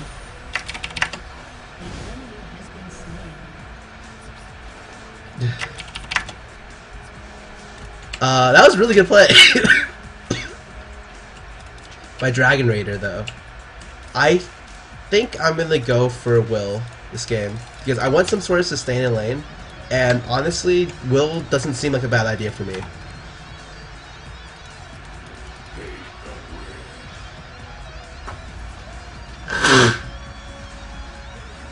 Chaos Storm is back up.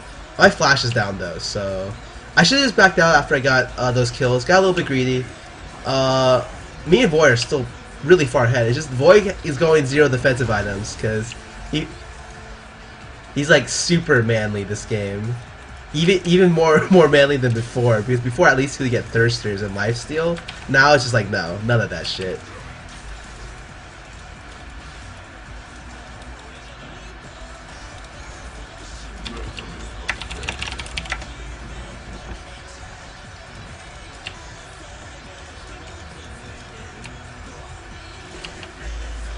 Ooh, he actually picks up...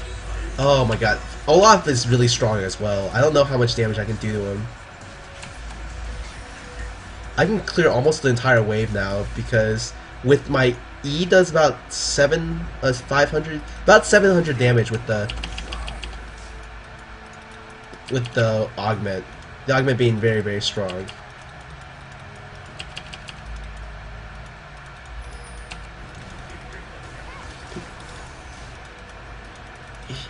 Ooh, there's Jan. Oh, can they? No, they can't. I see Tryndamere coming in, so I'm not gonna overextend because I don't want to get crushed by Tryndamere when I go in. Actually, they leave me the big catapult. Very nice.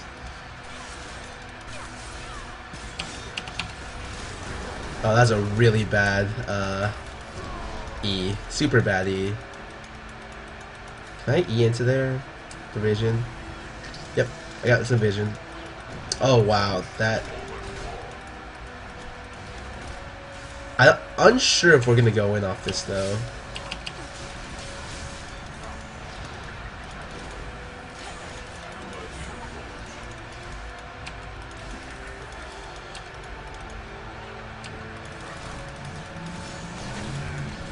Ooh, I get hit with a lot of random poke there. That's not good. Luckily, I have some spell vamp to keep myself up, and I have a Soraka, so I keep myself up pretty well. I know Ari's ulti is down for at least 40 seconds. Oh my gosh, he hits me with that.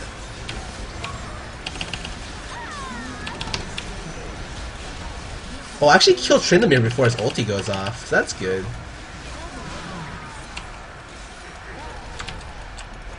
Oh, boy, gets stunned going. Oh, still makes the play.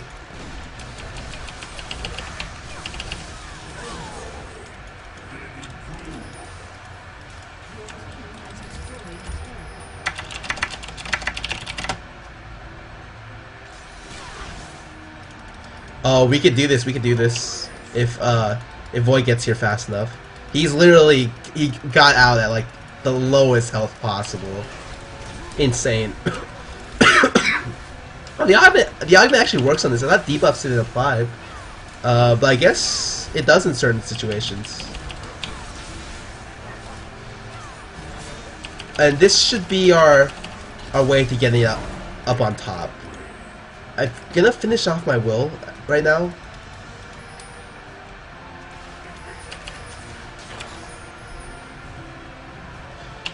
As soon as I clear it out, I'll buy my will. And I'm gonna go for a Zonias to keep myself alive during team fights. I don't think Ari does any damage, or at least not enough to be too much of a threat with Soraka passive near me.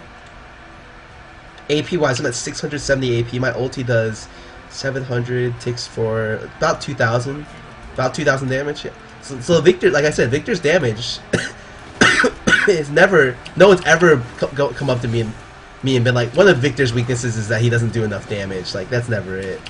He does tons of damage. It's his lack of utility that's a little bit annoying. Like usually my gravity fields hit no one, absolutely no one.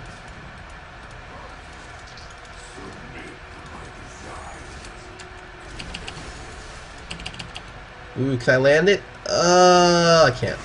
Oh, I got it. But it doesn't do any damage, so. Oh, I need to get a will, so. Curious how or when I want to get that. My damage to Olaf and to Ari, it's really low. Oh. Oh my god, he is fucking crazy.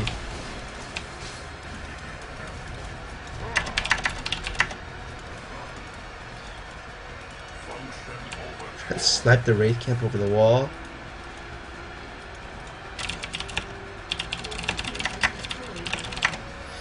If Tryndamere had flashed there, oh, it would have been disastrous.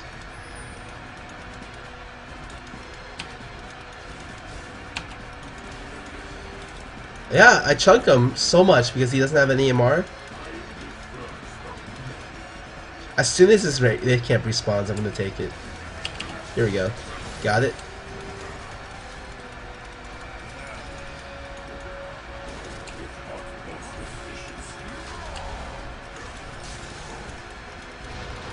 Whoa, that guy might be a little bit crazy.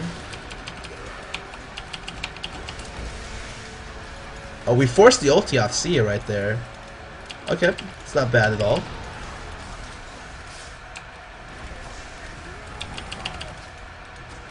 Oh, wow. Really good Janna ult. But we forced 2 ultis there, and Voy's just split pushing top.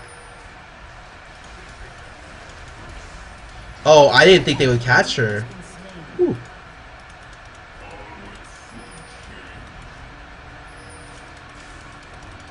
Everyone's running through mid. I don't know. I one-shot Atlanta.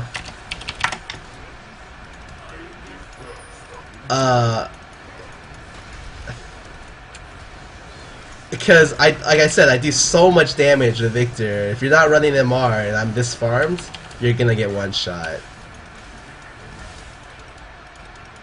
I still don't think I'd ever use Victor in a competitive play, but he's not awful. Like, as long as your team brings enough CC with you.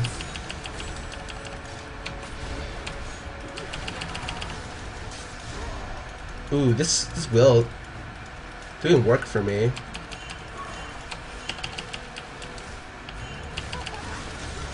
Oh my! Oh, the charm!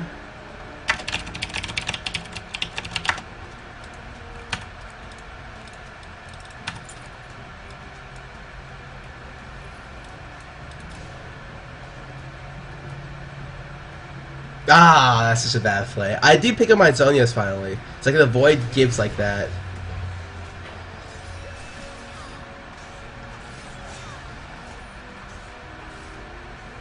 How much does that ulti do now? The base damage on activation cast does 700. Takes 7 times over 7 seconds for about 200 each.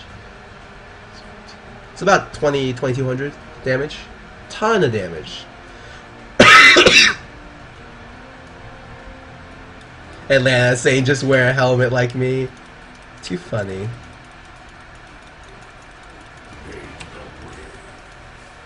Whoa. Did it cast in just one spot? The will's keeping me very healthy though during the team fight. As long as I don't take like all their damage at once, it's keeping me topped off pretty well. Voy's super decked right now. He still has no defensive items, but he's going like Phantom Dancer and shit. Crazy items.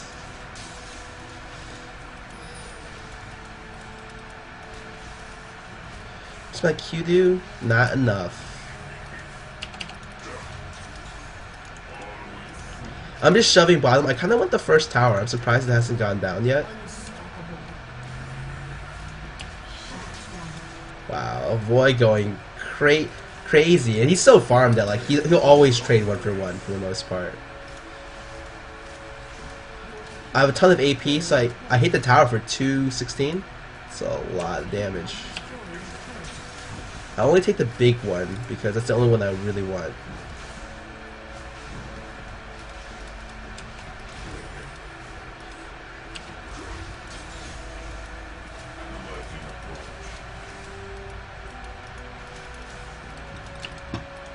The next item I would get would definitely be Void, just so I can get rid of their MR stacking.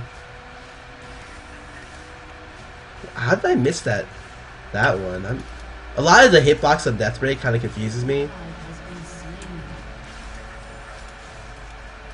Just gonna keep shoving, force people down to me, see what happens then. Ooh. Actually, see if I can kill someone here.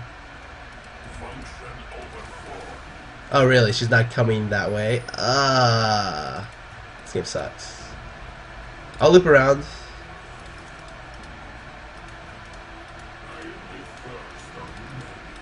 I don't think I can kill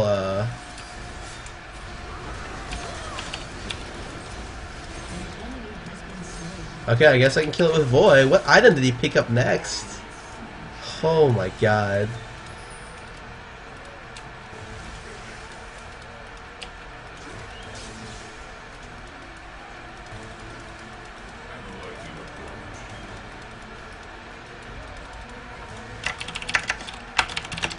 I want to land to come back so I can one-shot him, but he's definitely not going to do that for me. I will take blue buff, have my team take Baron, go back, buy Void Staff, and buy a blue pot. And I'll be completely 6 item capped.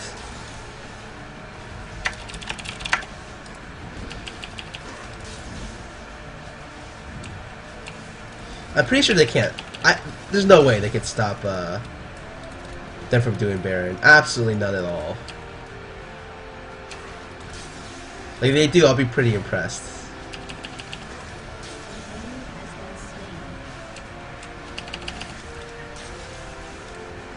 Just looking to clear out this real quick, because with this I can pick up a red pot. And that's game. I think they might just surrender here. Nope. Oh, I want to buy this. I want to buy this before the game ends. So where is it? Where is it? It's 800 AP. How many? Oh wow, he really only has 2 items at 39 minutes. I didn't realize. Our AD carry was really far behind, but with Void being this fed and me being this fed, it guess doesn't really matter.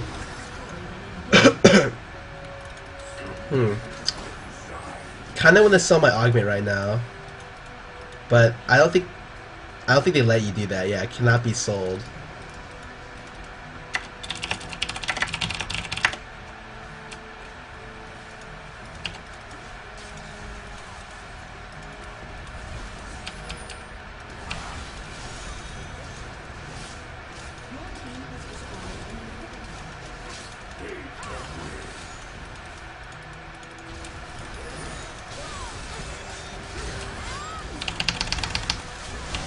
Oh, yeah, I just wanted to one-shot Atlanta. That's the only reason why I'm doing this.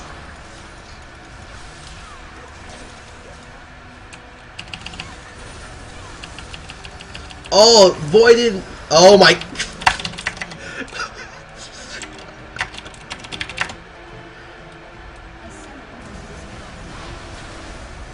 think we're playing a little bit too manly now.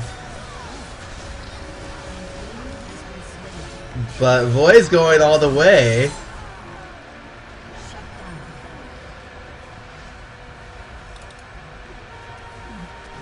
Graves comes in to clean up the tower. We should have just ended the game, I think. Actually, how much damage is Needles? How is she on a killing spree? 4-3. Everyone's positive on the team, but Maokai and Graves, I guess.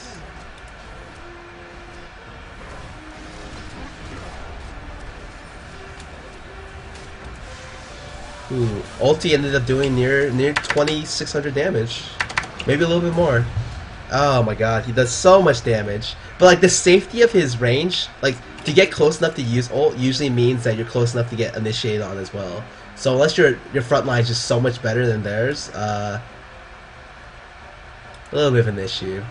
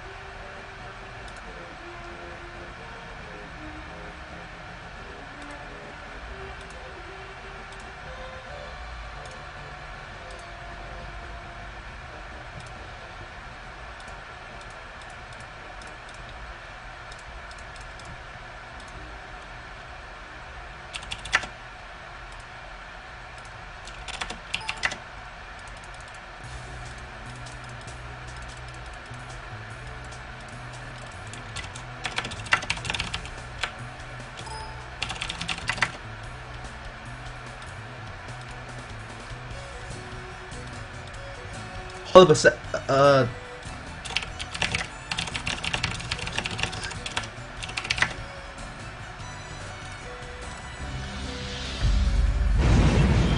Choose your side. Join the battle. Star Wars: The Old Republic. Ready to.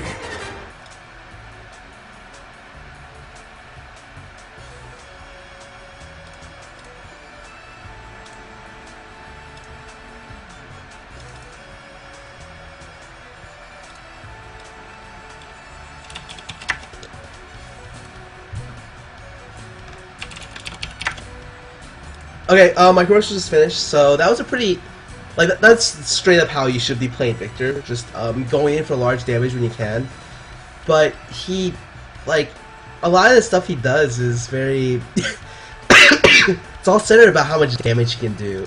And usually champions aren't great if they can only do damage. Like, a lot of your middle has to, a lot of times your middle lane has to bring a lot of CC. Which is why teams run stuff like TF, Vigar, Nivea, Cassiopeia, Morgana. Morgana is very popular. Brings a ton of CC and Karthus. I don't know if I want a cat rework. I think she's fine as is. But currently, like, she has some of the worst base and scaling abilities in the game. It's just she's only really good if she resets. So it's either she kills everyone on the other team or she dies before doing anything. I have two accounts because I get bored of one account, and the other account I do stuff.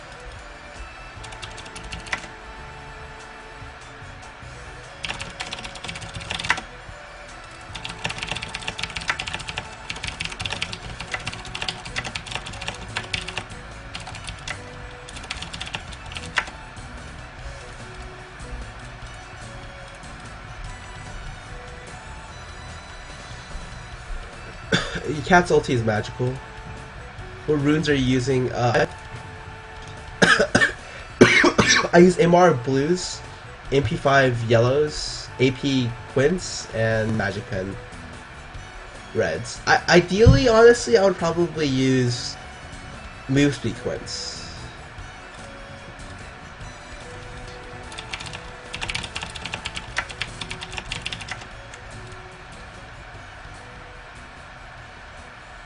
Augment does indeed give 99 AP, but so like I would almost rather look to get like a defensive item, like a GA, and I didn't really want to sell any other item but that, so kind of sucks. I'll probably take rank 1 later. See if Voy's still in queue. Voy's indeed going back into queue.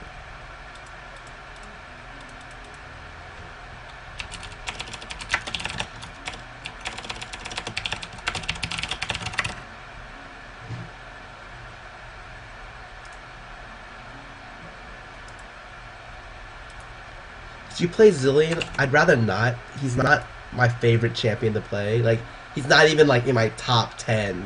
He's kind of boring to play. You really just run into people and bomb them.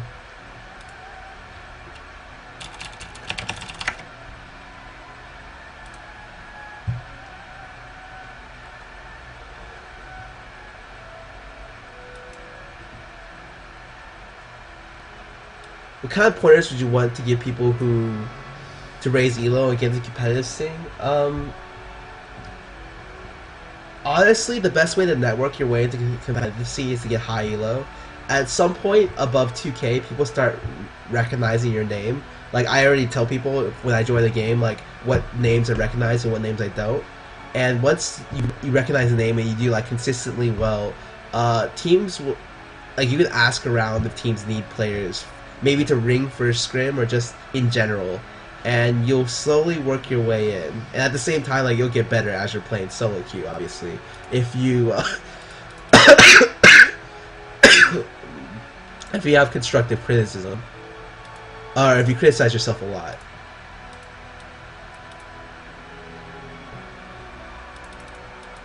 What would a team build around Katarina mid look like? I don't know. If Voy went mid in solo queue, do you think you'd beat him? It depends what champion I'm using, to be honest. Yeah.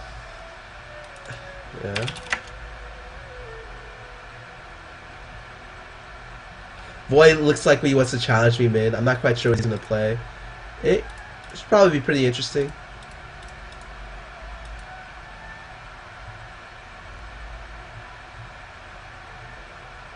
What's the main difference from my elo 2K to 21K to 2300 plus? Consistency with how you play. If you're consistent, your elo goes up. I don't know. It's probably really small things, I'll be honest.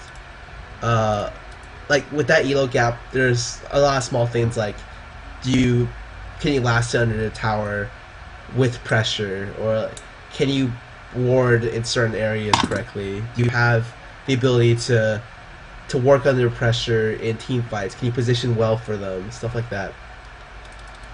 I don't even know what my top 10 favorite is, but I know Zillion's far from it.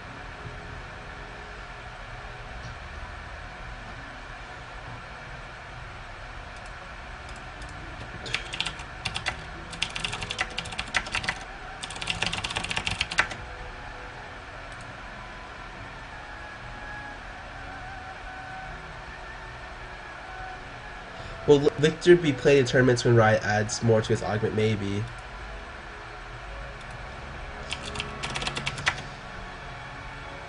So Void just says he's playing one more game, so that's why he's not playing more. Makes sense.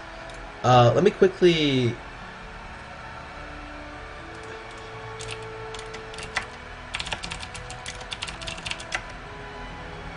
Oh, Void has his Q pop. This sucks. This sucks. I hate that. Usually when someone else's Q pops around your elo, you miss like a batch of 10 players at that elo, so you have to wait 20 plus minutes for it. Ugh. Why don't you stream in 1080p? If I stream in 1080p, I have FPS drops to about 40. I'd rather keep it at a stable 60 plus. So I tend to stream at only 720. Would you marry Katarina if you met her in real? What? She'd probably kill me. But why doesn't Jarman see competitive play? No reason. I think Jarman's really good. It's just one of the champions no one has played yet. Kind of like a Xerath style thing. How about Rise when you use him? I go 921-0 or 9021 on Rise with... you could just run armor yellows, MR blues, and move sequence with magic pen reds.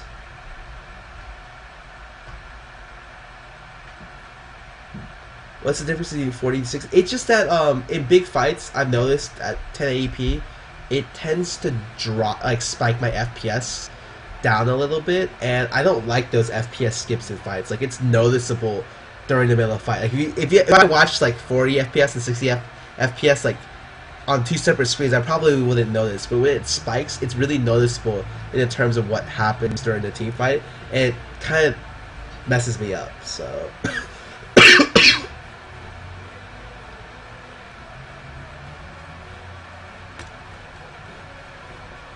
Did you accept the friend request? I don't know. I usually reject all friend requests because I'm not a huge fan of getting like 8 million every day. Why don't you Q dodge a bit to have a lower wait time? But if I Q dodge a bit to have a lower wait time, then the general skill level of my opponents is going to be lower. So there's a two-pronged sword. So if I want like high practice in this game, at least in solo queue, I have to take it pretty seriously in terms that like my elo actually means something. Even though I tell people not for elo not to matter, like I like having a high elo because it means like I consistently fight better opponents with weaker teammates. So it helps me carry to a degree. Nidalee is really good. I like 80 Nidalee more than I like AP Nidalee. I think 80 Nidalee does work on top lane, like so much work.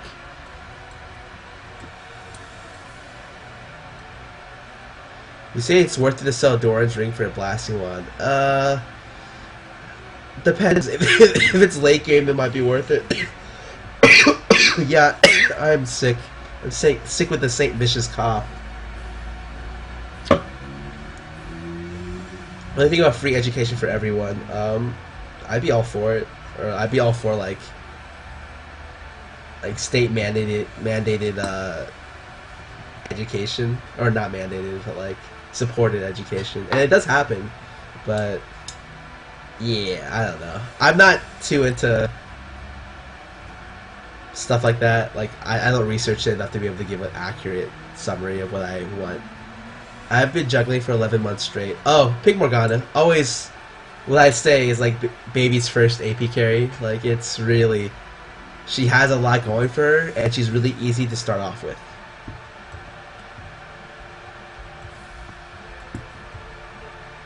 Oh. Is that who I think it is? I think it is. I'll op you, Akron. I didn't realize you were actually watching this. What is the weaknesses of Scion? He's able to be kited really easily. His burst is very, very easy to spot, and it's sometimes negated if you blow his shield. So what happens with his burst is, or what happens is as a champion, if you can keep your distance, like if you're playing Ashe or something, you're playing against a Nivea, it's very hard to close against those champions.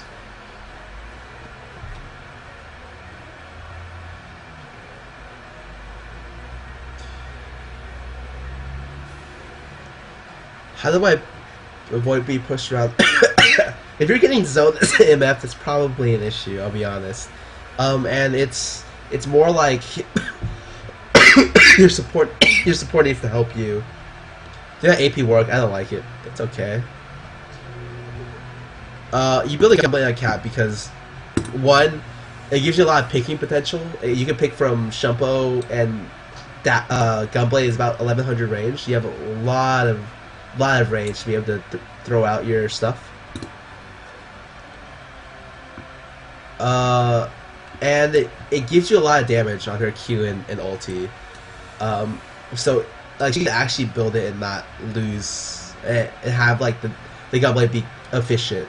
Whereas a lot of champions can't. Like Mord can't build it because one, he can't even get close enough to Q half the time, and two, it doesn't scale off his ulti, so it's not efficient to build gunblade on Mord, which is why I've switched from gunblade to Woda. AD Akali versus AP Akali always. What the hell? Why is Vlad never play mid? He's actually better mid than he is in top. Can TF compete with the more common? Yes, TF is really, really good. Probably the next popular AP mid is TF. Puts so much pressure on the lane.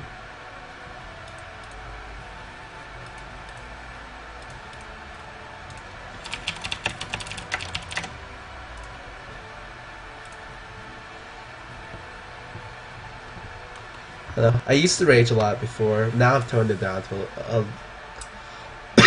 a little bit. It's much better.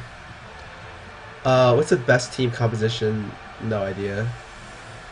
How did you go to? I'm currently in college right now. Like I'm still taking classes. I had classes this morning. Can you play Fizzmid? No. I don't own Fizz on this account. I like 80 Nilly.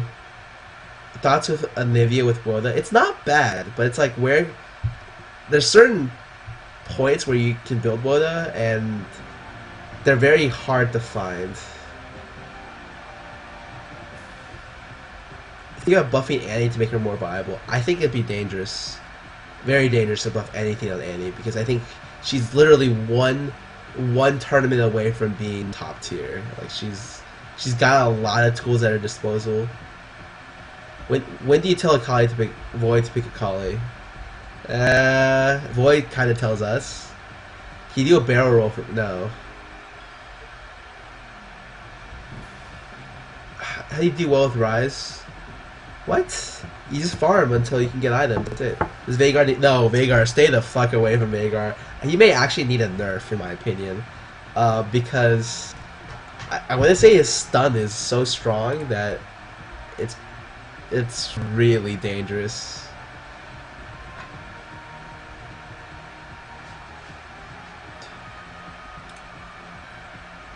What is this?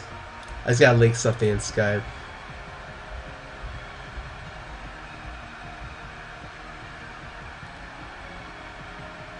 Damn, people take a lot of what I say seriously, which I guess means that I should either hold my opinion or be careful. I don't know. Like I'm fine being opinionated. Yes, I go to Texas A&M. What do you think about Ziggs? A lot of people play Veigar. Me, Gigi, and Jackie all play Veigar. 3 AP mids on like the top 3 of 6 American teams all play Veigar, and he's very strong whenever we use him. That's on Pantheon. Pantheon mid can like... It's strong against certain stuff, but it's very risky if you don't get kills, so it's not reliable, I would say. Kioxis is fine as is. Where did the name "Call Me Big T" come from? Oh, that's what I was making fun of Travis on State of the League. I had a lot of teams where I just like made random fun of Travis. Like all of my teams, I think are making fun.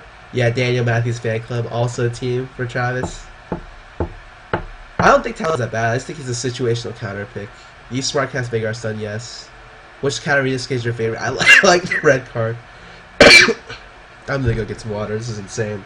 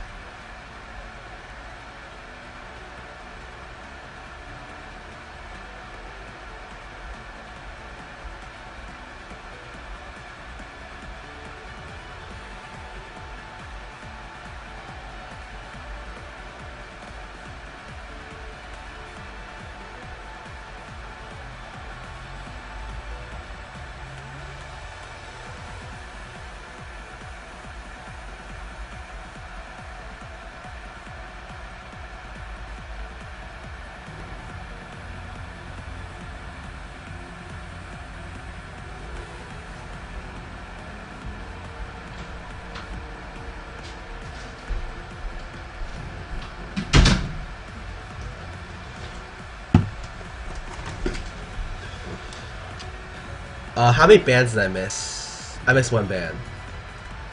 That's not bad. I'm fine with that.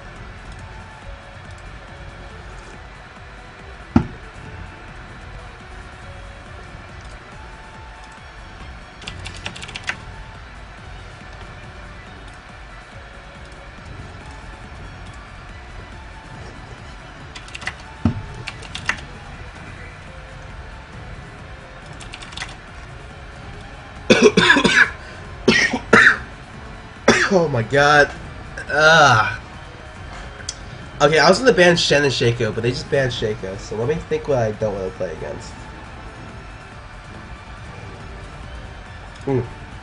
This is what I don't want to play against.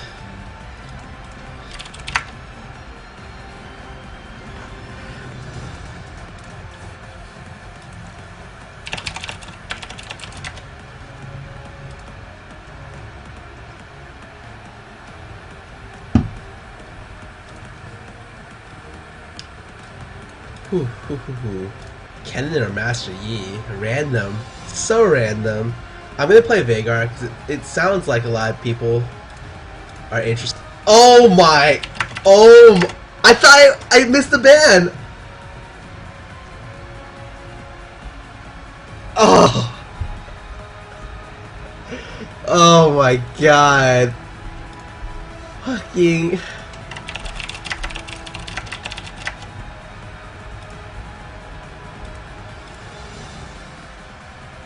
I thought you guys told me I missed the ban. What the I'm retarded. I am retarded.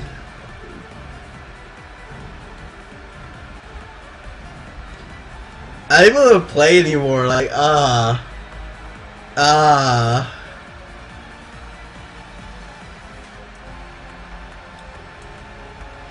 Fine, I'll play cat. So lame. So lame. I'm such an idiot. Oh my god. This game is too hard for me, man. Way too hard.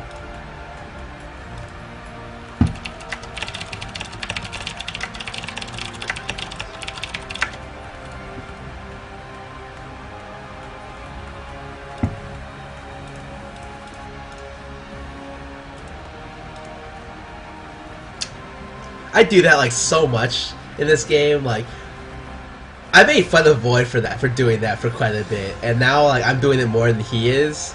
Karma's a bitch. What a bitch.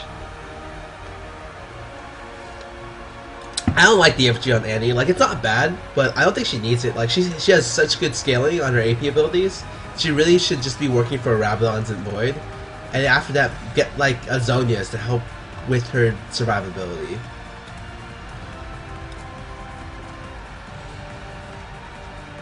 Who wins between Katarina or Kennen? For the most part, if Katarina is ever like an option in mid, Katarina will always lose in a 1v1 matchup. In my opinion, there's a couple things she beats, but those are all interesting. I don't know.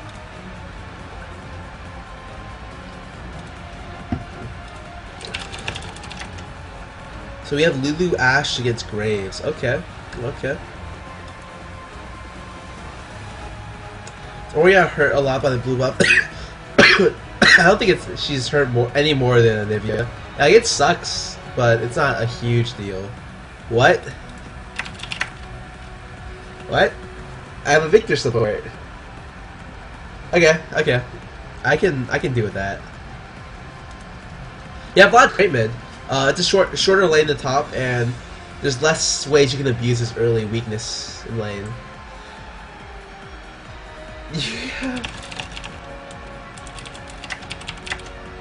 Oh boy. Okay, oh actually he switches off to Janna. That's really good.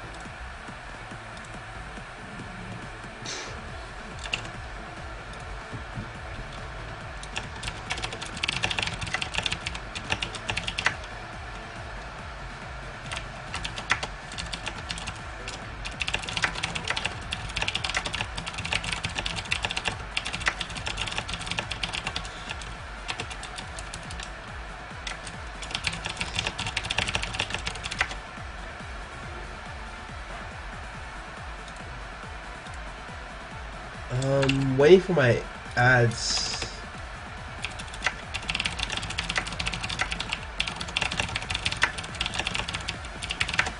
Okay, So, I will answer one real quick question. Someone just asked, what is the mid's role to in counter jungling? Well, it's a couple of things. It depends. If you can shove, you can go counter jungle with your jungler. But for the most part, your only role is to stay alive. Just be able in a position to collapse and help your jungler. Because that's all your jungler really wants. Just the ability that your lanes can come and collapse and help. I don't know. Can they invade? With a TF card, maybe. Oh, Red Eyes does this. He starts with a ward and boots and wards his raid camp early.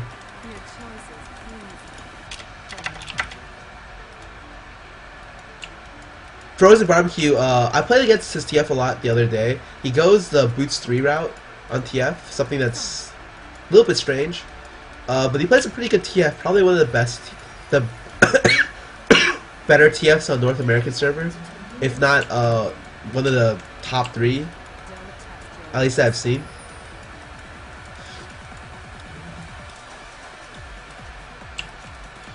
So top lane, 52. Okay, so he's got a lot of MR. That's good. We have no eyes on their team so far. Like, I'm kind of confused where they're gonna go. Red Eye is looking to invade their jungle, but I don't know how safe this is. Like, in fact, I'd probably not ever do this. Very dangerous. Oh my god. That bounce took to the big wraith. Oh my god. That's never good.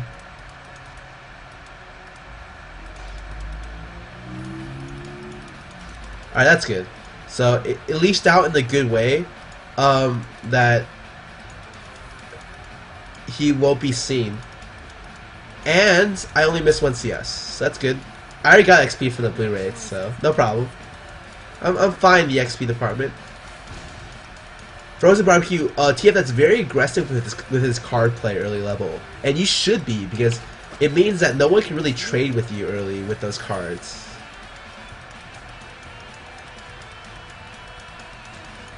Ugh, I missed a lot of potential CS there. But I didn't miss any of those, so it's 3-8 right now. 6-8, sorry. 2 of which I got off Wraith camps.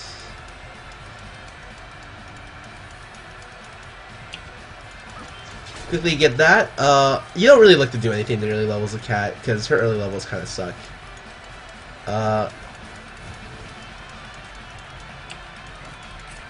Yeah, I don't do anything in the early levels.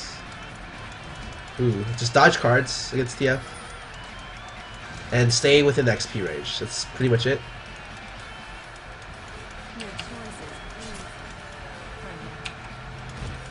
I always reposition myself so that I can get a good jump. With whatchamacallit, my E, because E always jumps to the back of the minion. So if you position yourself in front of the minion or to the side, you can always control how you jump, and that's very important when playing Cat. I think it's very important. CS value 16 to 21. I knew I'd be behind. Usually most Cat players, or usually I'm always behind in CS's Cat, because the early 3 or 4 levels means you can't CS too well without having to blow pots. So right now you see I'm playing pretty defensive, but I'm not taking harass. These 3 pots not being really put to use much. Okay. Ooh, I actually get like some decent harass. Oh, don't get hit. Oh, I got hit.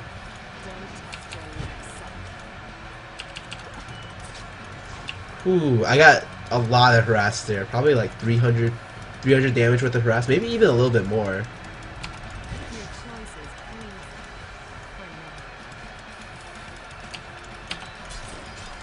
Ooh, I always try to get the bounce onto the TF, but it's not always possible. Like it's all random, so you just pray sometimes.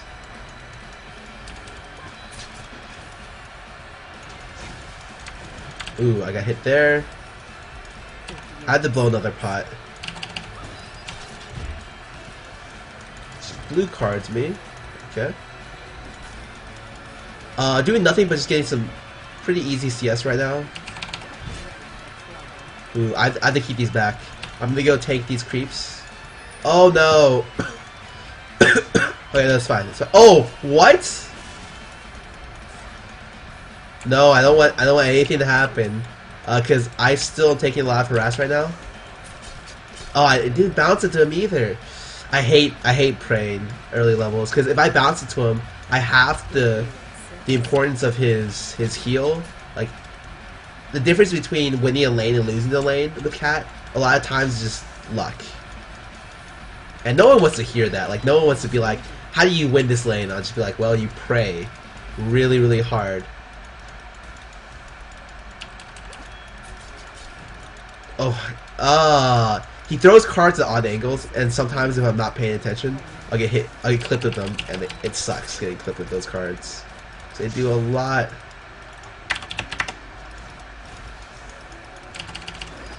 TF is now 6. Oh, I get the harass there, but he has one more health pot than me, and he's still healthier than me. So I'm gonna shut out the lane, hoping to. Huh.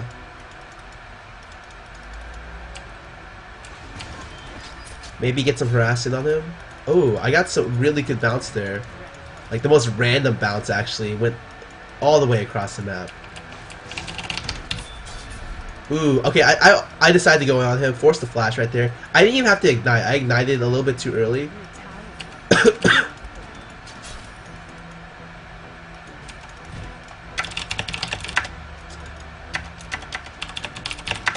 I have to warn my team that TF is 6 because it's very important that people know. TF being 6 means that all the lanes and the jungler are immediately put under pressure.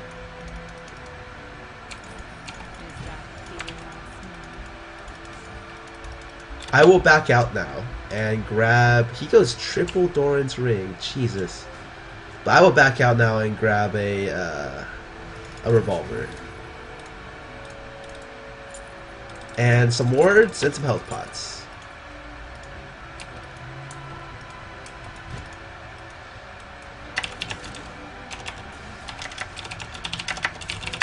Mid's missing, TF6. I had to constantly warn people that he's missing because I don't know, people forget or they just don't play against him enough. But like TF can gank top right now. It'd probably be disastrous. No, TF is back mid. So go ahead and type return.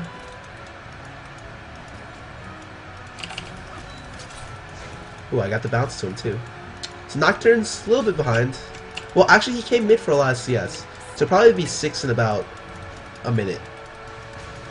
Pretty good estimation there. As the Warwick actually going into the jungle.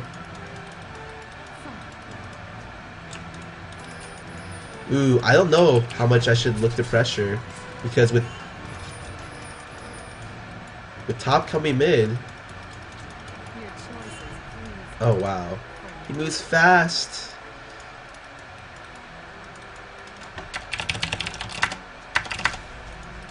Yep. Oh, there he is. But he's still just sitting there. I could have just ultied over the side, I think. But it looks like he's still sitting there. I'm confused what is happening. Or what's going through his mind right now. Because he should be backing out.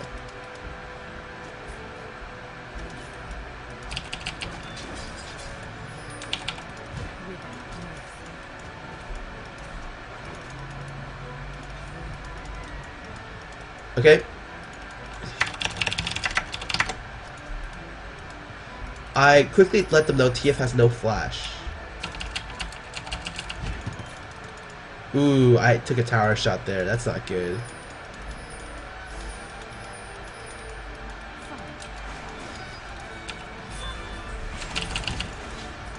Oh, he messes the flash. Oh my god, it's really like I'm watching Hanover all over again, where someone missed the flash over this wall, which by the way is very hard. no lie, like that top, if you're not positioned perfectly there, you'll miss the flash as well. Oh wow. And they're still going. Oh my god, I can clean this up so freaking fast.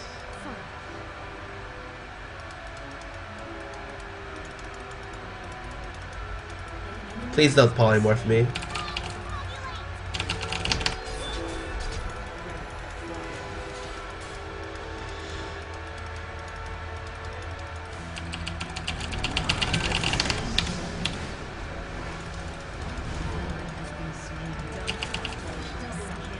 Ooh, I don't want to deal with this guy, do I? Well, my ulti's up in a couple seconds. Huh. Actually, does he have exhaust? No, he has flash because he just failed his flash. Ooh, I couldn't get the heal debuff on him. It's okay. Pop 2 health pots. It's okay. I blow my ulti there just to put some harass on him. I'm starting this game 3-0. I know he can't contest. Oh wow, Blue Wraith's already gone. Okay, I was gonna steal that, but I guess not. I have double buffs right now though, so I'm pretty far ahead.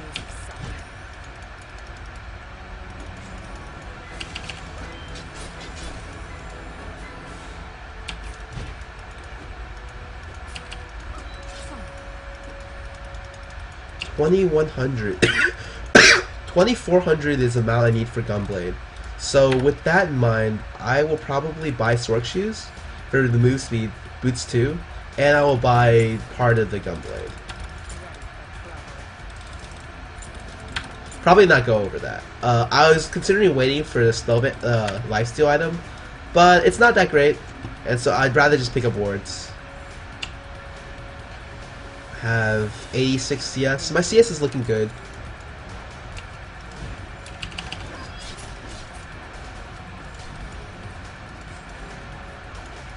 Ooh, I missed that CS. It's bad. But it's okay.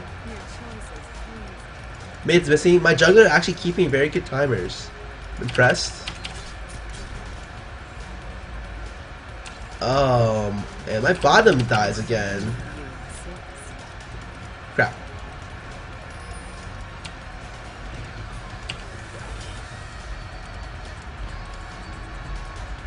Let's actually quickly come in. Oh! Can I follow that?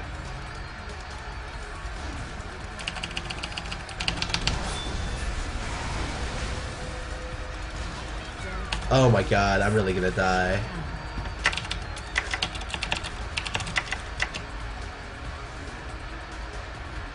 Ooh, that was not a good idea.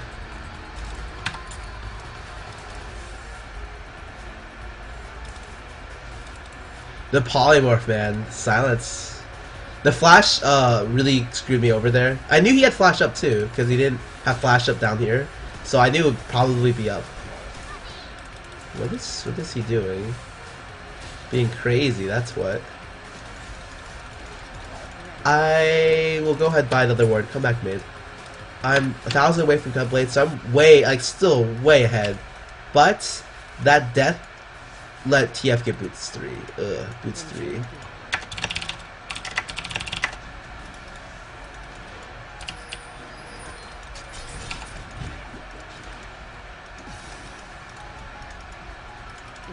I still should be able to catch him just because I have Janus speed buff and move points.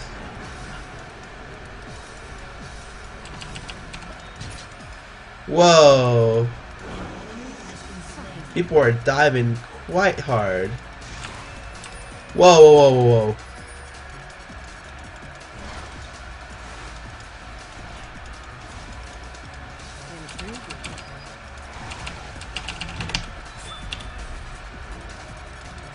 Please hit him. Oh my god.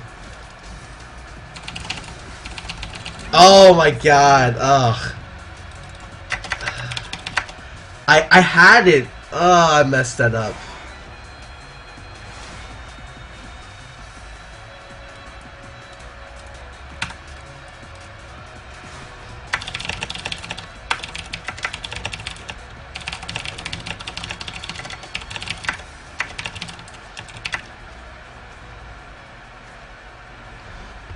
Oh, a lot of bad plays there. Fuck it. I have BloodWater now, so I can keep people slow, so they don't run away with super fast. Like Boots 3 is really hard to catch, and so without Boots 3, I might have actually been able to do a lot. But with Boots 3, he has 420. That's as much as me with Janna buff.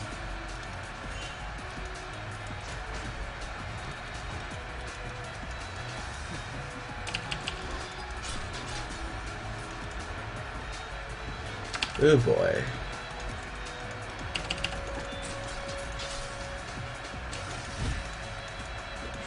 So let's hit this stuff real quick. Oh wow, I missed that CS. Let's ward over the wall real quick. I spell them like 60 a blade, so that's quite a bit.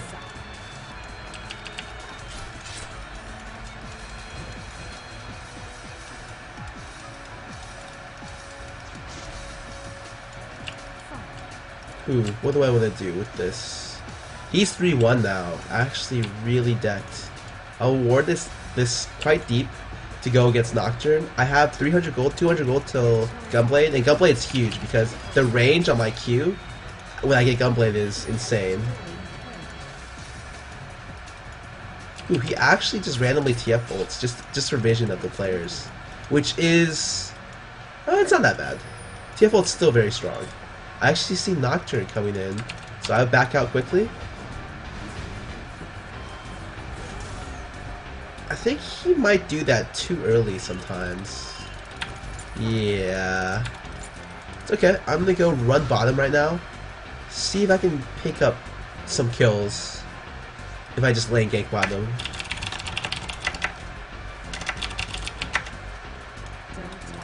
Oh, I don't know if he wants to go back though. If he does want to go back, I can't gank this.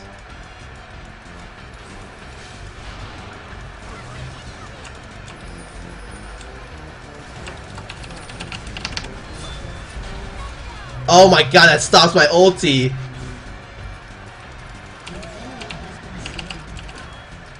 Why does that stop my ulti? Oh my god. Okay, so she's dead. I back out quickly this way. It's okay.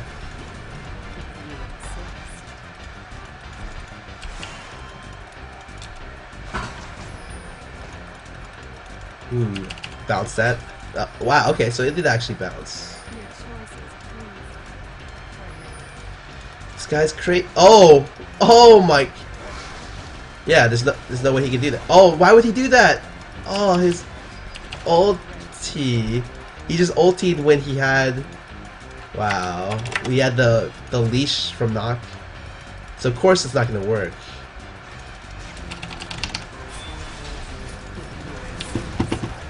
I had to flash over that real quick.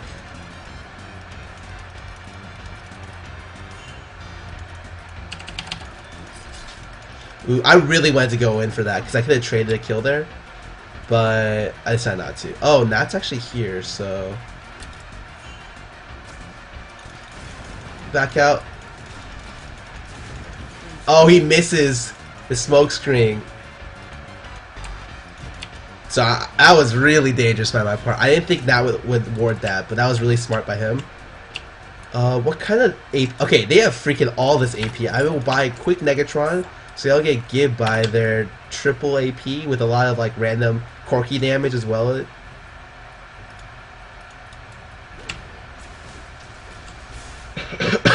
Top lane doing pretty well. Our bottom turret giving out, but not that big of a deal.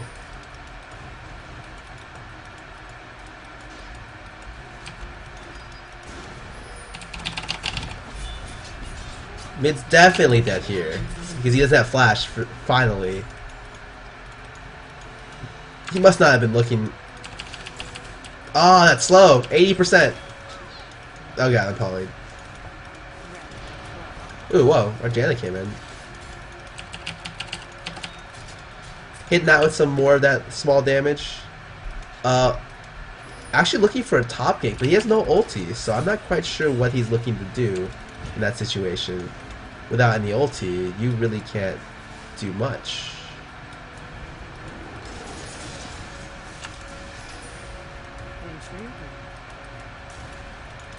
Oh, whoa, whoa, whoa, I get the fuck out of there. It's definitely not worth running into. Now I'm going to pick up Zhonya's, because I like the survivability and the extra damage it provides. Haven't really seen mid lane in a long time. Unsure where he is or what he's doing, but he's probably getting blue buff, actually. That would make sense, at least, to me. And I will just ward over here for more vision on Nocturne. Okay, oh whoa. Oh whoa. Oh whoa, this is...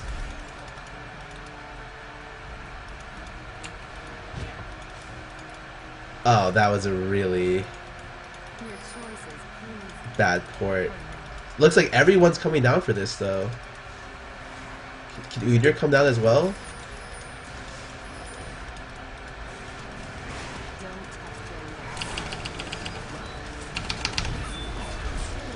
Ooh, we get one, but I can't connect to the second one. Or can I? Oh, with the slow! Why is that? Oh wow, okay, the ulti does so much. But I didn't realize we had that much burst, so Graves must be doing pretty well. Or at least, I don't know. We lined up that burst pretty well. The dragon damage doing more than I thought. I think that was it.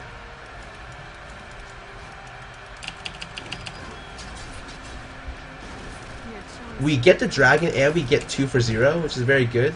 Oh wow, I have to back out of this. Now I can go back in. Alright, I'm running.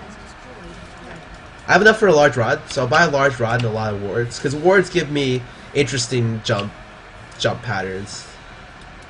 Definitely increases my mobility by a lot.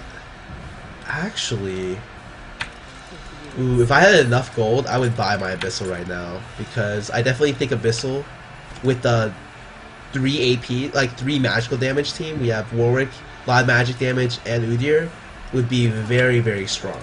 Because no one has MR yet on their team, so we would all be doing true damage to them if they have Magic Pen.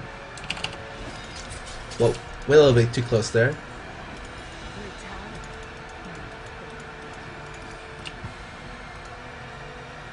Ooh.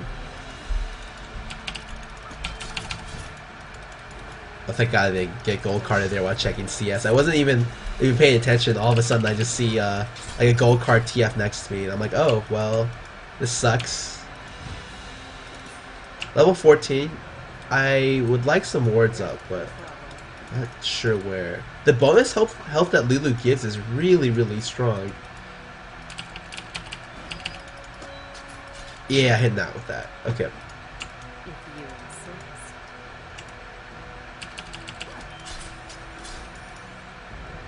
Okay, I see everyone converging in on mid, so I back out. Because there are 5 nearby mid, and I don't really want to deal with those odds. We have IE on Graves yet. There, Corki already has IE, or has had for a while. Oh, well, it's probably long dead. 900 gold away from Zhonya's.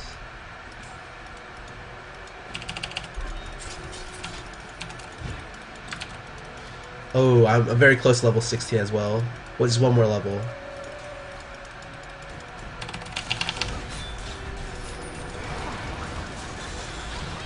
Oh, whoa, that actually interrupts.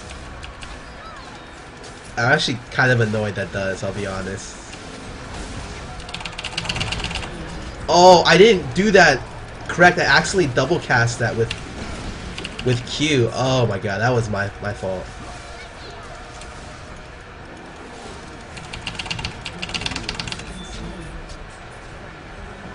Oh, the heal saving me there.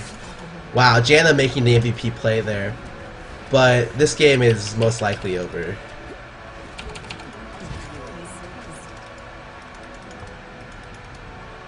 We should be able to pick up a pretty good inhib here and back out before they can make a play on Baron.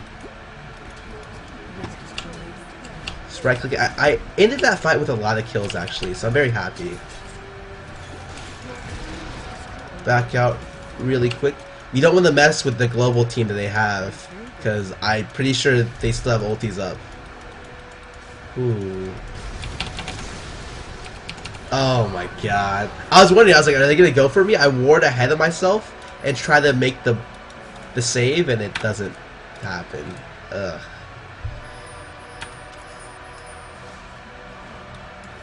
Rabadon, Zhonya's, Abyssal even. They have, oh, they do have some MR now. 1, 2, 3. Quite a bit of MR actually. I will just finish up my Zhonya's. It's a good defensive item for me to buy. Oh, they're still doing it.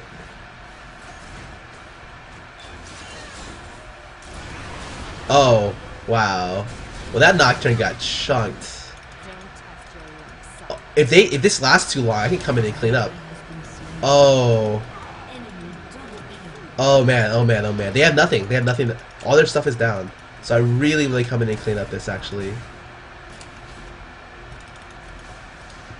4, 3, 2. Oh, that slow is so high. 80%. Oh, I give up.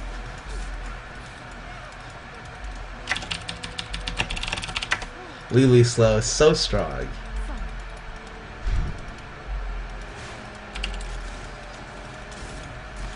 Oh, whoa. Udyr's not with me anymore.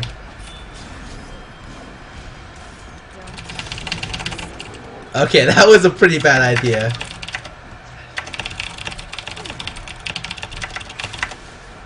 I really thought Udyr was right next to me, so that was my bad for going in too deep on that.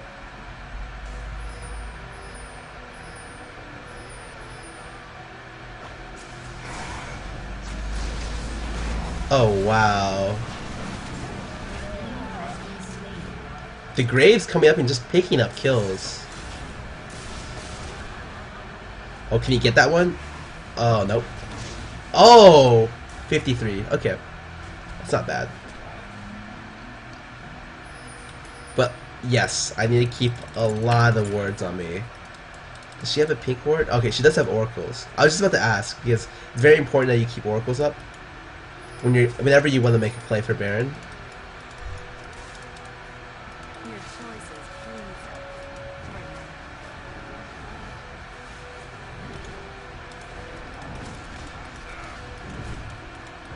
Nice, nice. Okay, so Graves actually picks up the thing. Just want to de-ward this real quick. Dragon is up, so Udyr looks just gonna solo it. Is what it looks like, and he can do that because he's pretty farmed. Yeah, I can't make any stupid plays anymore because if I do, oh, we have the potential to lose if I die even once because I'm our main like source of cleanup. Aside from me, there isn't really much else. So ward right there. Graves is like our other thing. Like we have to keep Graves protected because everyone has MR on their team now. Whereas,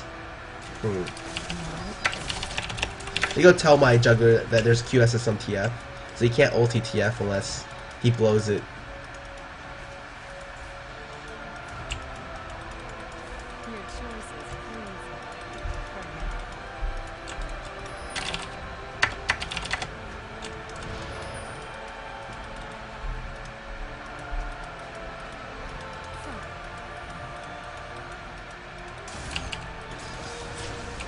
I'll back out because I don't want to deal with any of that damage.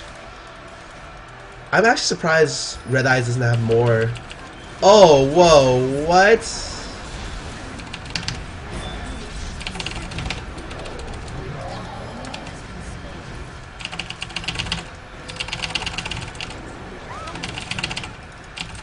Oh, how did I get oh my god. It sucks. I was trying to Gunblade him out of that and I didn't get it.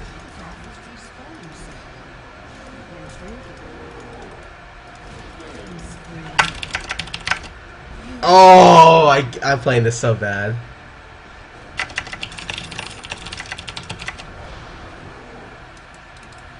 I will build for the Abyssal now, though, because definitely still the best item on the board.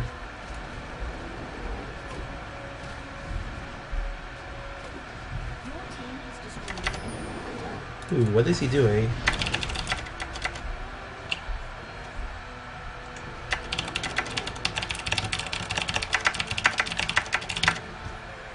They're crazy, people who want to try to do this. Oh my god. He... Oh, you shouldn't back at that angle. Just we need someone to go in off that.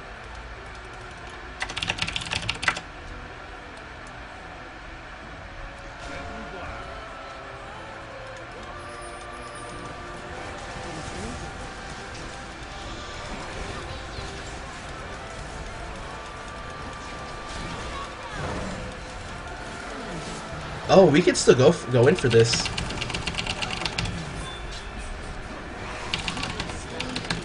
I have the Gunblade proc, and I think that's game. We can just win. But that was pretty sloppy by me, and sloppy by the Udyr, because you can never go back in the bush like this when they have double globals, or even one global is very risky.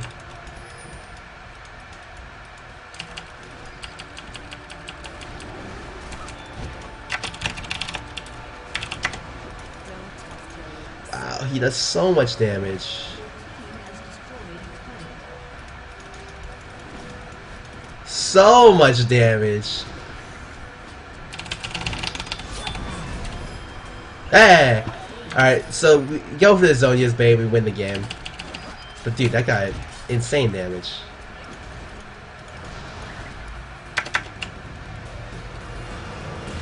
God, that's a sloppy play by me at the end. But yeah, you have to button mash with Cat at some points, because to continue your combo, you have to be spamming E, and as soon as you reach up to them, you EQ.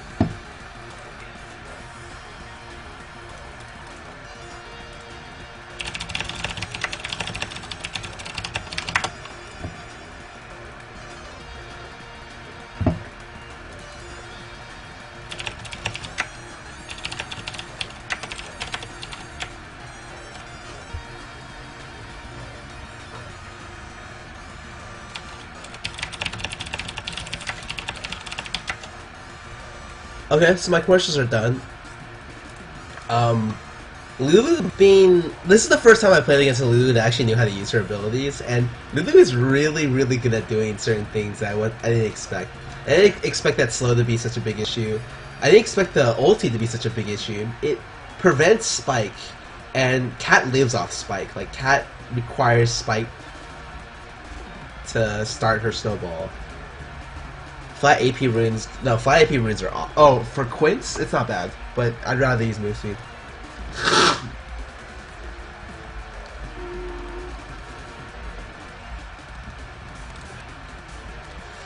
Please play Karma mid next. I don't know. I know what I want to play, but if I ban it, then I might consider playing Karma mid. Let's put it that way then.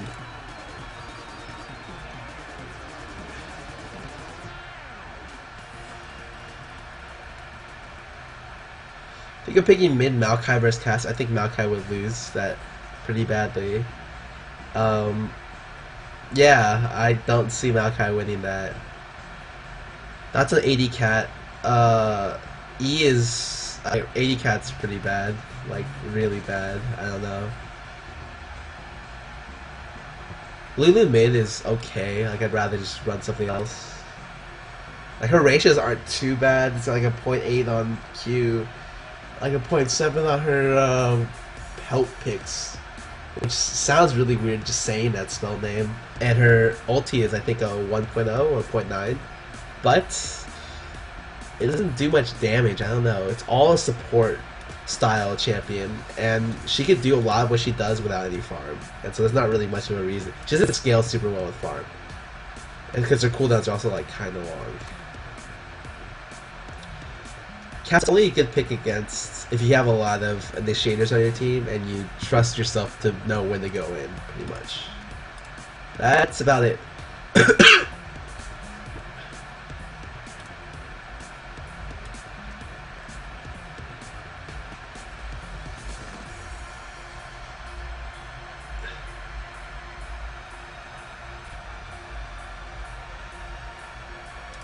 Ooh, I was just seeing what people responded to that. What counters? Oh, knock TF is actually a combo that's pretty annoying. It's something that a lot of teams are using now because it gives you global presence on the map. So you always have map control even when you don't, or like at least map presence, not necessarily map control.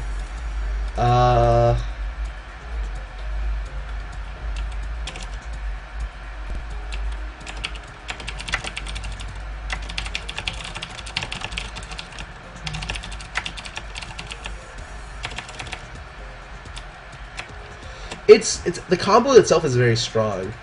I would say if you could outpush their lane, like when they leave to gank someone else, if you play someone really strong like Heimer, and just look to like a strong pusher like Heimer, and just look to push mid, it might be pretty viable. But they can gank you, so it's hard to deal with. I don't necessarily know like of a good counter. I think every time we play against that team comp as a whole, we just look to force objectives when it's 4v5 or like 3v4 and look to pick apart their lanes separately before they get into team fights, or like force team fights, because that comp is much better for picking people off than for team fights. Have your team ever considered running Vlad mid for a tournament? Yes, a lot of times. Heimer's always better mid. He can't run away. Can you counter kill mid? What? Just run cast or rise or something. Would you pick Morgana mid next game? I don't really think I'm going to play Morgana next game, I'll be honest. If I don't ban out my champion, I will pick what I originally meant to play last game. Like, in a one-on-one setting, Morg would lose to a lot of shit. Like, I'm not even... Like, Morg would lose to the most random stuff as well. Stuff like... Mundo, like I've lost the Mundo middle with Morgana, even after killing him once, because there's a certain point where you don't do enough damage to stop him. The reason why Morg is good is not that she can like out trade people or anything of that. It's that she sets up skirmishes and team fights better than any other AP mid, and that's why you pick her. There are stuff that beats her, like you can out sustain her, you can out farm her. You can even like outburst her. It's just her utility is what makes her strong. More Kaiser versus Warwick. I have no idea. I've never played the matchup. Talon is a situational counter pick. Cass Karthus. I played AP Malphite, man. He falls off so hard.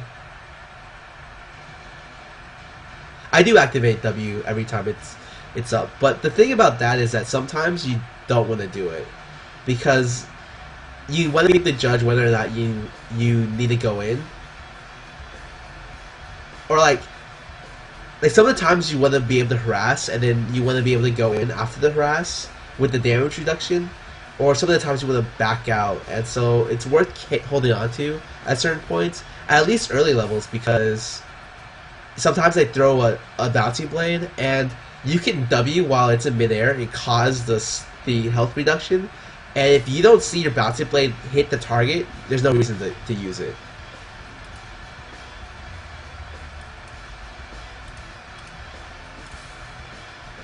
Cast order to maximize damage. I think I don't look to maximize damage on Rise with cast order. The thing that people forget with Rise is that you really need to be mobile as well. So you want to be casting in bursts. So I do QR. Usually do QR, R, W, Q, EQ, and during the last two I move while I'm doing that, and that sets up the AoE burst potential for like about a 2-second span is when you'll be using spells, and you'll have about a 2-second window to move around while you're throwing Qs. It's not the best damage maximization point, but it's ideal for being able to reposition during fights and for straight up upfront burst in a small area. 4 or 5 pot as bait is a good idea. It's okay. It's not bad. I definitely might consider buying it more, but how to beat Brandon mid? Just don't get stuns. You can outshove him with a bunch of things, or you can look to just play LeBlanc against him, and if he doesn't hit the stun on you, you'll probably give him really hard. No, I'd rather QSS stay in the game. I'm glad QSS removed suppression. I smartcast every spell.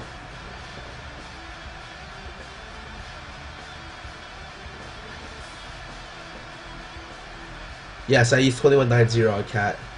Orion is still viable command play, not a big deal.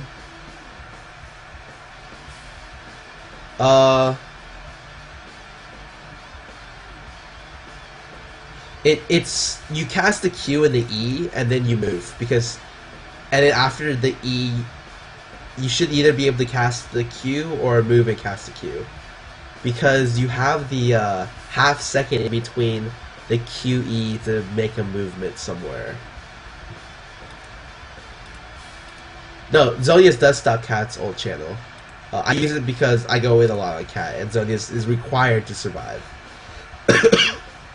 I don't own Heimerdinger on this account, or else I would actually be considering playing him a lot. Yeah, we used the Akali in tournament play before a lot, actually. We're the team that brought Akali to the forefront and the team that got Akali nerfed. I mean, he's still viable in a lot of different ways. You just have to have a good matchup for him top.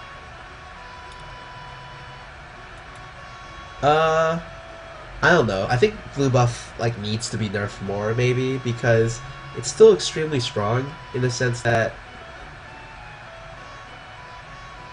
I don't know. It's very powerful. It gives you still unlimited resources late game, and it gives you CDR, and that's the entire reason why the utility tree is devalued, because you don't need CDR because you get CDR from blue buff. And that's why a lot of people don't go utility instead of offense, because offense gives you some AP, but the main reason why you don't care about the CDR, especially on CDR important champions, is that you can pick up CDR from blue buff and a blue pot, and that's 30% right there. The problem about nerfing blue buff CDR is that you'd have to rebuff items, I think, or it'd just be very weird. Malzahar Malzahar has too many cast animations. If you use his entire combo, it takes almost half a second just to cast every ability, and that's an issue. It's a very big issue, because you're not guaranteed to get cast at max range with your abilities. Also, his Quicksilver counters his ulti late game.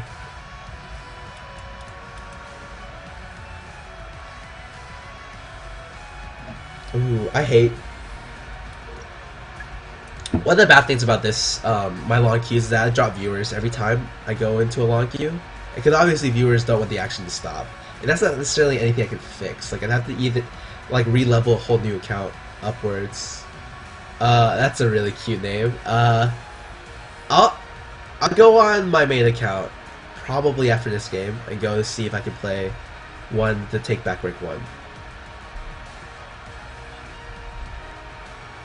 I like Katarina plus Morg E, but I can never get that combo because Morg sucks at top lane, like horribly. Yeah, I don't know.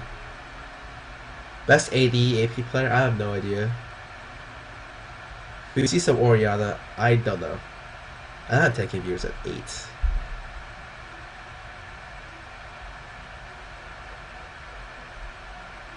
What? Veigar's late game is insane. Like, his ratios are out of this world. He's got like a 1.0 like on W. He's got a 1.2 on ult. He's got 1.2 plus 0.8 of his opponents. He's got a point, I think 6 on Q. He's got one of the best stuns in the game, like ultimate level stun on a like 14-second cooldown. He's got so much utility and so much damage. You can one-shot anyone late game as well. Veigar is amazing. If you can get him farm, he's amazing. Voyboy 17. I like broccoli chicken, but if you can make a chicken noodle soup, that impresses me. I like that as well.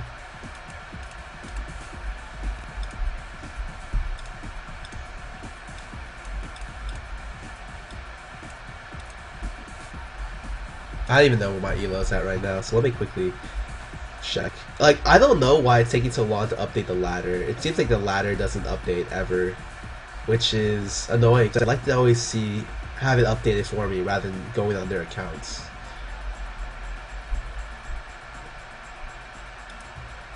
I don't like Froggen's take a Nivea build, I'll be honest.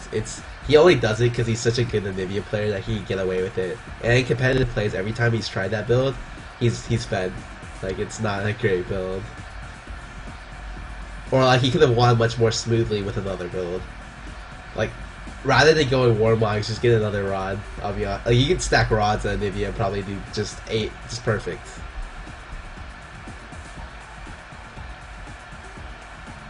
I always think MR mid or MR blues mid are very important because it denies them the true damage if they go Stork Shoes, and it's a buffer for early harass.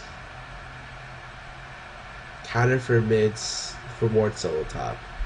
What? Just play you can run cast top against that too. No, actually no, you can't. Aurelia would just beat Mord. Last under tower until you get wits and then crush him. I think the Zinx nerf was largely his mind slow is ridiculous. Like I was very surprised about that. Nope, Key's not getting kicked. I don't give out lessons. My entire stream is a lesson, so if you like to learn, I hopefully make people learn. I hope I make some people learn. No, even if you run HP quints on Mort, it doesn't mean anything. Like, I'd rather either be topped off, or I'd rather run move speed to get away from Gex faster. Team Dignitas met through New Egg Tournament in 2010, November. And then we gradually picked up players until now. Yes, if they clean up Mao's casting animation, it would be a lot more viable to play him. And I think they're working on it. I'm not quite sure what they're planning on doing, but they're working on it. LeBlanc shits on Cat, like, up and down. LeBlanc is probably the biggest Cat counter. I play TF sparingly. My TF is not that great.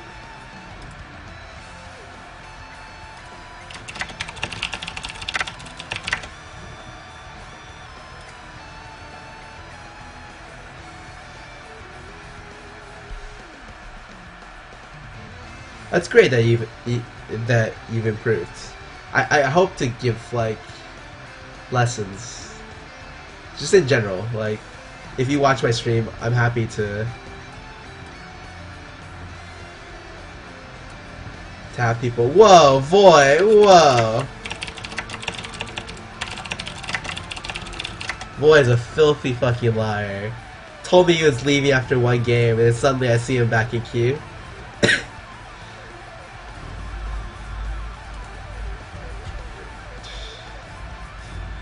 Boy wants to snipe me. Ooh. We go ahead and ban that. And one last ban I will save for. Oh, no idea. I don't know what to ban. Probably just ban Rammus. I don't even know if I need to ban Rammus. I will ban York. York.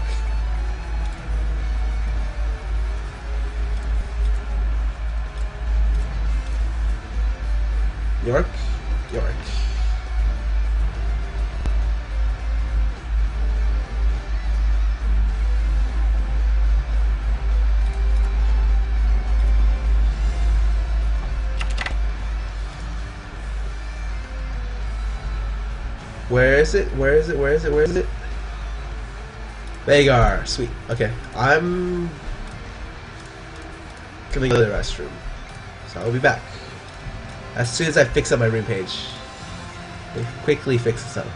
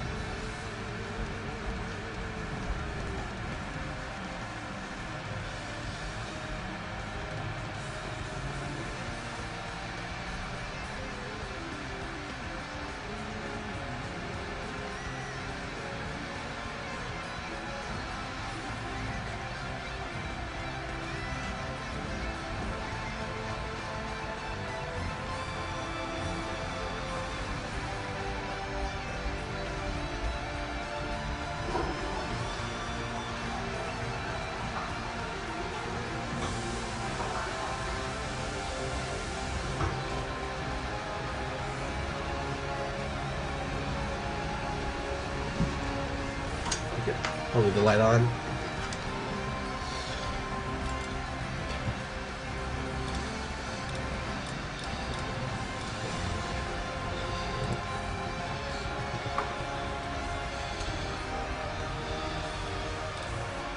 Ooh.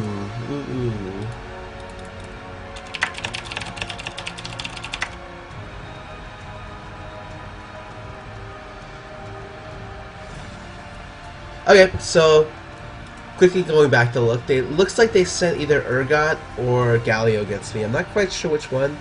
I would prefer Galio, but because if I get Urgot, it might get a little bit ugly. Ooh, how do I cuff these?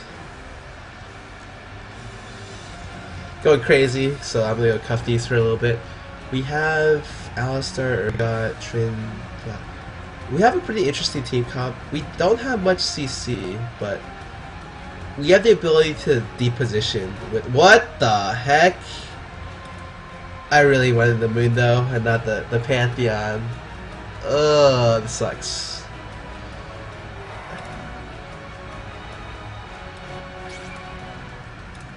No, Karma wins lanes quite a bit.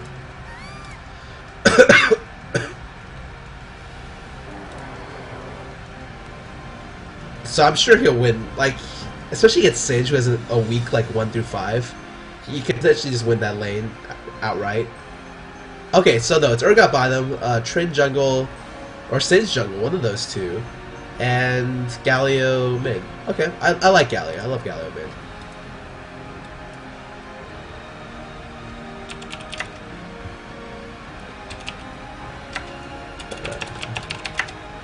Boy trying to get me to compliment him, because all he does, like, all day is fish for compliments. Guy's crazy. Absolutely crazy.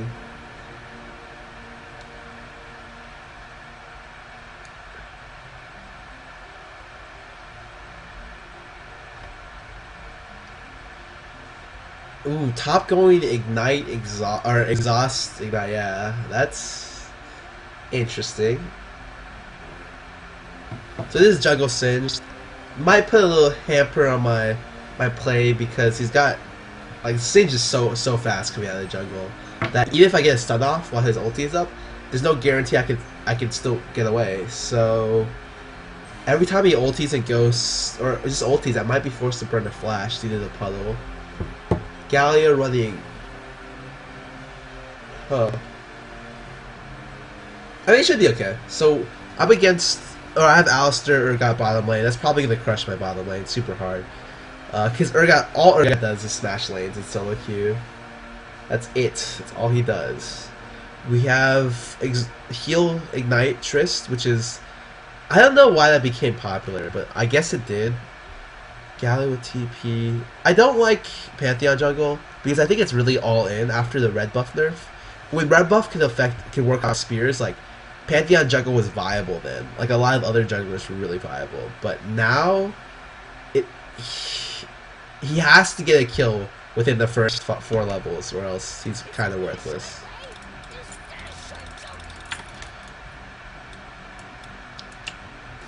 Mid's gonna be a farm lane until I get my DFG, or until I get my blue buff. If I get my blue buff, I'll be able to turn. But until then, it's just I'll be farming a lot this game. Nothing I can really do about that when someone picks such a safe mid like Galio.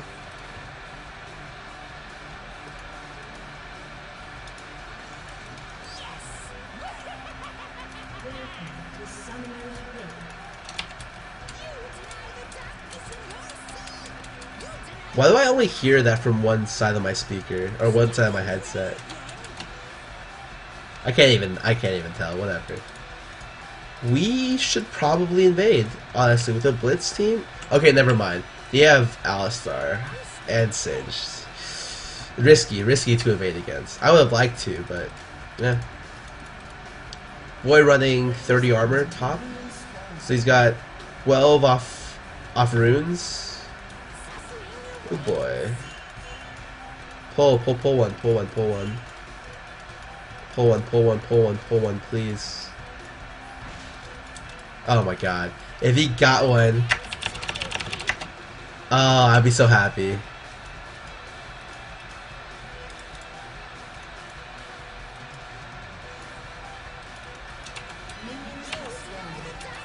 I'm kind of strange not seeing Leprechaun Vygar because I love that skin.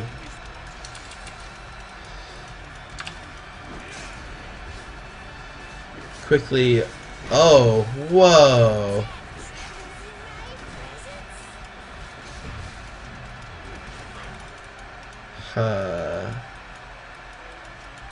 Bottom lane can pull that. I don't want to deal with the pull.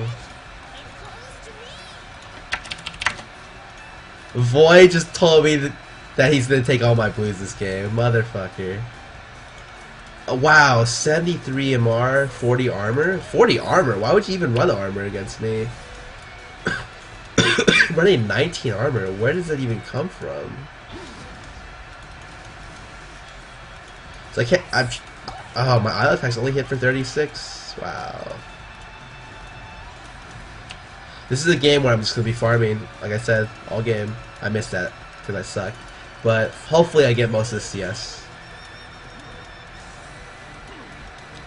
And this is actually one of those rare games. Oh, wow. One of the rare games where I will level up stun later. I just want the ability to last hit in lane. I missed like 3 or 4 CS, something like that.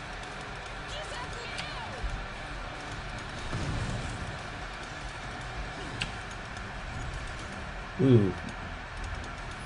Oh wow, I keep missing CS. What is this?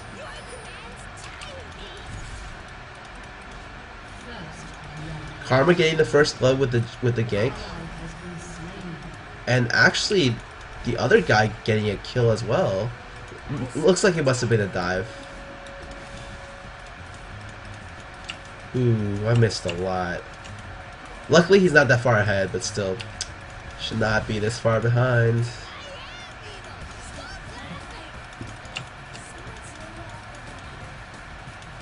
Alright, I give up. This is going to be one of those low CS games for me. Just gonna right click him, try to put some damage on him. I'm not, Singe is top, so right click them for free. Maybe force them to use a health pot sometime soon. A lot of auto attack harass. Yeah, I forced the health pot. Okay, that's good. Alright, I'm taking too much creep aggro now, but that's why auto attacking is very important in this game. Because it lets you harass in mid lane, and a lot of people don't effectively use their auto attack well, especially mid lane.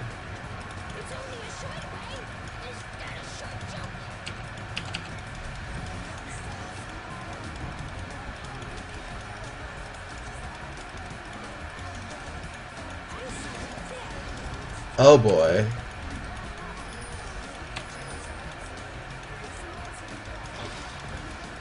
Loop around. Actually farm this as I run out. Yeah, okay, so he doesn't even bother chasing. But I don't have to blow flash there, so I'm very happy about that. And Stitch's ghost is down, so everything working out for me in the end. I'm gonna just shove this really hard.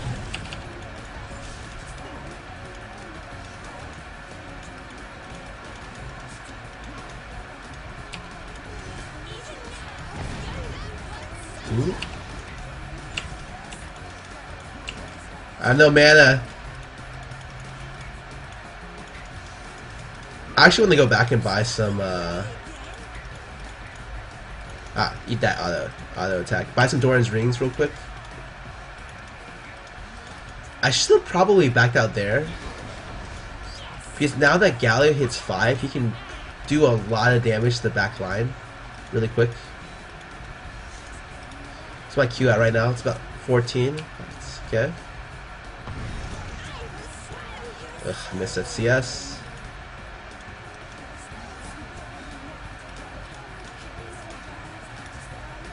Okay, so he actually backs out on this wave, which is very smart. He backs out on the wave. Oh, sorry. I'm gonna go head back out. He backs out on the cannon mini wave and teleports back in. I'd say it's about 4 minutes.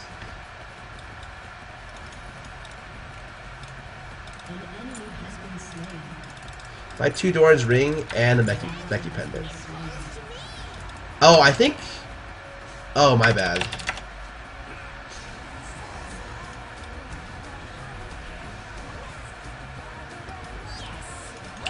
Who died? Oh, Void died top. Psh. What a chump. What a chump.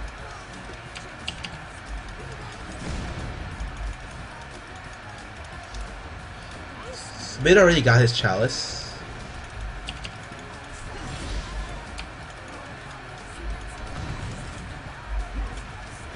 Ow.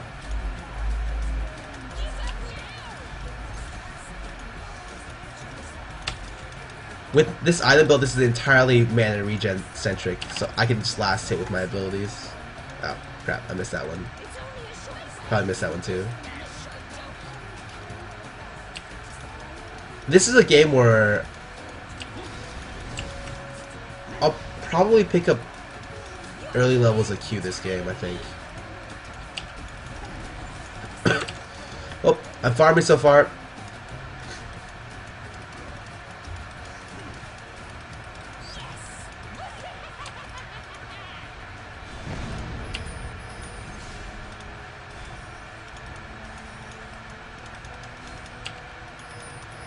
Ooh. He can one-shot that back line now, so I have to actually look to put some damage on his back line.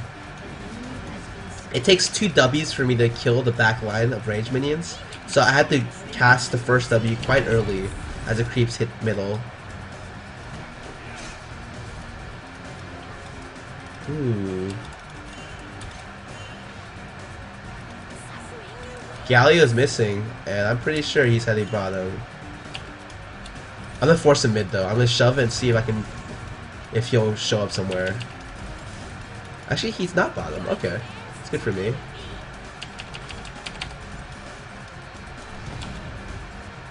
I go back now. Maybe grab.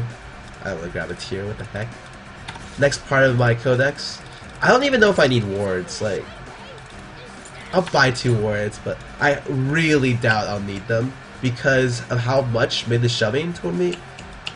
It just there's just no reason to get it. CS value wise, I'm at 72 to 71, so I'm doing pretty well. And mid already picked up a Merc Treads, which is pretty lame. I can't kill him at all. Get 3 CS there.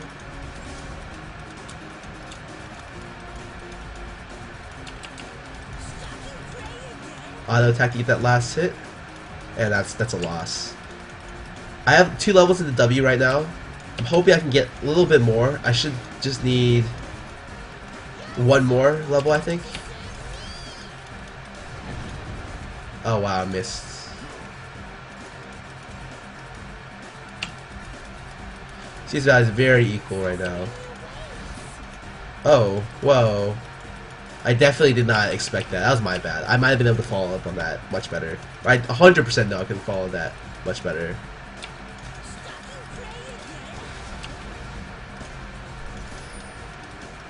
Yeah, I'm gonna put damage on him. See if I can make him flinch. Ugh. That was a miscommunication. I wanted to back out to force him more forward, but I didn't last hit on that either. Oh wow. He picks up all the CS there, which sucks for us, but ooh, Singe is here.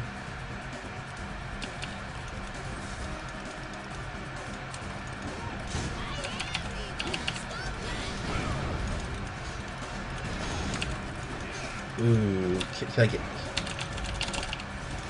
Okay, I get a kill on Singe. I'm not quite sure why he tried to gank me when mid had literally no mana. What is that ping? What is that ping? I'm confused.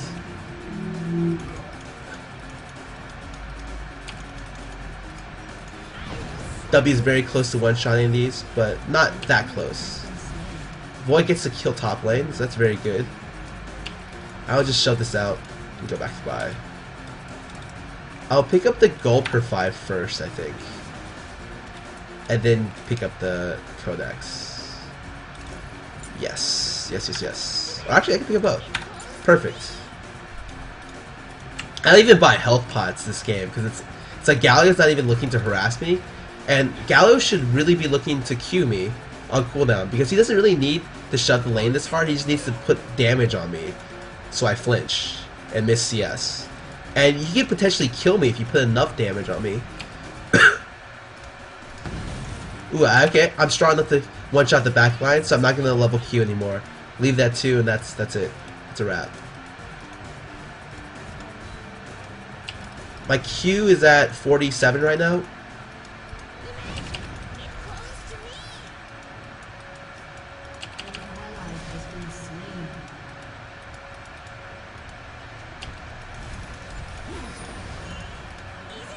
It's gonna auto him for some red buff damage. Ooh, okay, so he fully heals off that. Oh, can they do this? I'm actually curious. Yep, that's gone.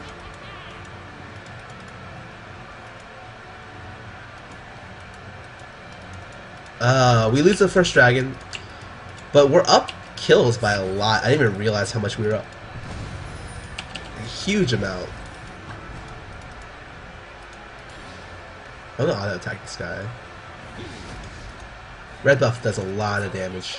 And this is true damage, I don't have to worry about the MR. Ooh. Okay.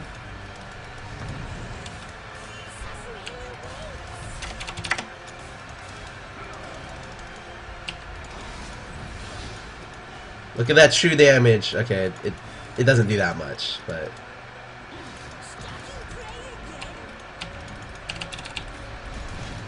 I think that's a kill. Yes. Okay. So get this blue buff. I kind of wanted to wait till 11, but I saw a good opportunity there because he was at a really bad spot. And this is the first blue buff I've gotten all game, so I can actually farm with this. Oh no! Why would you do that? Why would you do that? Oh my god. How do I play this game? And that broke me. Oh my god. F it. Whatever. I have Stork Shoes and Deathfire Grass Gold. I will shove out mid real quick, go back, and buy. Lovely up stun now, leaving Dark Matter on 2. I'm pretty sure this isn't warded, because I think he warded like over here.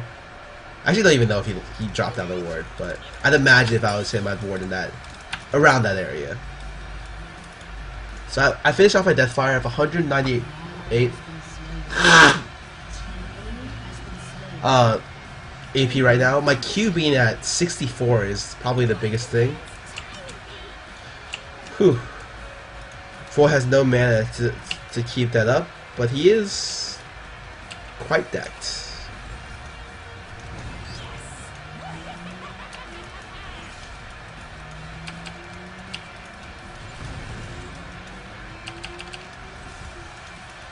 That's a lot of people. Tried to put in some damage on Galio, but it looks like it's not going to be very... Oh! Maybe might put some lasting damage on him. Oh, I missed it. I thought he would go ahead. Go up for that.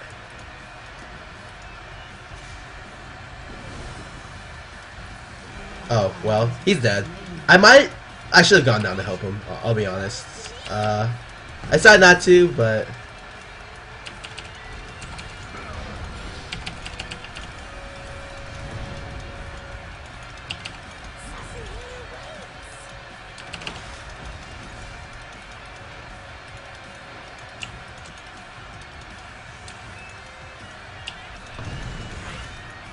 Pick off his blue buff real quick.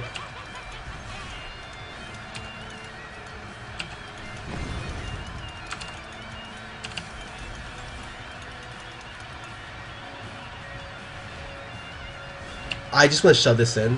150 CS to 142, so he's doing a really good job of keeping up. But, I mean, Galio should win the CS war pretty early.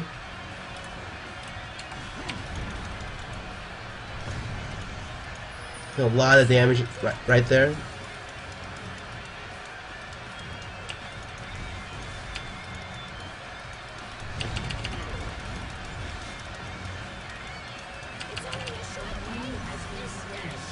Shove up the lane, and I will go bottom.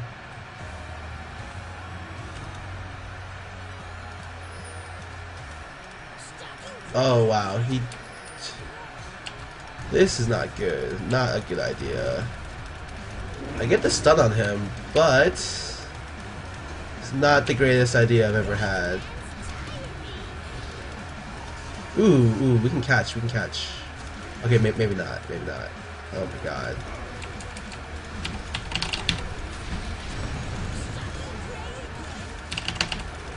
I get a kill off him. I don't know where he's planning on shooting me. 4 seconds, 3 seconds till it's up. Oh, he pulls the Alistar. Really, really good job there.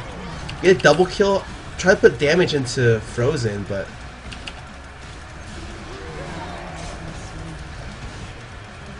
Ugh. I don't have the mana to follow up. Oh, if he flashes over... Okay, no, that flash is worthless. Just shove out the mid lane and run away. Whoa, whoa!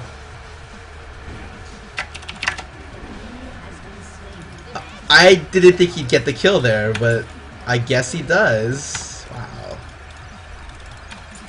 And he gets away from parol too? No way. Oh, no, nope. Here comes Galio. I don't think he can dodge this. Oh! Runs up to Karma. Does he have level 5? Oh, he does have mobility. I was wondering how he's getting away so fast.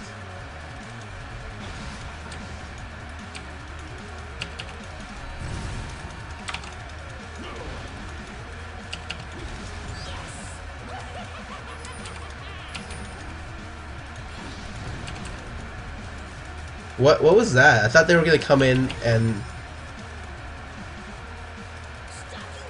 I thought they were gonna come in and gank him once we got the stun off.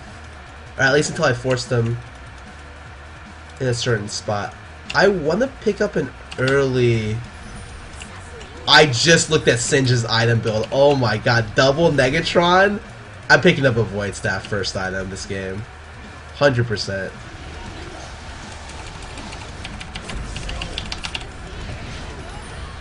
How does he... Oh, because he gets 40 MR from... Oh, we get the slow on him too. 2 seconds?